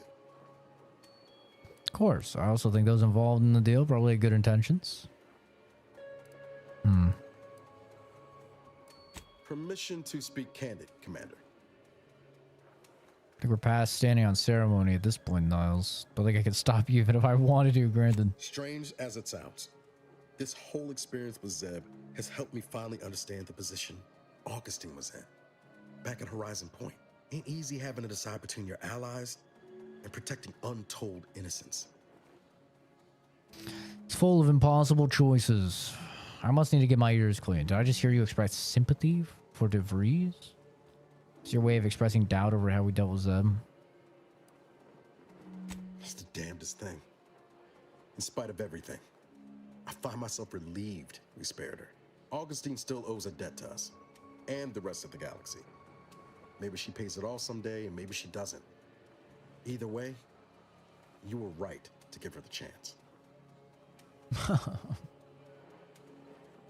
Never tell me I'm right. My ego doesn't need the boost. What I'm hearing is I should ignore you more. We'll see. Let's hope she doesn't repay my compassion with treachery. If you taught me anything, it's that kindness ain't ever the wrong choice. Reckon time will decide the heroes from villains in this tale, but It's gonna be hard to forgive the Earth Directorate for arranging the stage like this in the first place.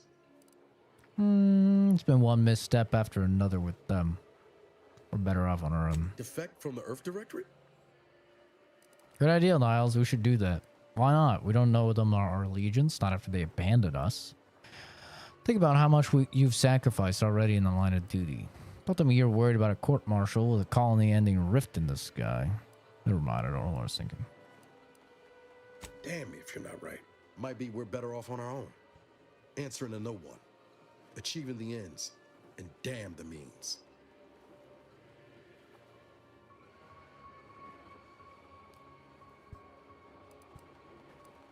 Couldn't agree more. Can't believe I wasted so many years. Guns down, waiting on rescue from the Earth Directorate. Never again. Thanks for helping me finally shed the rose-tinted goggles, Commander. Only regret it took so long. Okay, that sounded kind of evil at the end. Wait. I'm not trying to be evil. I'm not trying to be. I'm just saying, you know, we should. Earth Directorate ain't here. You know. Let's just focus on ourselves right now. It kind of went a little evil there towards the end. What happened at the beginning of the sentence? You know, the conversation where we were talking about, hey, yo, kindness is always the right choice. You know what I'm saying? Like, yeah, kindness. But we're being kind, not because it's our job, but because it's the right thing. See, that's kind of what I was getting at here. Is like, we're gonna be kind because we want to, not kind because it's our job as Earth Directorate agents. I think he kind of took it the wrong way. And maybe that was my fault. It was probably my fault. But just saying, I didn't mean it that way. All right, we're gonna go through here, get to the place for the next quest, and then we're probably gonna call it there. It is 9:18 p.m. my time. I don't even know if I'll have time to Bing chill. I was gonna Bing chill. I mean, I already ate, so I'll probably have time to relax a little. Where's this troublemaker? Was the troublemaker in the room with us? Oh, it's inside. Oh, well, he's just being chilling, bro. I'm not worried about him.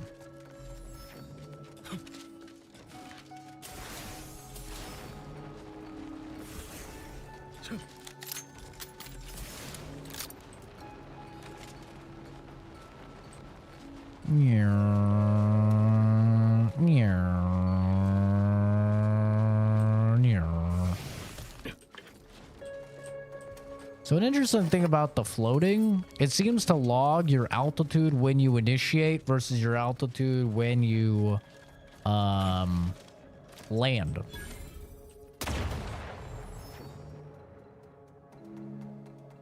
Ow. The reason why that's interesting is because if you have a lot of energy like I do, because you've built your science skill, you're in a bit of a precarious situation where you can just fly for a really long time. And then, like I just did there, where I'm just dropping from like here to here, since I started it up here, the altitude difference is it's logging it as from here to here instead of like from here to here. And so you can kind of just kill yourself by falling. Even though it initially seems like you're only falling like 1 foot. Which is kind of funny. Like, I think I could probably kill myself if I, like, float here. And then I go down here. I have enough energy. I'm floating. Look, see, I'm, like, barely off the ground right now, right? Like, just that little fall from, like, here to here, which normally does not hurt me, made me take damage. See, even if I double jump, I don't take damage. So it's definitely logging like your start point. Maybe if I do it from here, I could kill myself. I'm just kind of curious.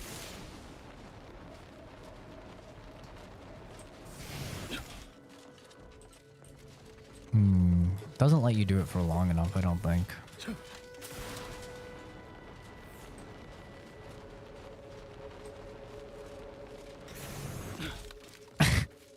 Yeah, it's definitely a little...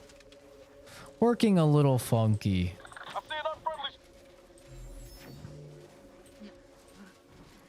Sharpen up. Hostiles nearby.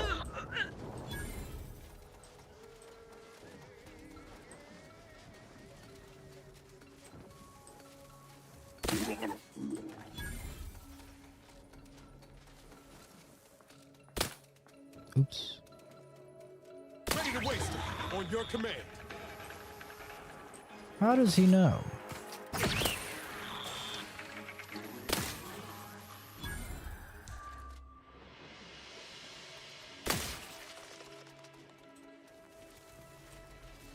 wonder how that one guy knew.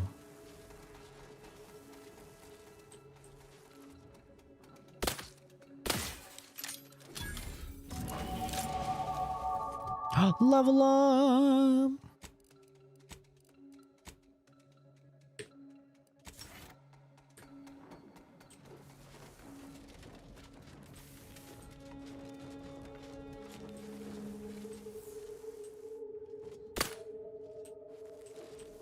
You're lucky there's glass there, boy. Just blowing that head right off your body.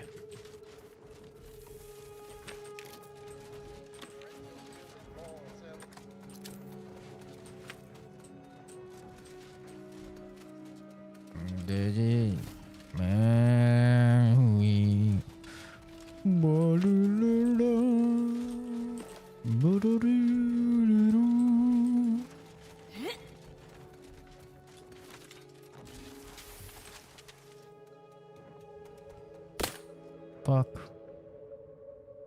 I was a fucking millimeter too high. Gotcha. This'll goes burn.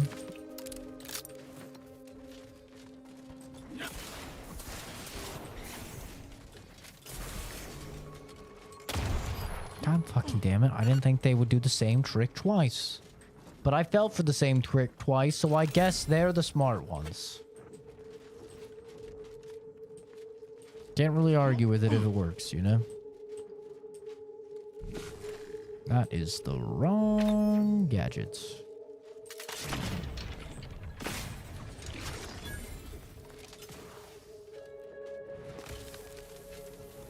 Oh.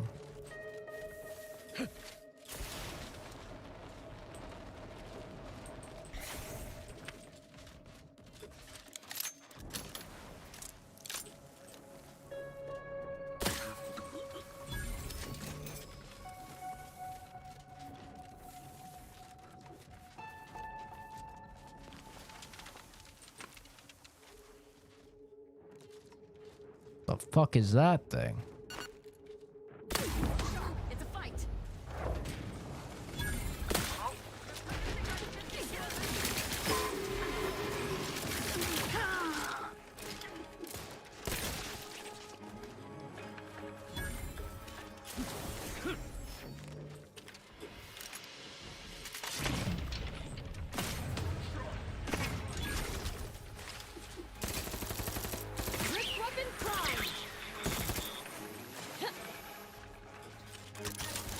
Yo. Maybe I should turn up the difficulty. I feel like I'm kind of just owning really hard on normal. I was like, I don't really want it to be too tough. But I'm kind of just owning.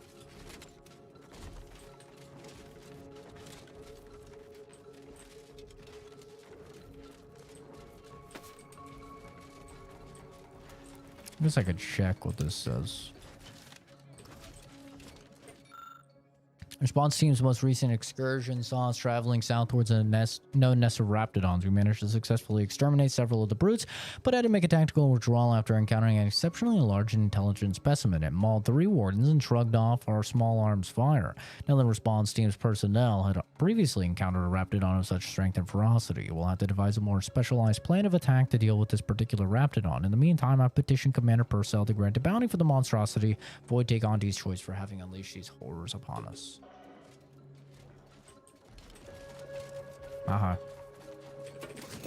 Get pranked.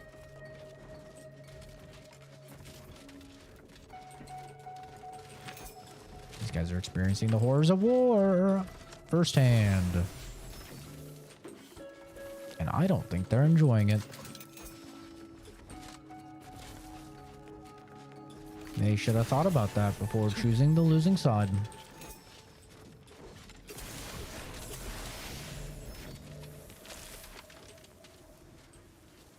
What is your moon?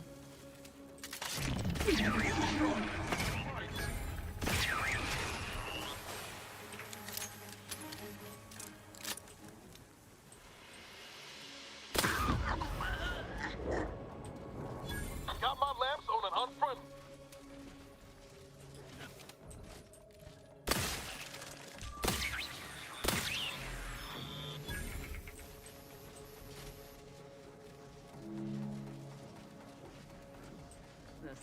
Peekaboo, motherfucker. Ooh.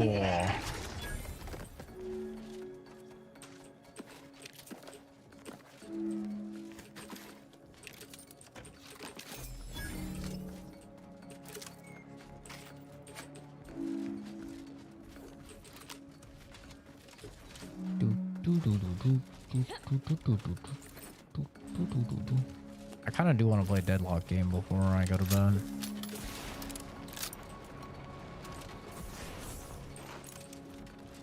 Kind of addicted.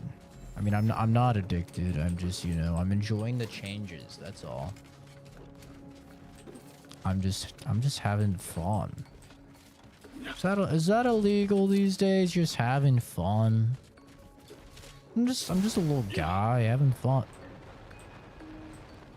I can't get in. Oh, my boosters are too strong. Oh.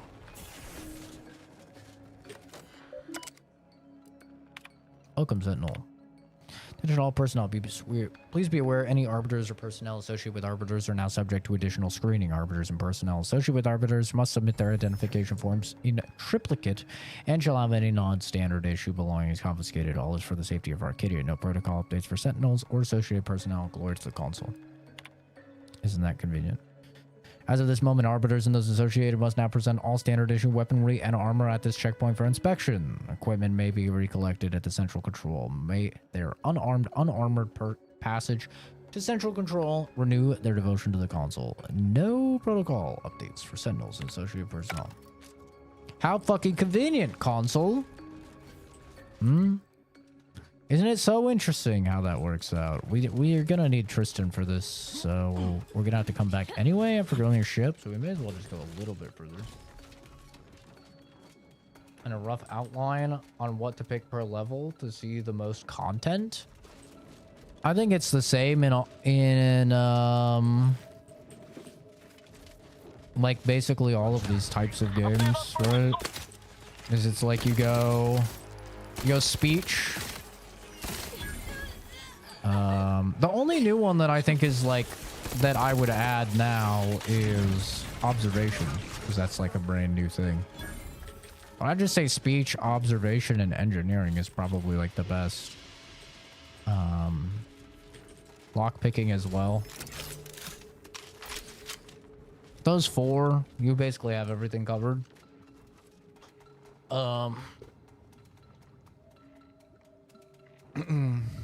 But yeah, I mean, there's not too much coverage of this game because not a lot of people are playing the game. Take care, Kyle. Have a good one, dude. Appreciate the lore drops earlier.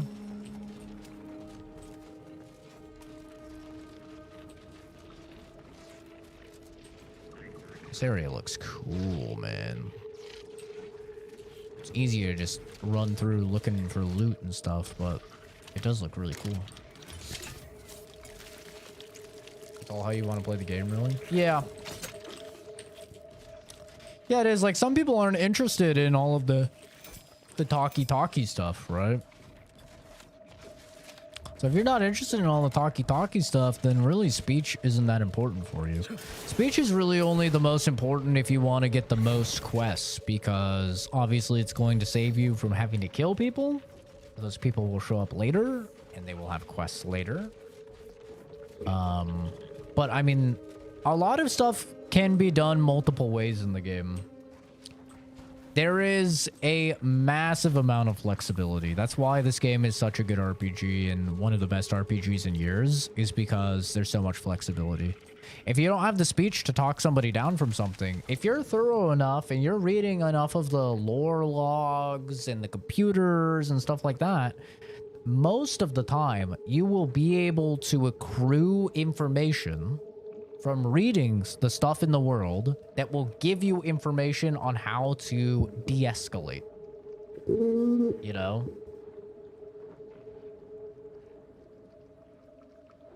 Which is a really nice, like, the amount of times I go into something and it's like, you can use speech to talk them down.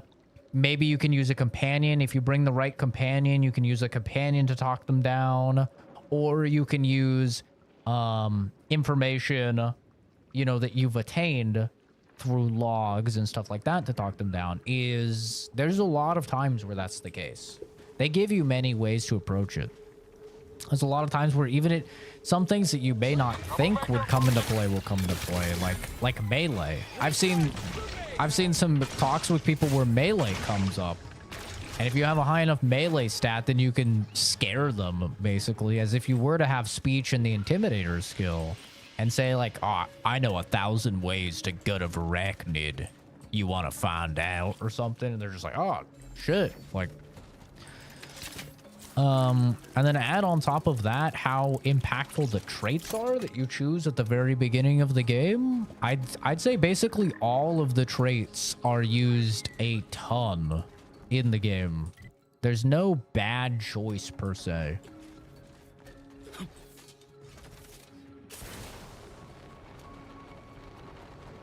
The traits come in way, way more often than in other games like Cyberpunk. I've been using Cyberpunk, you know, a lot. It sounds like I'm picking on Cyberpunk. I kind of am.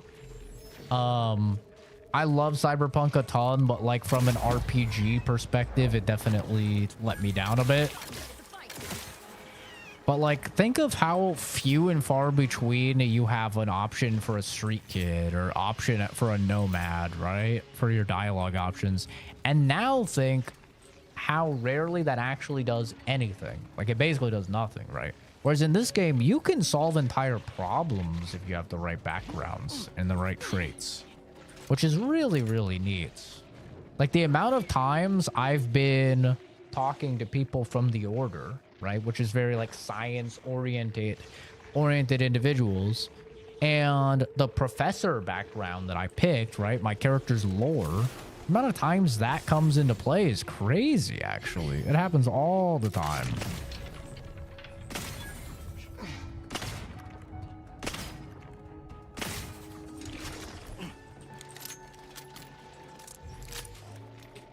That's kind of the beauty of the game. And like a lot of these old school RPGs, they weren't designed for you to see all of the content in one playthrough. That's just not the way that the games are really made. The games were designed, you know, for you to play through multiple times in order to see the content multiple times.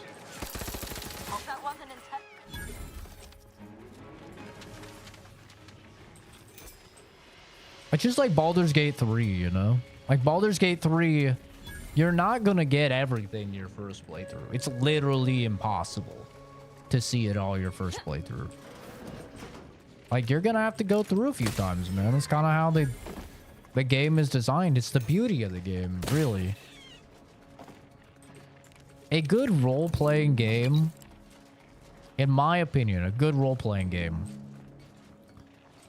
is going to change how you play it based on how you build your character. And if you don't have the moment 25, 30% through the game where you go, man, I really want to try another build and like making other decisions and see how it plays out, it's not a good role-playing game. It might be a good action game. It might be a good narrative game. It might be a good single player game or whatever, but it's not a good RPG if you don't have that moment, right? The thing that makes something like a Fallout New Vegas so special is you're playing Fallout New Vegas and you're like, oh man, this kind of makes me want to make another character, you know, that has this trait, that has Wild Wasteland, or that, you know, uses energy weapons or whatever, right? And it's something that a lot of new RPGs just don't have. You know, you look at Skyrim and it's like, you never really have that moment of like, man, I want to play through Skyrim as a mage, because it's like, oh, you want to be a mage? Well, literally just start using magic and you can become like an expert mage, right? Because like every character can just do everything in those games. There's not really the specialization point, because it's like, oh yeah, you can level up a bazillion times. Same with Fallout 4, right? You can level up a bazillion times, and you can level up all of the skills that you want or the perks that you want eventually, and it's like, it kind of loses that beauty of the old school RPG, like a Fallout New Vegas, you know.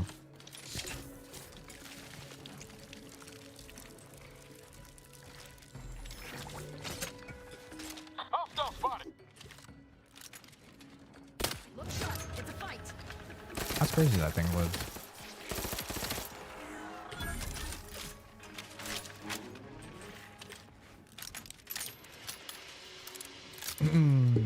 You'll literally beat Liggett Lydius and Fallout New Vegas for telling me he's gonna lose. True.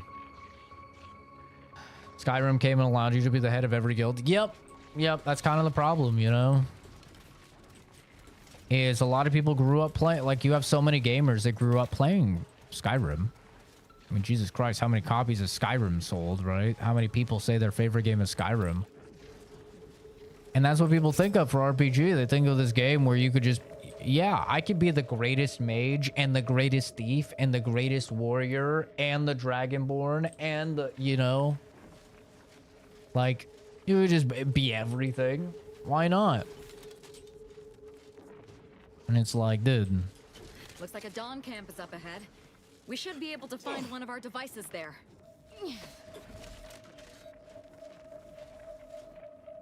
Like, an RPG does not have you being the fucking master of literally everything.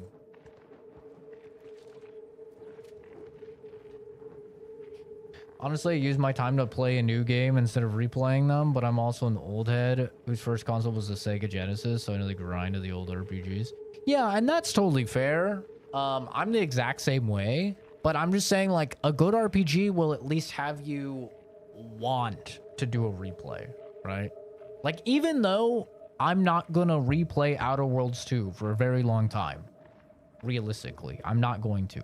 As I'm playing the game, I'm like, man, I really want to do like a melee playthrough so I can use this scythe, and I can use this freaking giant hammer that's also a shotgun. And like, oh man, I really want to make this decision instead and just go like, I want to go full turbo stupid and see how many things I can solve just by being stupid and shoving potatoes into junction boxes and stuff, you know? Like, as I'm playing the game, I'm wanting to experience that, even though I know I'm not going to do that for like a very long time. Like, eventually I'll replay the game. Like Outer Worlds 2 or Outer Worlds 1, I think I played through like 4 times, you know? Eventually I'll definitely play through it again, but especially not when there's this many games. So preoccupied with the impertinence of my slack-witted brethren, I've missed the answer right in front of me. Our communication devices. There is someone who would have tried to contact me to warn me. Someone who wouldn't have been taken in by a faked kill order. Every last one of them seems wanting to kill you. Each of them seems stupider than the last, except for you, of course. Wouldn't any message from them just be intercepted? Not from him.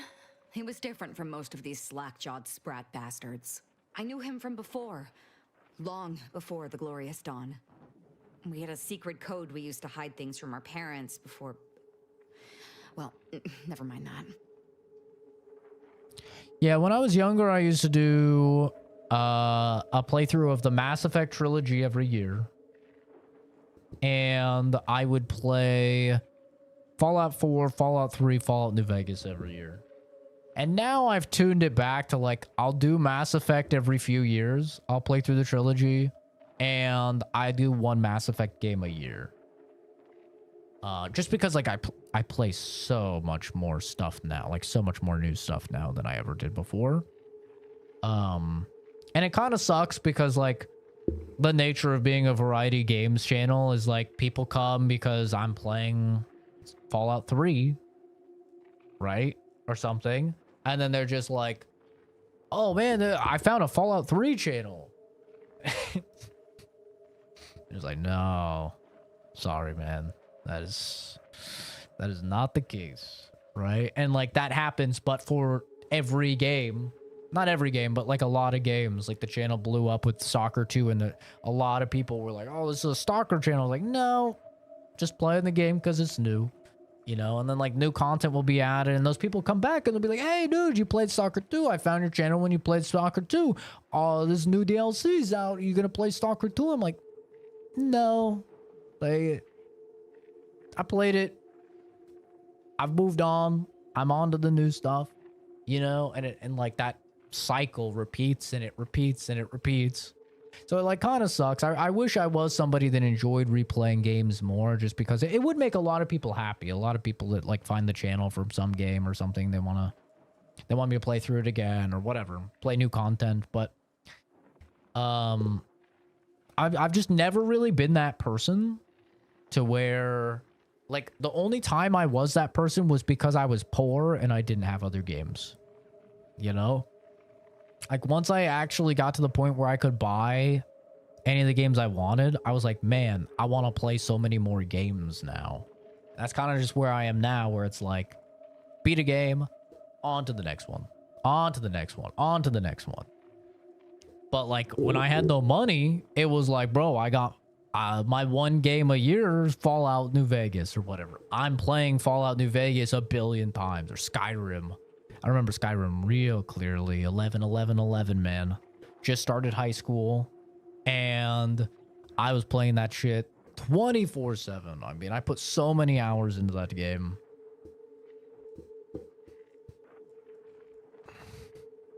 Baldur's Gate, Clair Obscur, Octopath 1 to 2 are really amazing though, is somewhat more recent. I disagree with the sentiment of like games were better back then, just because I do play so many bangers every year. But I definitely agree with the statement that AAA games are worse. I think AAA games used to be way better. If you look at like Call of Duty or Battlefield, it's a great example. Like you compare Battlefield 2042 to Battlefield Bad Company 2, it's not even close, right? Or you compare Call of Duty World at War with Black Ops 7, right? It's not even close. But like if you look at the indie scene, we really didn't have a lot of indies back then. Like making games was expensive and it was hard. And as a result, we really didn't get too many indies. Now we get like 10 games released every day on Steam. Right? Like we get so many, like you could not fathom 10 games coming out in a month back then. Right? It was like unheard of back then. Now we're getting like 10 games a day. Are most of them like hentai, slop, whatever? Absolutely. But like still, making games is easier than ever. And so like we get so many more indies and double A's now. And a lot of them are really good, man. Like Split Fiction is insanely good. I think that's a 10 out of 10 game. Kingdom Come Deliverance 2 is like a 10 out of 10 game. Clair Obscur is a 10 out of 10 game. All just this year. Hades 2, I haven't played it yet, but people say that's like a 10 out of 10. I love Death Stranding 2. I had it at like an 8.5 or a 9. I know that's kind of like a, you know, an acquired taste type of game, but I loved it. Dispatch is like an insanely good game. Silk Song, just looked at my list for Game of the Year stuff. Silk Song, a lot of people love that. That's like 10 out of 10 for them. Like, we get so many bangers every year, but a lot of those are not AAA. You know, like AAA games have tanked hardcore. There's a couple studios that still put out bangers. I would say Capcom still like consistently puts out bangers. I would say From Software consistently puts out bangers. I would say Obsidian consistently puts out bangers. I know some people didn't enjoy Avowed. But like, I think that they put out bangers. This game is incredibly good. I thought Avowed was really, really good. Grounded 2, I've heard great things about this year as well. They've released 3 games this year, which is pretty insane. Grounded 2 is early access, though. Like, Pentiment was really good. I've heard great things about Pillars of Eternity 1 and 2.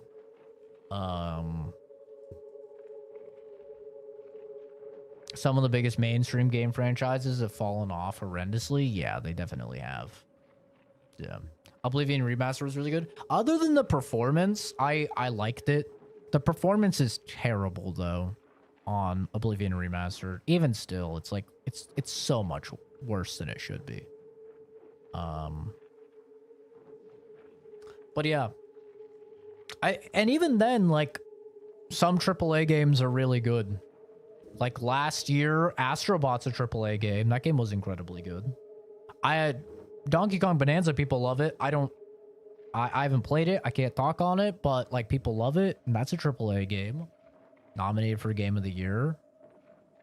Stellar Blade, that was my Game of the Year. That was a AAA game. Like, we definitely still get bangers in terms of AAAs as well, but it's definitely it's not as frequent.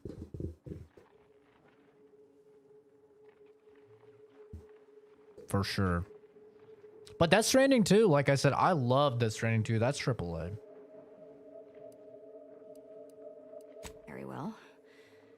Let's just say that he was forbidden to associate with me and leave it at that. Anyway, if he used that code to embed a message to me within a Dawn missive, no one would have even known it was there. I should have been checking our comm devices, damn it. Well, I'll rectify that right now. I knew it! He wants to help me find out who's behind this. I sent a reply telling him to meet me at a place that should be safe. It's on Cloister. Well, that's neat. This wasn't even a marked thing on the map, but because we had her along when we found it, it actually unlocked kind of a secret mission for her. I wonder what would happen if she wasn't on the squad and we came across this camp. That's really neat.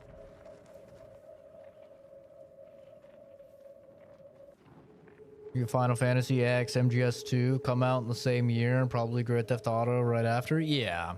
Yeah. I mean, that was kind of the thing though. Like, I also think that we're just way more strict on games now. Like, to be honest, I think that standards are way higher now than they ever were. The number of people I talk to that are like, oh, how good is this game? And I'm like, oh, it's a really good game. Like, it's a really solid game. Like, I'd say it's like a 7.5, maybe even an 8. And they're like, how good is it compared to Baldur's Gate 3? And it's like, well, Baldur's Gate 3 is way better. That's a once-in-a-lifetime game. You know, that's a 10 out of 10, like, masterpiece. Oh, well, it's not as good as Baldur's Gate 3. I'm not interested. And it's just like, okay.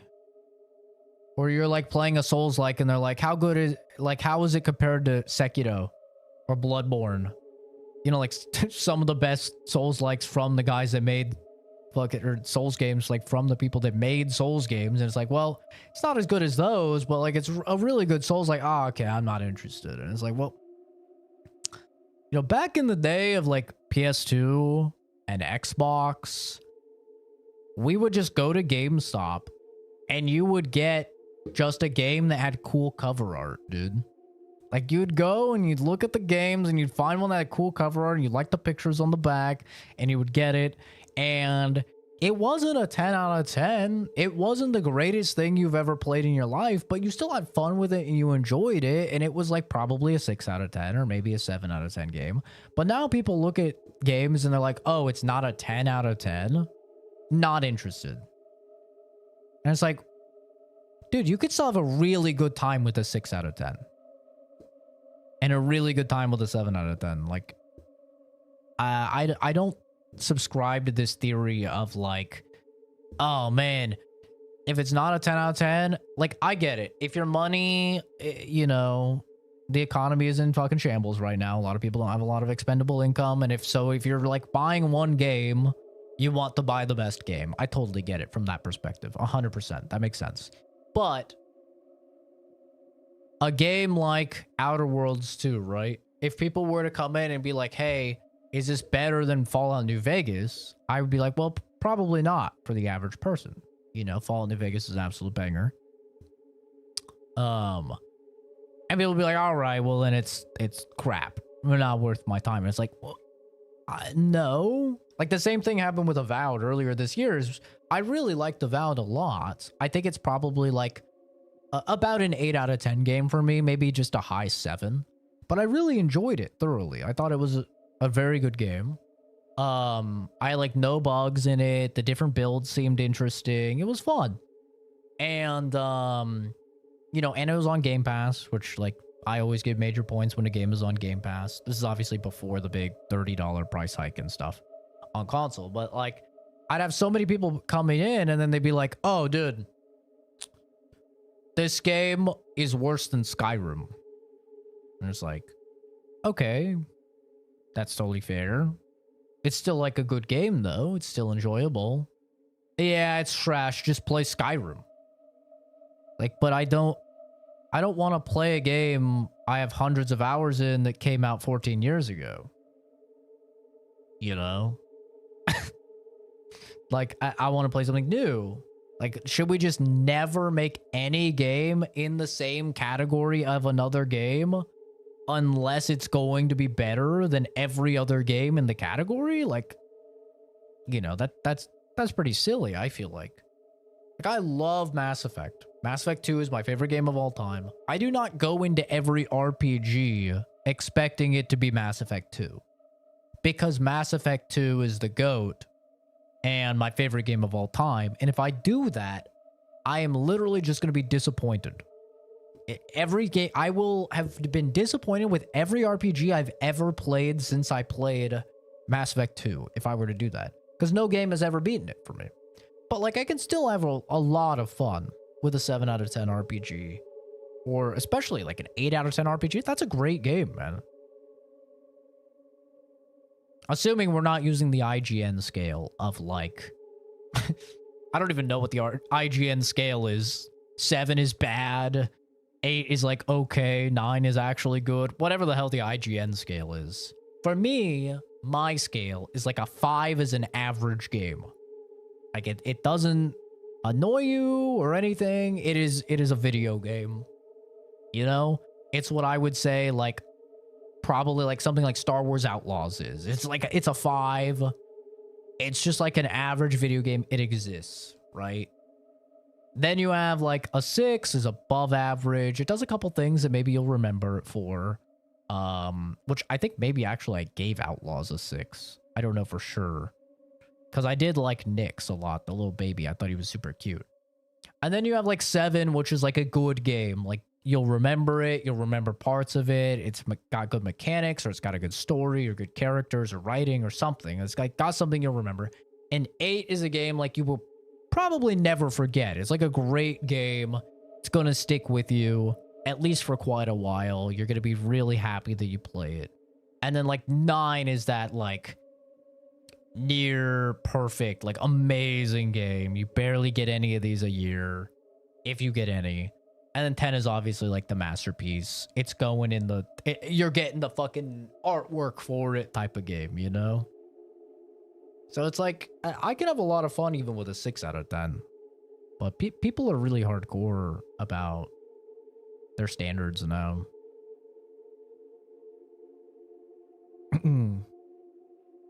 Nowadays, the problem is they charge $70 for an 8-hour game that needs open heart surgery, get to run properly, and has 1,000 microtransactions. Then they call that an 8.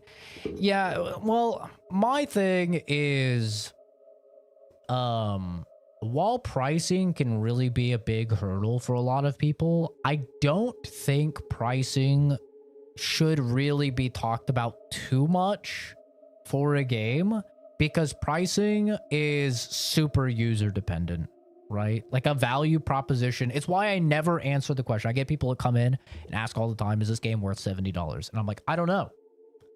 Because the value of my dollar to me is completely different than the value of your dollar to you, right? We all have different hourly rates. We all value our time differently, right? We all have different value propositions. And so like for me, I don't really like talking too much from a money perspective because one, the money isn't that a game costs is not static, right? It will go on sale. It will be super on sale sometimes. It will be on Game Pass, you know, whatever. Some dude might torrent or pirate the game for free, right? So like, I feel like in a quality assessment of the game, the price should not matter because when I'm telling people how I feel about a game, that should talk about the quality of the game, no matter if the person is buying it day one for 70 or 80 or whatever, or if they're pulling up the review when the game is on sale for $10, right? It's not going to change my review of the game. Like, I'm still going to tell you what's good about the game, what's bad about the game, in my opinion, what I like, what I dislike about it, right? The value of the game is all over the place. It's nothing that is, like, ever consistent. So that's the thing is, like, I always just tell people how I feel about something and tell them to watch gameplay, and then for them, they can determine. Some people, they watch it, and I've had a couple people be like, yo, this game looks really good, but it doesn't seem like it's worth $70. To me, like, that's their value assessment of the game, right? To me, I told a dude the other day, like, I would spend $100 for this game because it's one of the most in-depth RPGs that I've played in a very long time. I am loving every minute of it, and I already have like 55 hours in the game. I still have a whole nother planet to do. I think there's another planet after that, so I'll probably be at like 70 hours of playtime, and then I could easily get another playthrough out of the game, easily. Plus, they're gonna have a DLC, and their DLC for the first game was amazing. You know, so even if you're one of those like hyper conservative people that wants $1 of game time per hour, then, or you know what I mean, $1 per hour type of value assessment. Like, I easily think this game goes past the $70 price tag. But, you know, that's just my take on it. Like, everybody's kind of different. Like, for me, I went to the movies, you know, like a few weeks ago, and that was $20. It was $20 to go to the movie and see an 85-minute movie. Talk about dollars per hour, bro. And I didn't even get any snacks. God help me if I got snacks. It was $20 for not even an hour and a half of a movie. Like, and then we're gonna, you know, complain about paying $70 for a game that gives you 100 hours. And it's like, dude, I don't know. I feel like we're eating pretty good as gamers. Like, if you look at it at dollars per hour, we're kind of owning, right?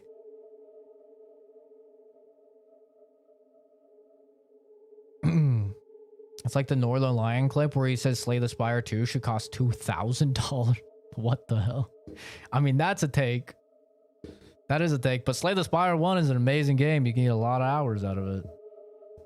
Oh, I used to pirate all the time when I was younger. Yeah. When I first got into PC gaming, back in like 2014, I built my first PC from console, and I spent all my money on the PC. You know, I put all my money from all my hours worked at my job. I was 17, and like, I put all my money from it into the PC, and I had no money for games. I torrented some games, and among those games, like, some of them were really, really good, and I felt so bad for torrenting them that I have since bought the game multiple times for multiple, like Dying Light 1 was one of them. I remember I torrented Dying Light 1 because I had no money. I really wanted to play it. I played it and I was like, this game is incredible. Once I have money, I'm going to buy it. Once I got money, I bought it. I bought all the DLC. I bought the game for like 2 or 3 of my friends as well because I felt so bad about torrenting such a good game from these devs that like absolutely deserve the money because Dying Light 1 is a banger. And I did that for a few games, you know, back then. But a lot of people torrent for sure. People moan about the price of games, but consume alcohol and takeaways, $30 to $40 at a time. Yeah, don't get me started on Uber Eats, bro. Uber Eats and DoorDash. I've had that conversation with many friends of like, bro, we should pick up Arc Raiders together. I don't know, dude. It's $40. That's kind of a lot. And I'm like, bro, are you forgetting yesterday we were on the phone and you Uber, DoorDash, whatever, Uber Eats your McDonald's meal and it was like $35? Oh, bro, that's completely different, dude. That's food, man. I need that to live. I'm like, you don't need a fucking $35 fucking Uber Eats delivery at McDonald's to live, you piece of shit. What are you talking about? Go buy some damn groceries. Buy Arc Raiders. You know? Yeah, I mean, people do some crazy stuff with their money, for sure. But, yeah, it's an interesting thing with gaming. Like, I get it. Like I said, the economy is rough right now. People's wages are not inflating with the cost of living and the cost of goods and services. And as a result, they just have less money to spend on frivolities.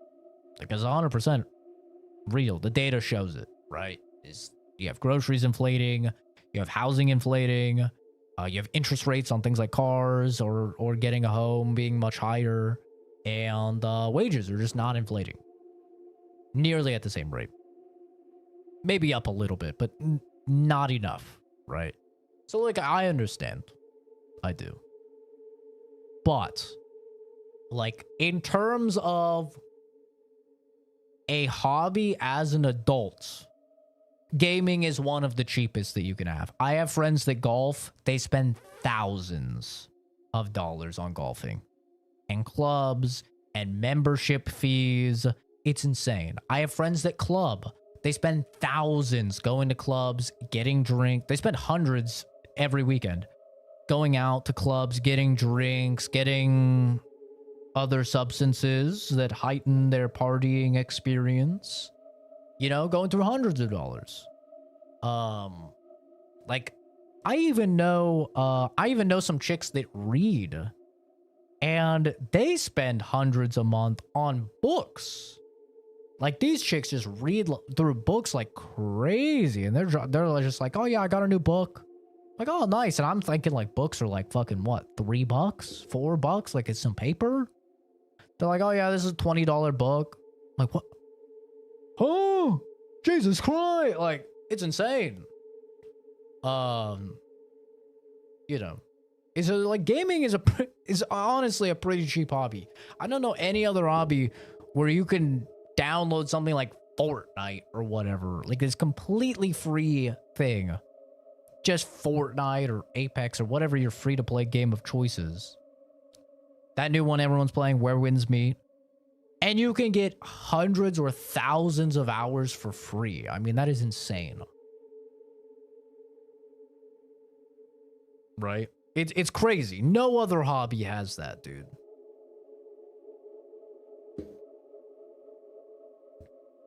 If I bring up cost, though, I'm referring to like a state of a game on day one being in shambles, but still charging full price. Yeah, I mean, a lot of games are fucked at launch. I usually tell people not to buy day one because you're just playing the objectively worst version of that game while also paying the most money for that game. So I usually tell people, like, unless you're a streamer or something, or you really don't want spoilers for something, it's just not worth playing day one. Like, that is definitely true. If I buy a car new, I'm judging it on how it should drive off the lot. I don't want it in pre-owned condition, but still pay the premium. Yeah, that's true. Yeah, $5 a day for food. Dude, I lived very cheap. When I was poor, let me tell you, bags of rice, cans of beans, cans of lentils, stuff like chia seeds, frozen vegetables, stuff like that. That goes a long way. Like, you make a stir fry, it's the easiest thing on the planet to make. Relatively healthy, depending on the sauce that you're putting on it. You know, pretty healthy though. Getting you vegetables, it's getting you protein, it's getting you carbs, and you live. And it's cheap as hell. And you could cook so much of it, meal prep it, do whatever you need.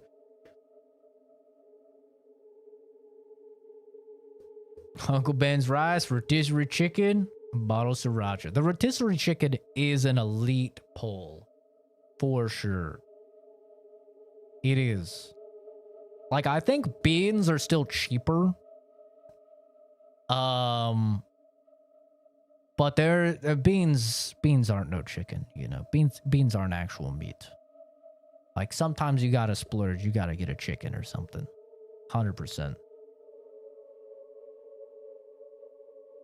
But yeah, some sriracha will go a long way, man. The chicken can go a long way. It can. Yeah. You're right.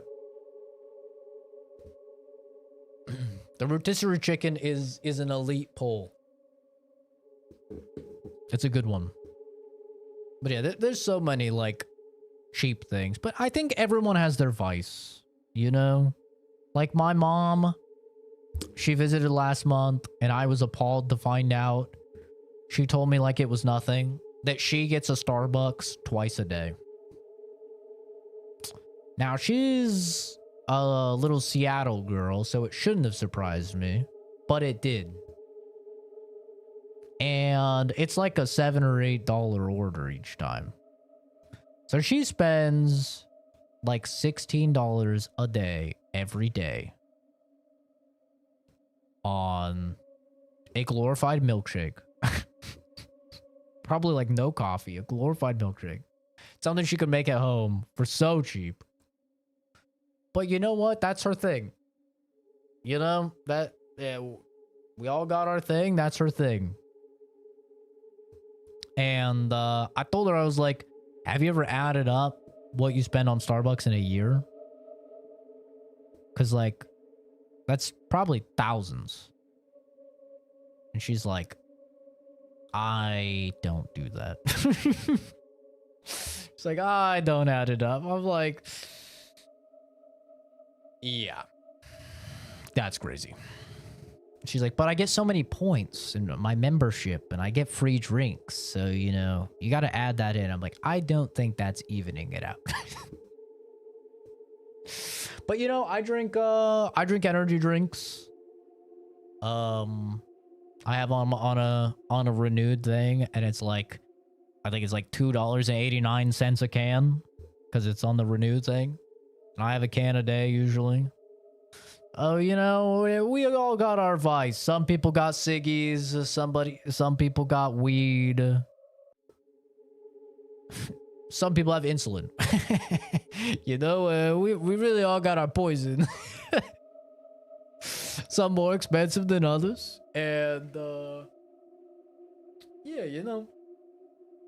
Yeah, I usually have it, energy drinks, but sometimes I'll just go with coffee. I do have like a nice coffee machine, a nice espresso machine, so. You know, but yeah, a little crazy. For sure. I was like, oh my God. But yeah, I got friends that get fucking Uber Eats. My problem, like, I'll give my mom credit for this. My mom never goes, I don't have money for this. You know? I just wanted to know. I just wanted to know what would happen. Got a minigun called Agatha. This is, oh yeah, that is good. That's the heavy ammo one, right? It's very good.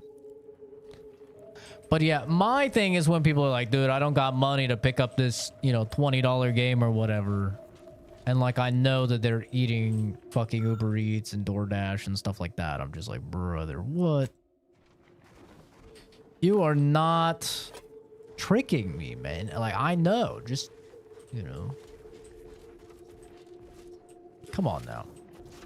Or yeah, when people hit me with the, you know, gaming's too expensive or whatever, and I'm just like, my guy, you went to the club last weekend. I saw the fucking... My buddy showed me the pictures of you guys at the club. He said you had like 10 drinks. Oh, yeah, man. But, you know, that's just, that's different, dude. Like... It's like, listen, I've been to a bar. 10 drinks is a lot of money at a bar. You don't get 10 drinks at a bar, bro. You pregame. You know? You pregame ahead of time and then you go to the bar. So then it's cheap.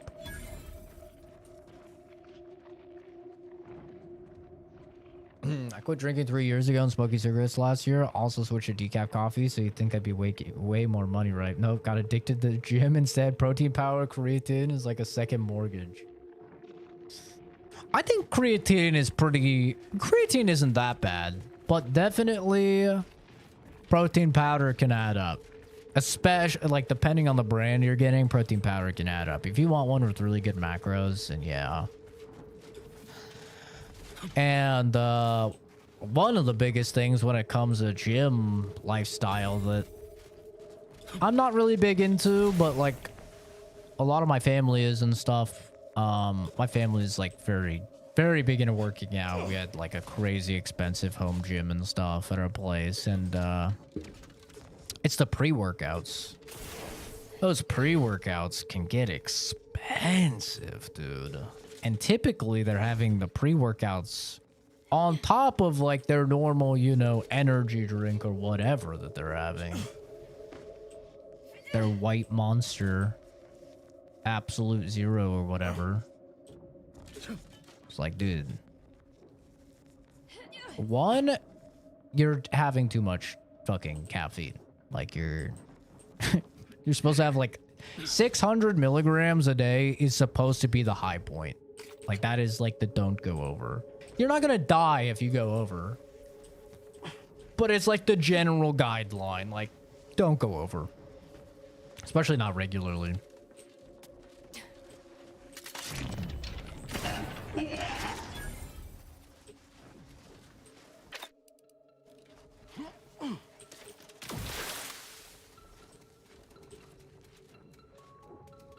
I'm on tests and training for strength, so I'm taking 2 scoops of creatine instead of 1, so basically buying double.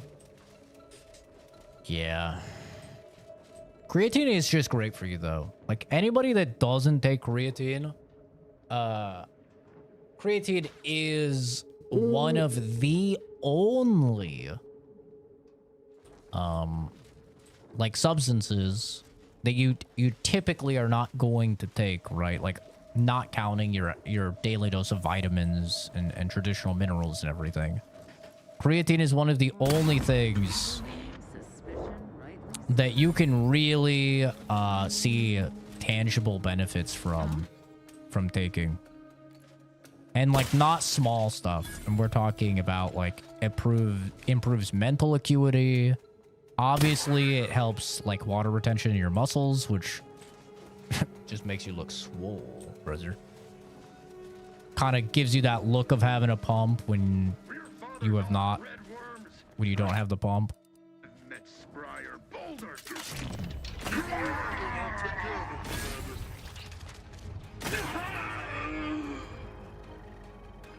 Where's this guy at? Oh, there he is.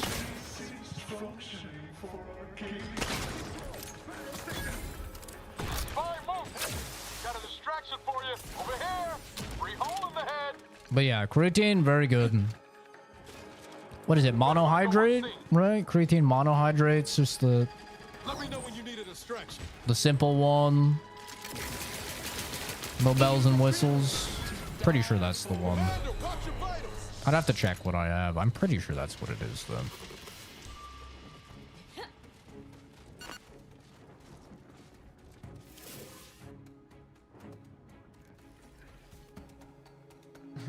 Pure love for the ex.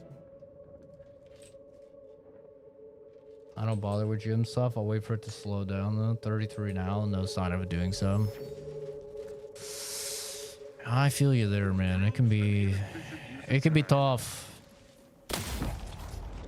I still work out regularly. I do strength training 4 days a week and I do cardio every day, but I have definitely given up on bulking.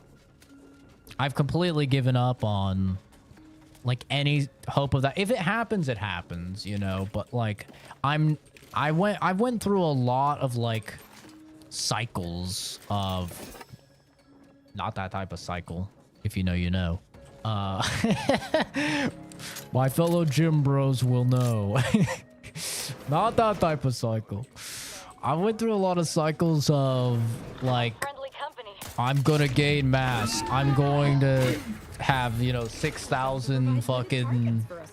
I'm gonna take in 6,000 calories a day and I'm gonna get my, you know, 0.85 grams of protein per body weight pound a day, and I'm every single day, and really obsess over the macros, and I'll do it for sometimes as long as 6, 7, 8 months. And I always fall off. It's just too strict and I always fall off, and it makes me hate working out. It makes me hate eating. So now what I've been doing, which is just a much healthier approach, I think, for me, is I just do what makes me feel good and what keeps me healthy.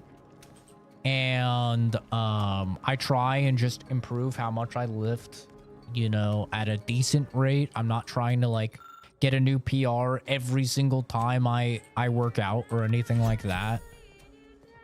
And it's worked well for me. I'm going up in weight, not nearly as fast as when I do, you know, when I have like tried to really bulk and hit 6,000 calories and go crazy on it.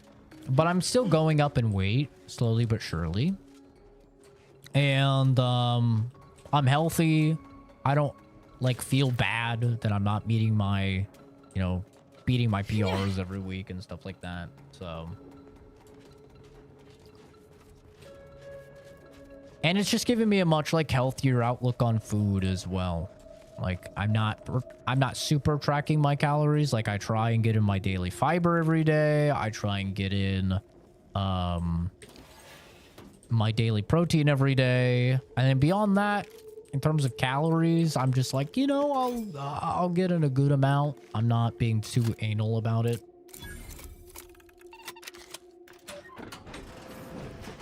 And yeah, I just feel good, man. I feel good. And I think that's kind of the most important thing, is that you feel good and that your test results are good as well. Like, I was at a period where last time I got tested, because I try and get blood work done every month. And last time I got tested, that's when me and my doctor kind of had to have a talk about my sleeping schedule and stuff like that, because my testosterone had dropped quite a bit. I used to be at about 750, 760 free testosterone, which is, it's good. It's healthy. Like healthy is typically considered like 400 to 900. It can vary a little bit depending on your age and like who your area as well. Some places have different levels for healthy, but typically like 400 to 900 is what we consider healthy. And so I was about like 750, 760, which was a good level. And the last time I had it tested, I was down at like 500, which is like really bad. I mean, it's not really bad. Like I said, it's still considered healthy. 400 to 900 is like considered healthy, but like a drop of that magnitude is really bad. And I don't know exactly how long it's been since it dropped, because it had been a while since I had my test. Testosterone is not something that's typically checked in your blood, getting your blood ran. So I don't know exactly how long it had been, but still, like a drop of that severity should not be happening. And the main reason is typically like stress, but it's also largely sleep dependent. And so yeah, I'm hoping that it's went up now that I'm getting a lot more sleep Went from about 4 hours to average to I think I'm at 6.5 Eyes up. Hostiles. now. I think that's right around where I'm sitting now, is like 6.5 hours of sleep average, which is, you know, I'm working my way up.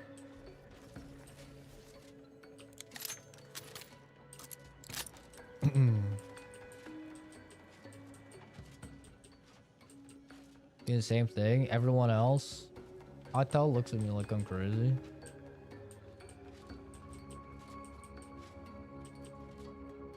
Every night at 9. I mean, intermittent fasting, which is what that's called when you really only eat like once a day primarily. Intermittent fasting is one of the healthiest things you can actually do for your body. There's quite a lot of peer-reviewed scientific evidence that supports intermittent fasting for a healthy lifestyle. So intermittent fasting is not a bad thing to do. It's really not. It's not the most common thing, but that's because people really enjoy snacking a lot of the times. And that's obviously like a habit that you have to break. At least a lot of people have to break. But yeah, intermittent fasting is great for you. It's not a bad thing.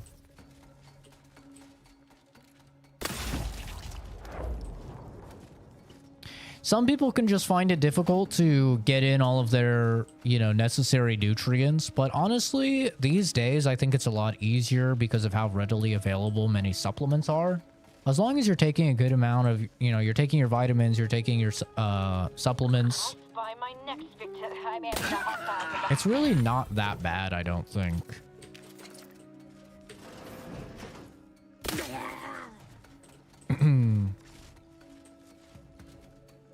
Free test levels, but my overall was 209 test. In our age, it should have been closer to like 350.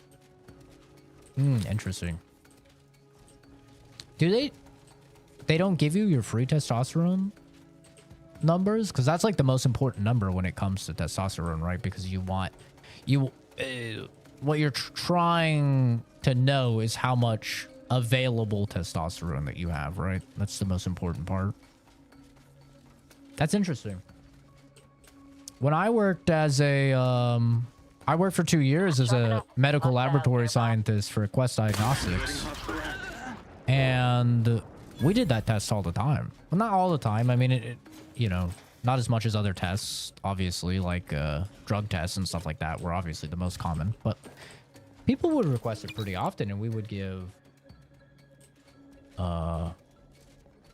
those. Oh, you can't check it now. Oh, okay. I was like, that's so weird. Like, I got a little scared for a second. I was like, yo, were we not supposed to be supplying that information? Like, when I was doing the test, was I not supposed to be supplying that information? Like, what the fuck? That's funny. Hey, talk about the gains. Let's go, gamers. Oh my god.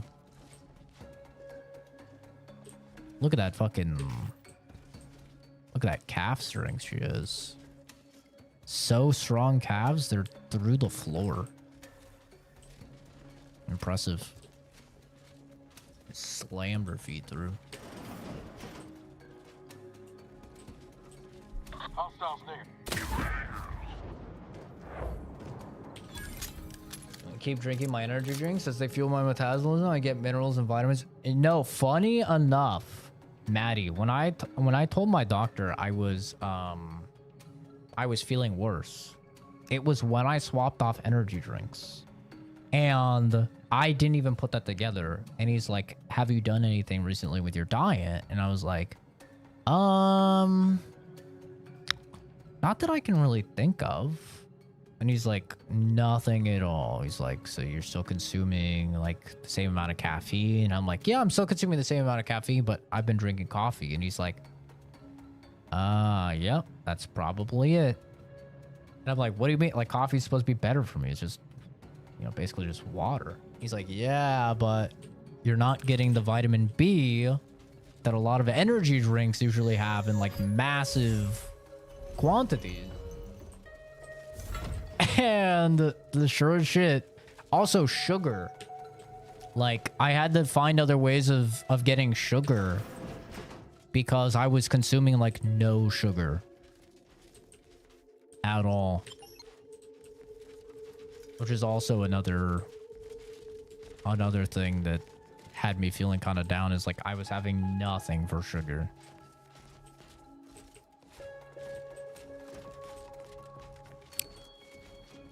So that was a big one. Started having more like smoothies and stuff. Smoothies are great for it. But yeah, coffee I usually would just have black.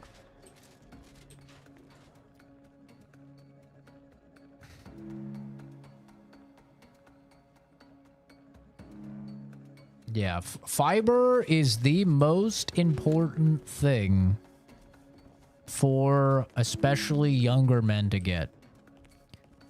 The #1 killer for young men that's rising right now is many different forms of cancer, specifically tied to lack of fiber. It is one of the biggest killers of young men right now. There's so many young men dying in their early 30s from cancer because of predominantly lack of fiber is one of the biggest reasons. So you should always be trying to get, I believe it's 28 grams of fiber every day. And it's really not hard to get. Like, I have these tortillas.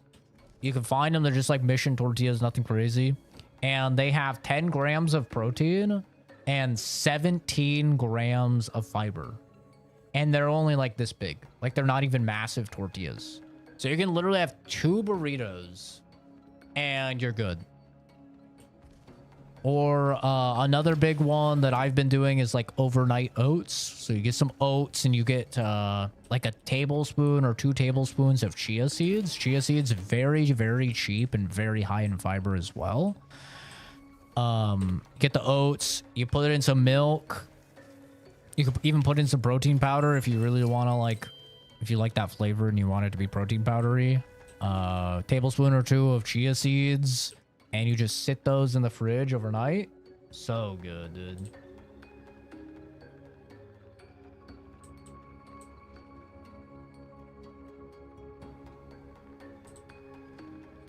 Better see you guys order today. I think I'm immune to a lot of illnesses. But yeah, definitely some good ways. What I like to do as well is just make a smoothie like I normally would. Raspberries are pretty high in fiber in terms of berry.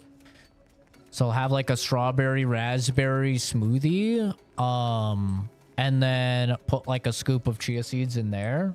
Oh man. Really good. Also something you can do if you want to get more fiber. And you like peanut butter and jelly or toast, you know, something that uses jelly or jam. You could put in chia seeds into your jelly or jam. Mix that up. Literally, you cannot even tell that it's in there. And it will just help you get your fiber. It's like just free real estate fiber. But yeah, fiber, literally the most important thing to get into your diet as a young man right now. Everyone turbo obsess over protein, and I get it. Protein is very important as well. Don't get me wrong. It's the building block, yada, yada, yada. I know. But do not undervalue fiber. Fiber is so important.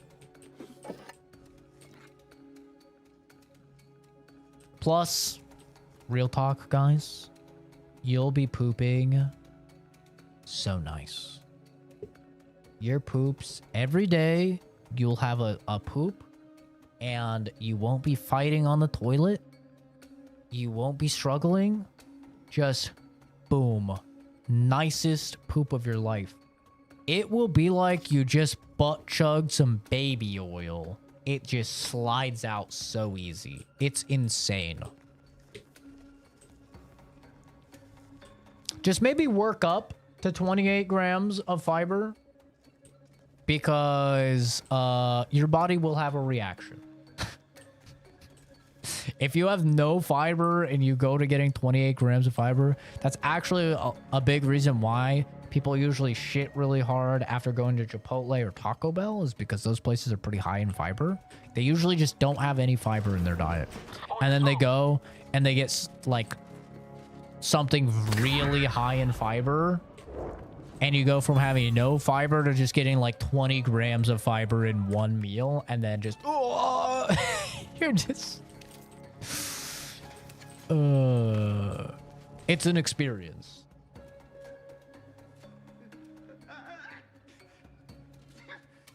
Oh, there's a guy here. Jesus, I was gonna read chat. I didn't even know you were here. I would have killed you earlier. Peekaboo. Hi. Bro said, hey there. Oh my god. That's fucking hilarious. Hey man, how's it going?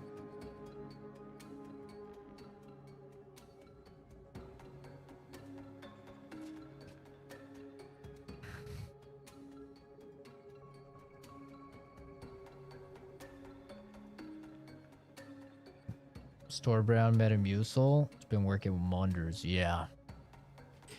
I had a moment where I hadn't pooped in like 3 days, dude.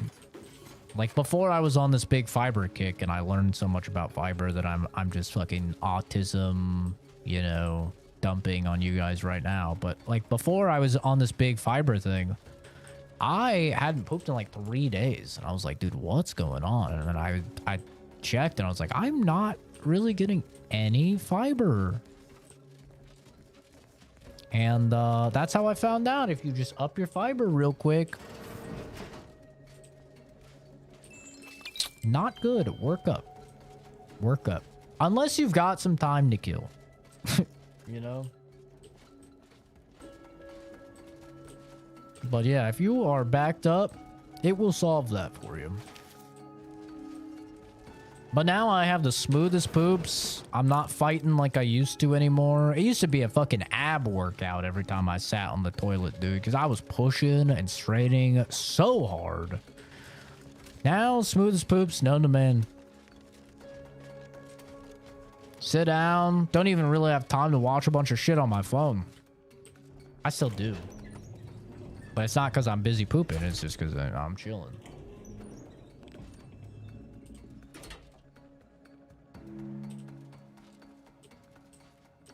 This scared the fuck out of me like a horror game jump scare. Multivitamin, vitamin B12, vitamin D3, 400 milligrams magnesium. That's good. 2 scoops of Metamucil, 2 scoops of creatine, decaf coffee, 2 scoops of protein butter. Another pro tip for you gamers. For you men that are sexually active. Probably no one watching my stream. Am I right, gamers? No? Just me? Okay. Well, another tip. Magnesium and zinc. Magnesium and zinc. If you want to, as the kids say, how do the kids say it? Throw ropes? I think is what they say. If you want to bust big nuts, magnesium and zinc. You'll be like a goddamn horse. Just saying. You know? God damn it, I need... What's his name here? Alright, we'll be back. I think that's what the kids say. I think they say throw ropes.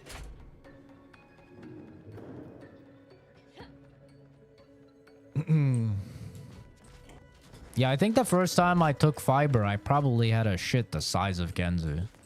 I think it was about like 4'9" and like 92 pounds. Sounds about right. All right, we're gonna have to come back here with the boy Tristan.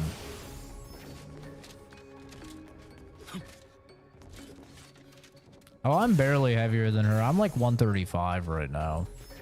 I might be heavier now. I haven't actually weighed myself in a couple weeks, but yeah, I'm like 135. I'm a pretty small guy. 5'8", 135.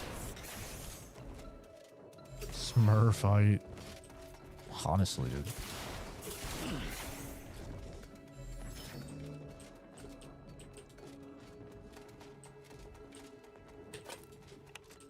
It's about as annoying as fucking Smurfette, too, so it kind of fits.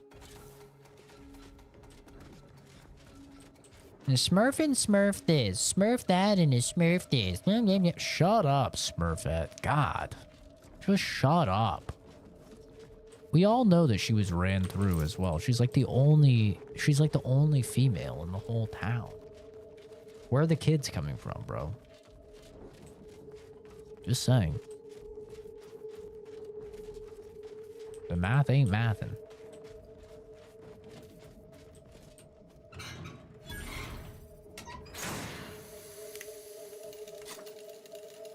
$8 to 9 stone. I have no idea what stones are. 155 to 174. Yeah, we'll go with that. I have no idea what the conversion rate is from pounds to stones. That's for sure. That's a goddamn mystery to me. Oh. All right, I think we're at a good spot to call Join it. our hands in reverent chorus. Console guides us through the night. Okay.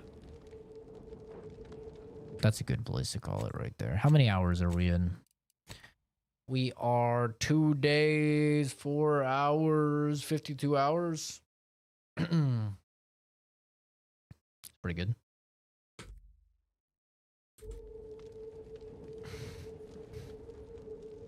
It's true.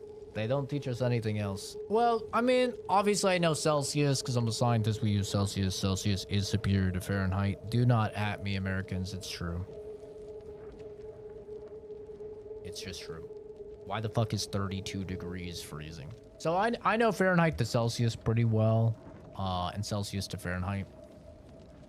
But yeah, when it comes to stones, I mean, we also use grams and kilograms.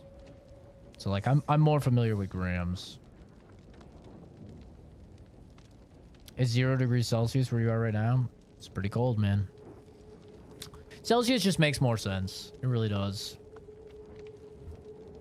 0 is freezing. 100 is boiling. That makes sense.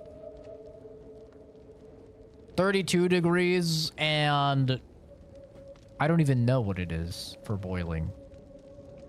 Something with a 40, I think. I don't even know. Because I just never, ever use Fahrenheit in anything. I couldn't tell you the last time I've actually used Fahrenheit other than checking the weather outside. That's it. That is the only thing. And that's because that's just what my phone defaults to. Anyway, though. Good yap sesh. Good progress. Maybe not the best progress, but progress nonetheless. We progressed through the damn game. It is 10:39 though. So I need to get ready for bed.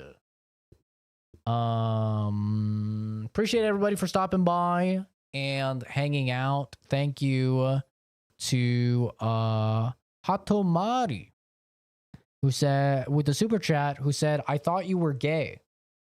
That was a good super chat. Very funny. I have no idea what currency that is. NOK. NOK. Nokia currency, apparently. I don't know what that is. But thanks for the 20 Nokias. Hell yeah. I'm gonna fashion it into bulletproof vest or something. Be immortal. Yeah, I should be good to stream tomorrow after work. Hopefully, maybe I'll do it a little bit earlier. I got to it a little bit late because I was playing some Deadlock with Josh off stream, so it took me a little bit longer to go live. But still, 5.5 hours isn't too bad. We probably yapped for like an hour and a half of it though, if we're all being honest. Anyway, though, appreciate everybody for stopping by. Have a fantastic rest of your day. We're almost to Thanksgiving for you Americans out there. We're getting there. We're very close. And Black Friday for the rest of the world. I think they do that. So that's cool. At least deals. But yeah, have a good one. Take care. See you all in the next video or stream running. Bye-bye.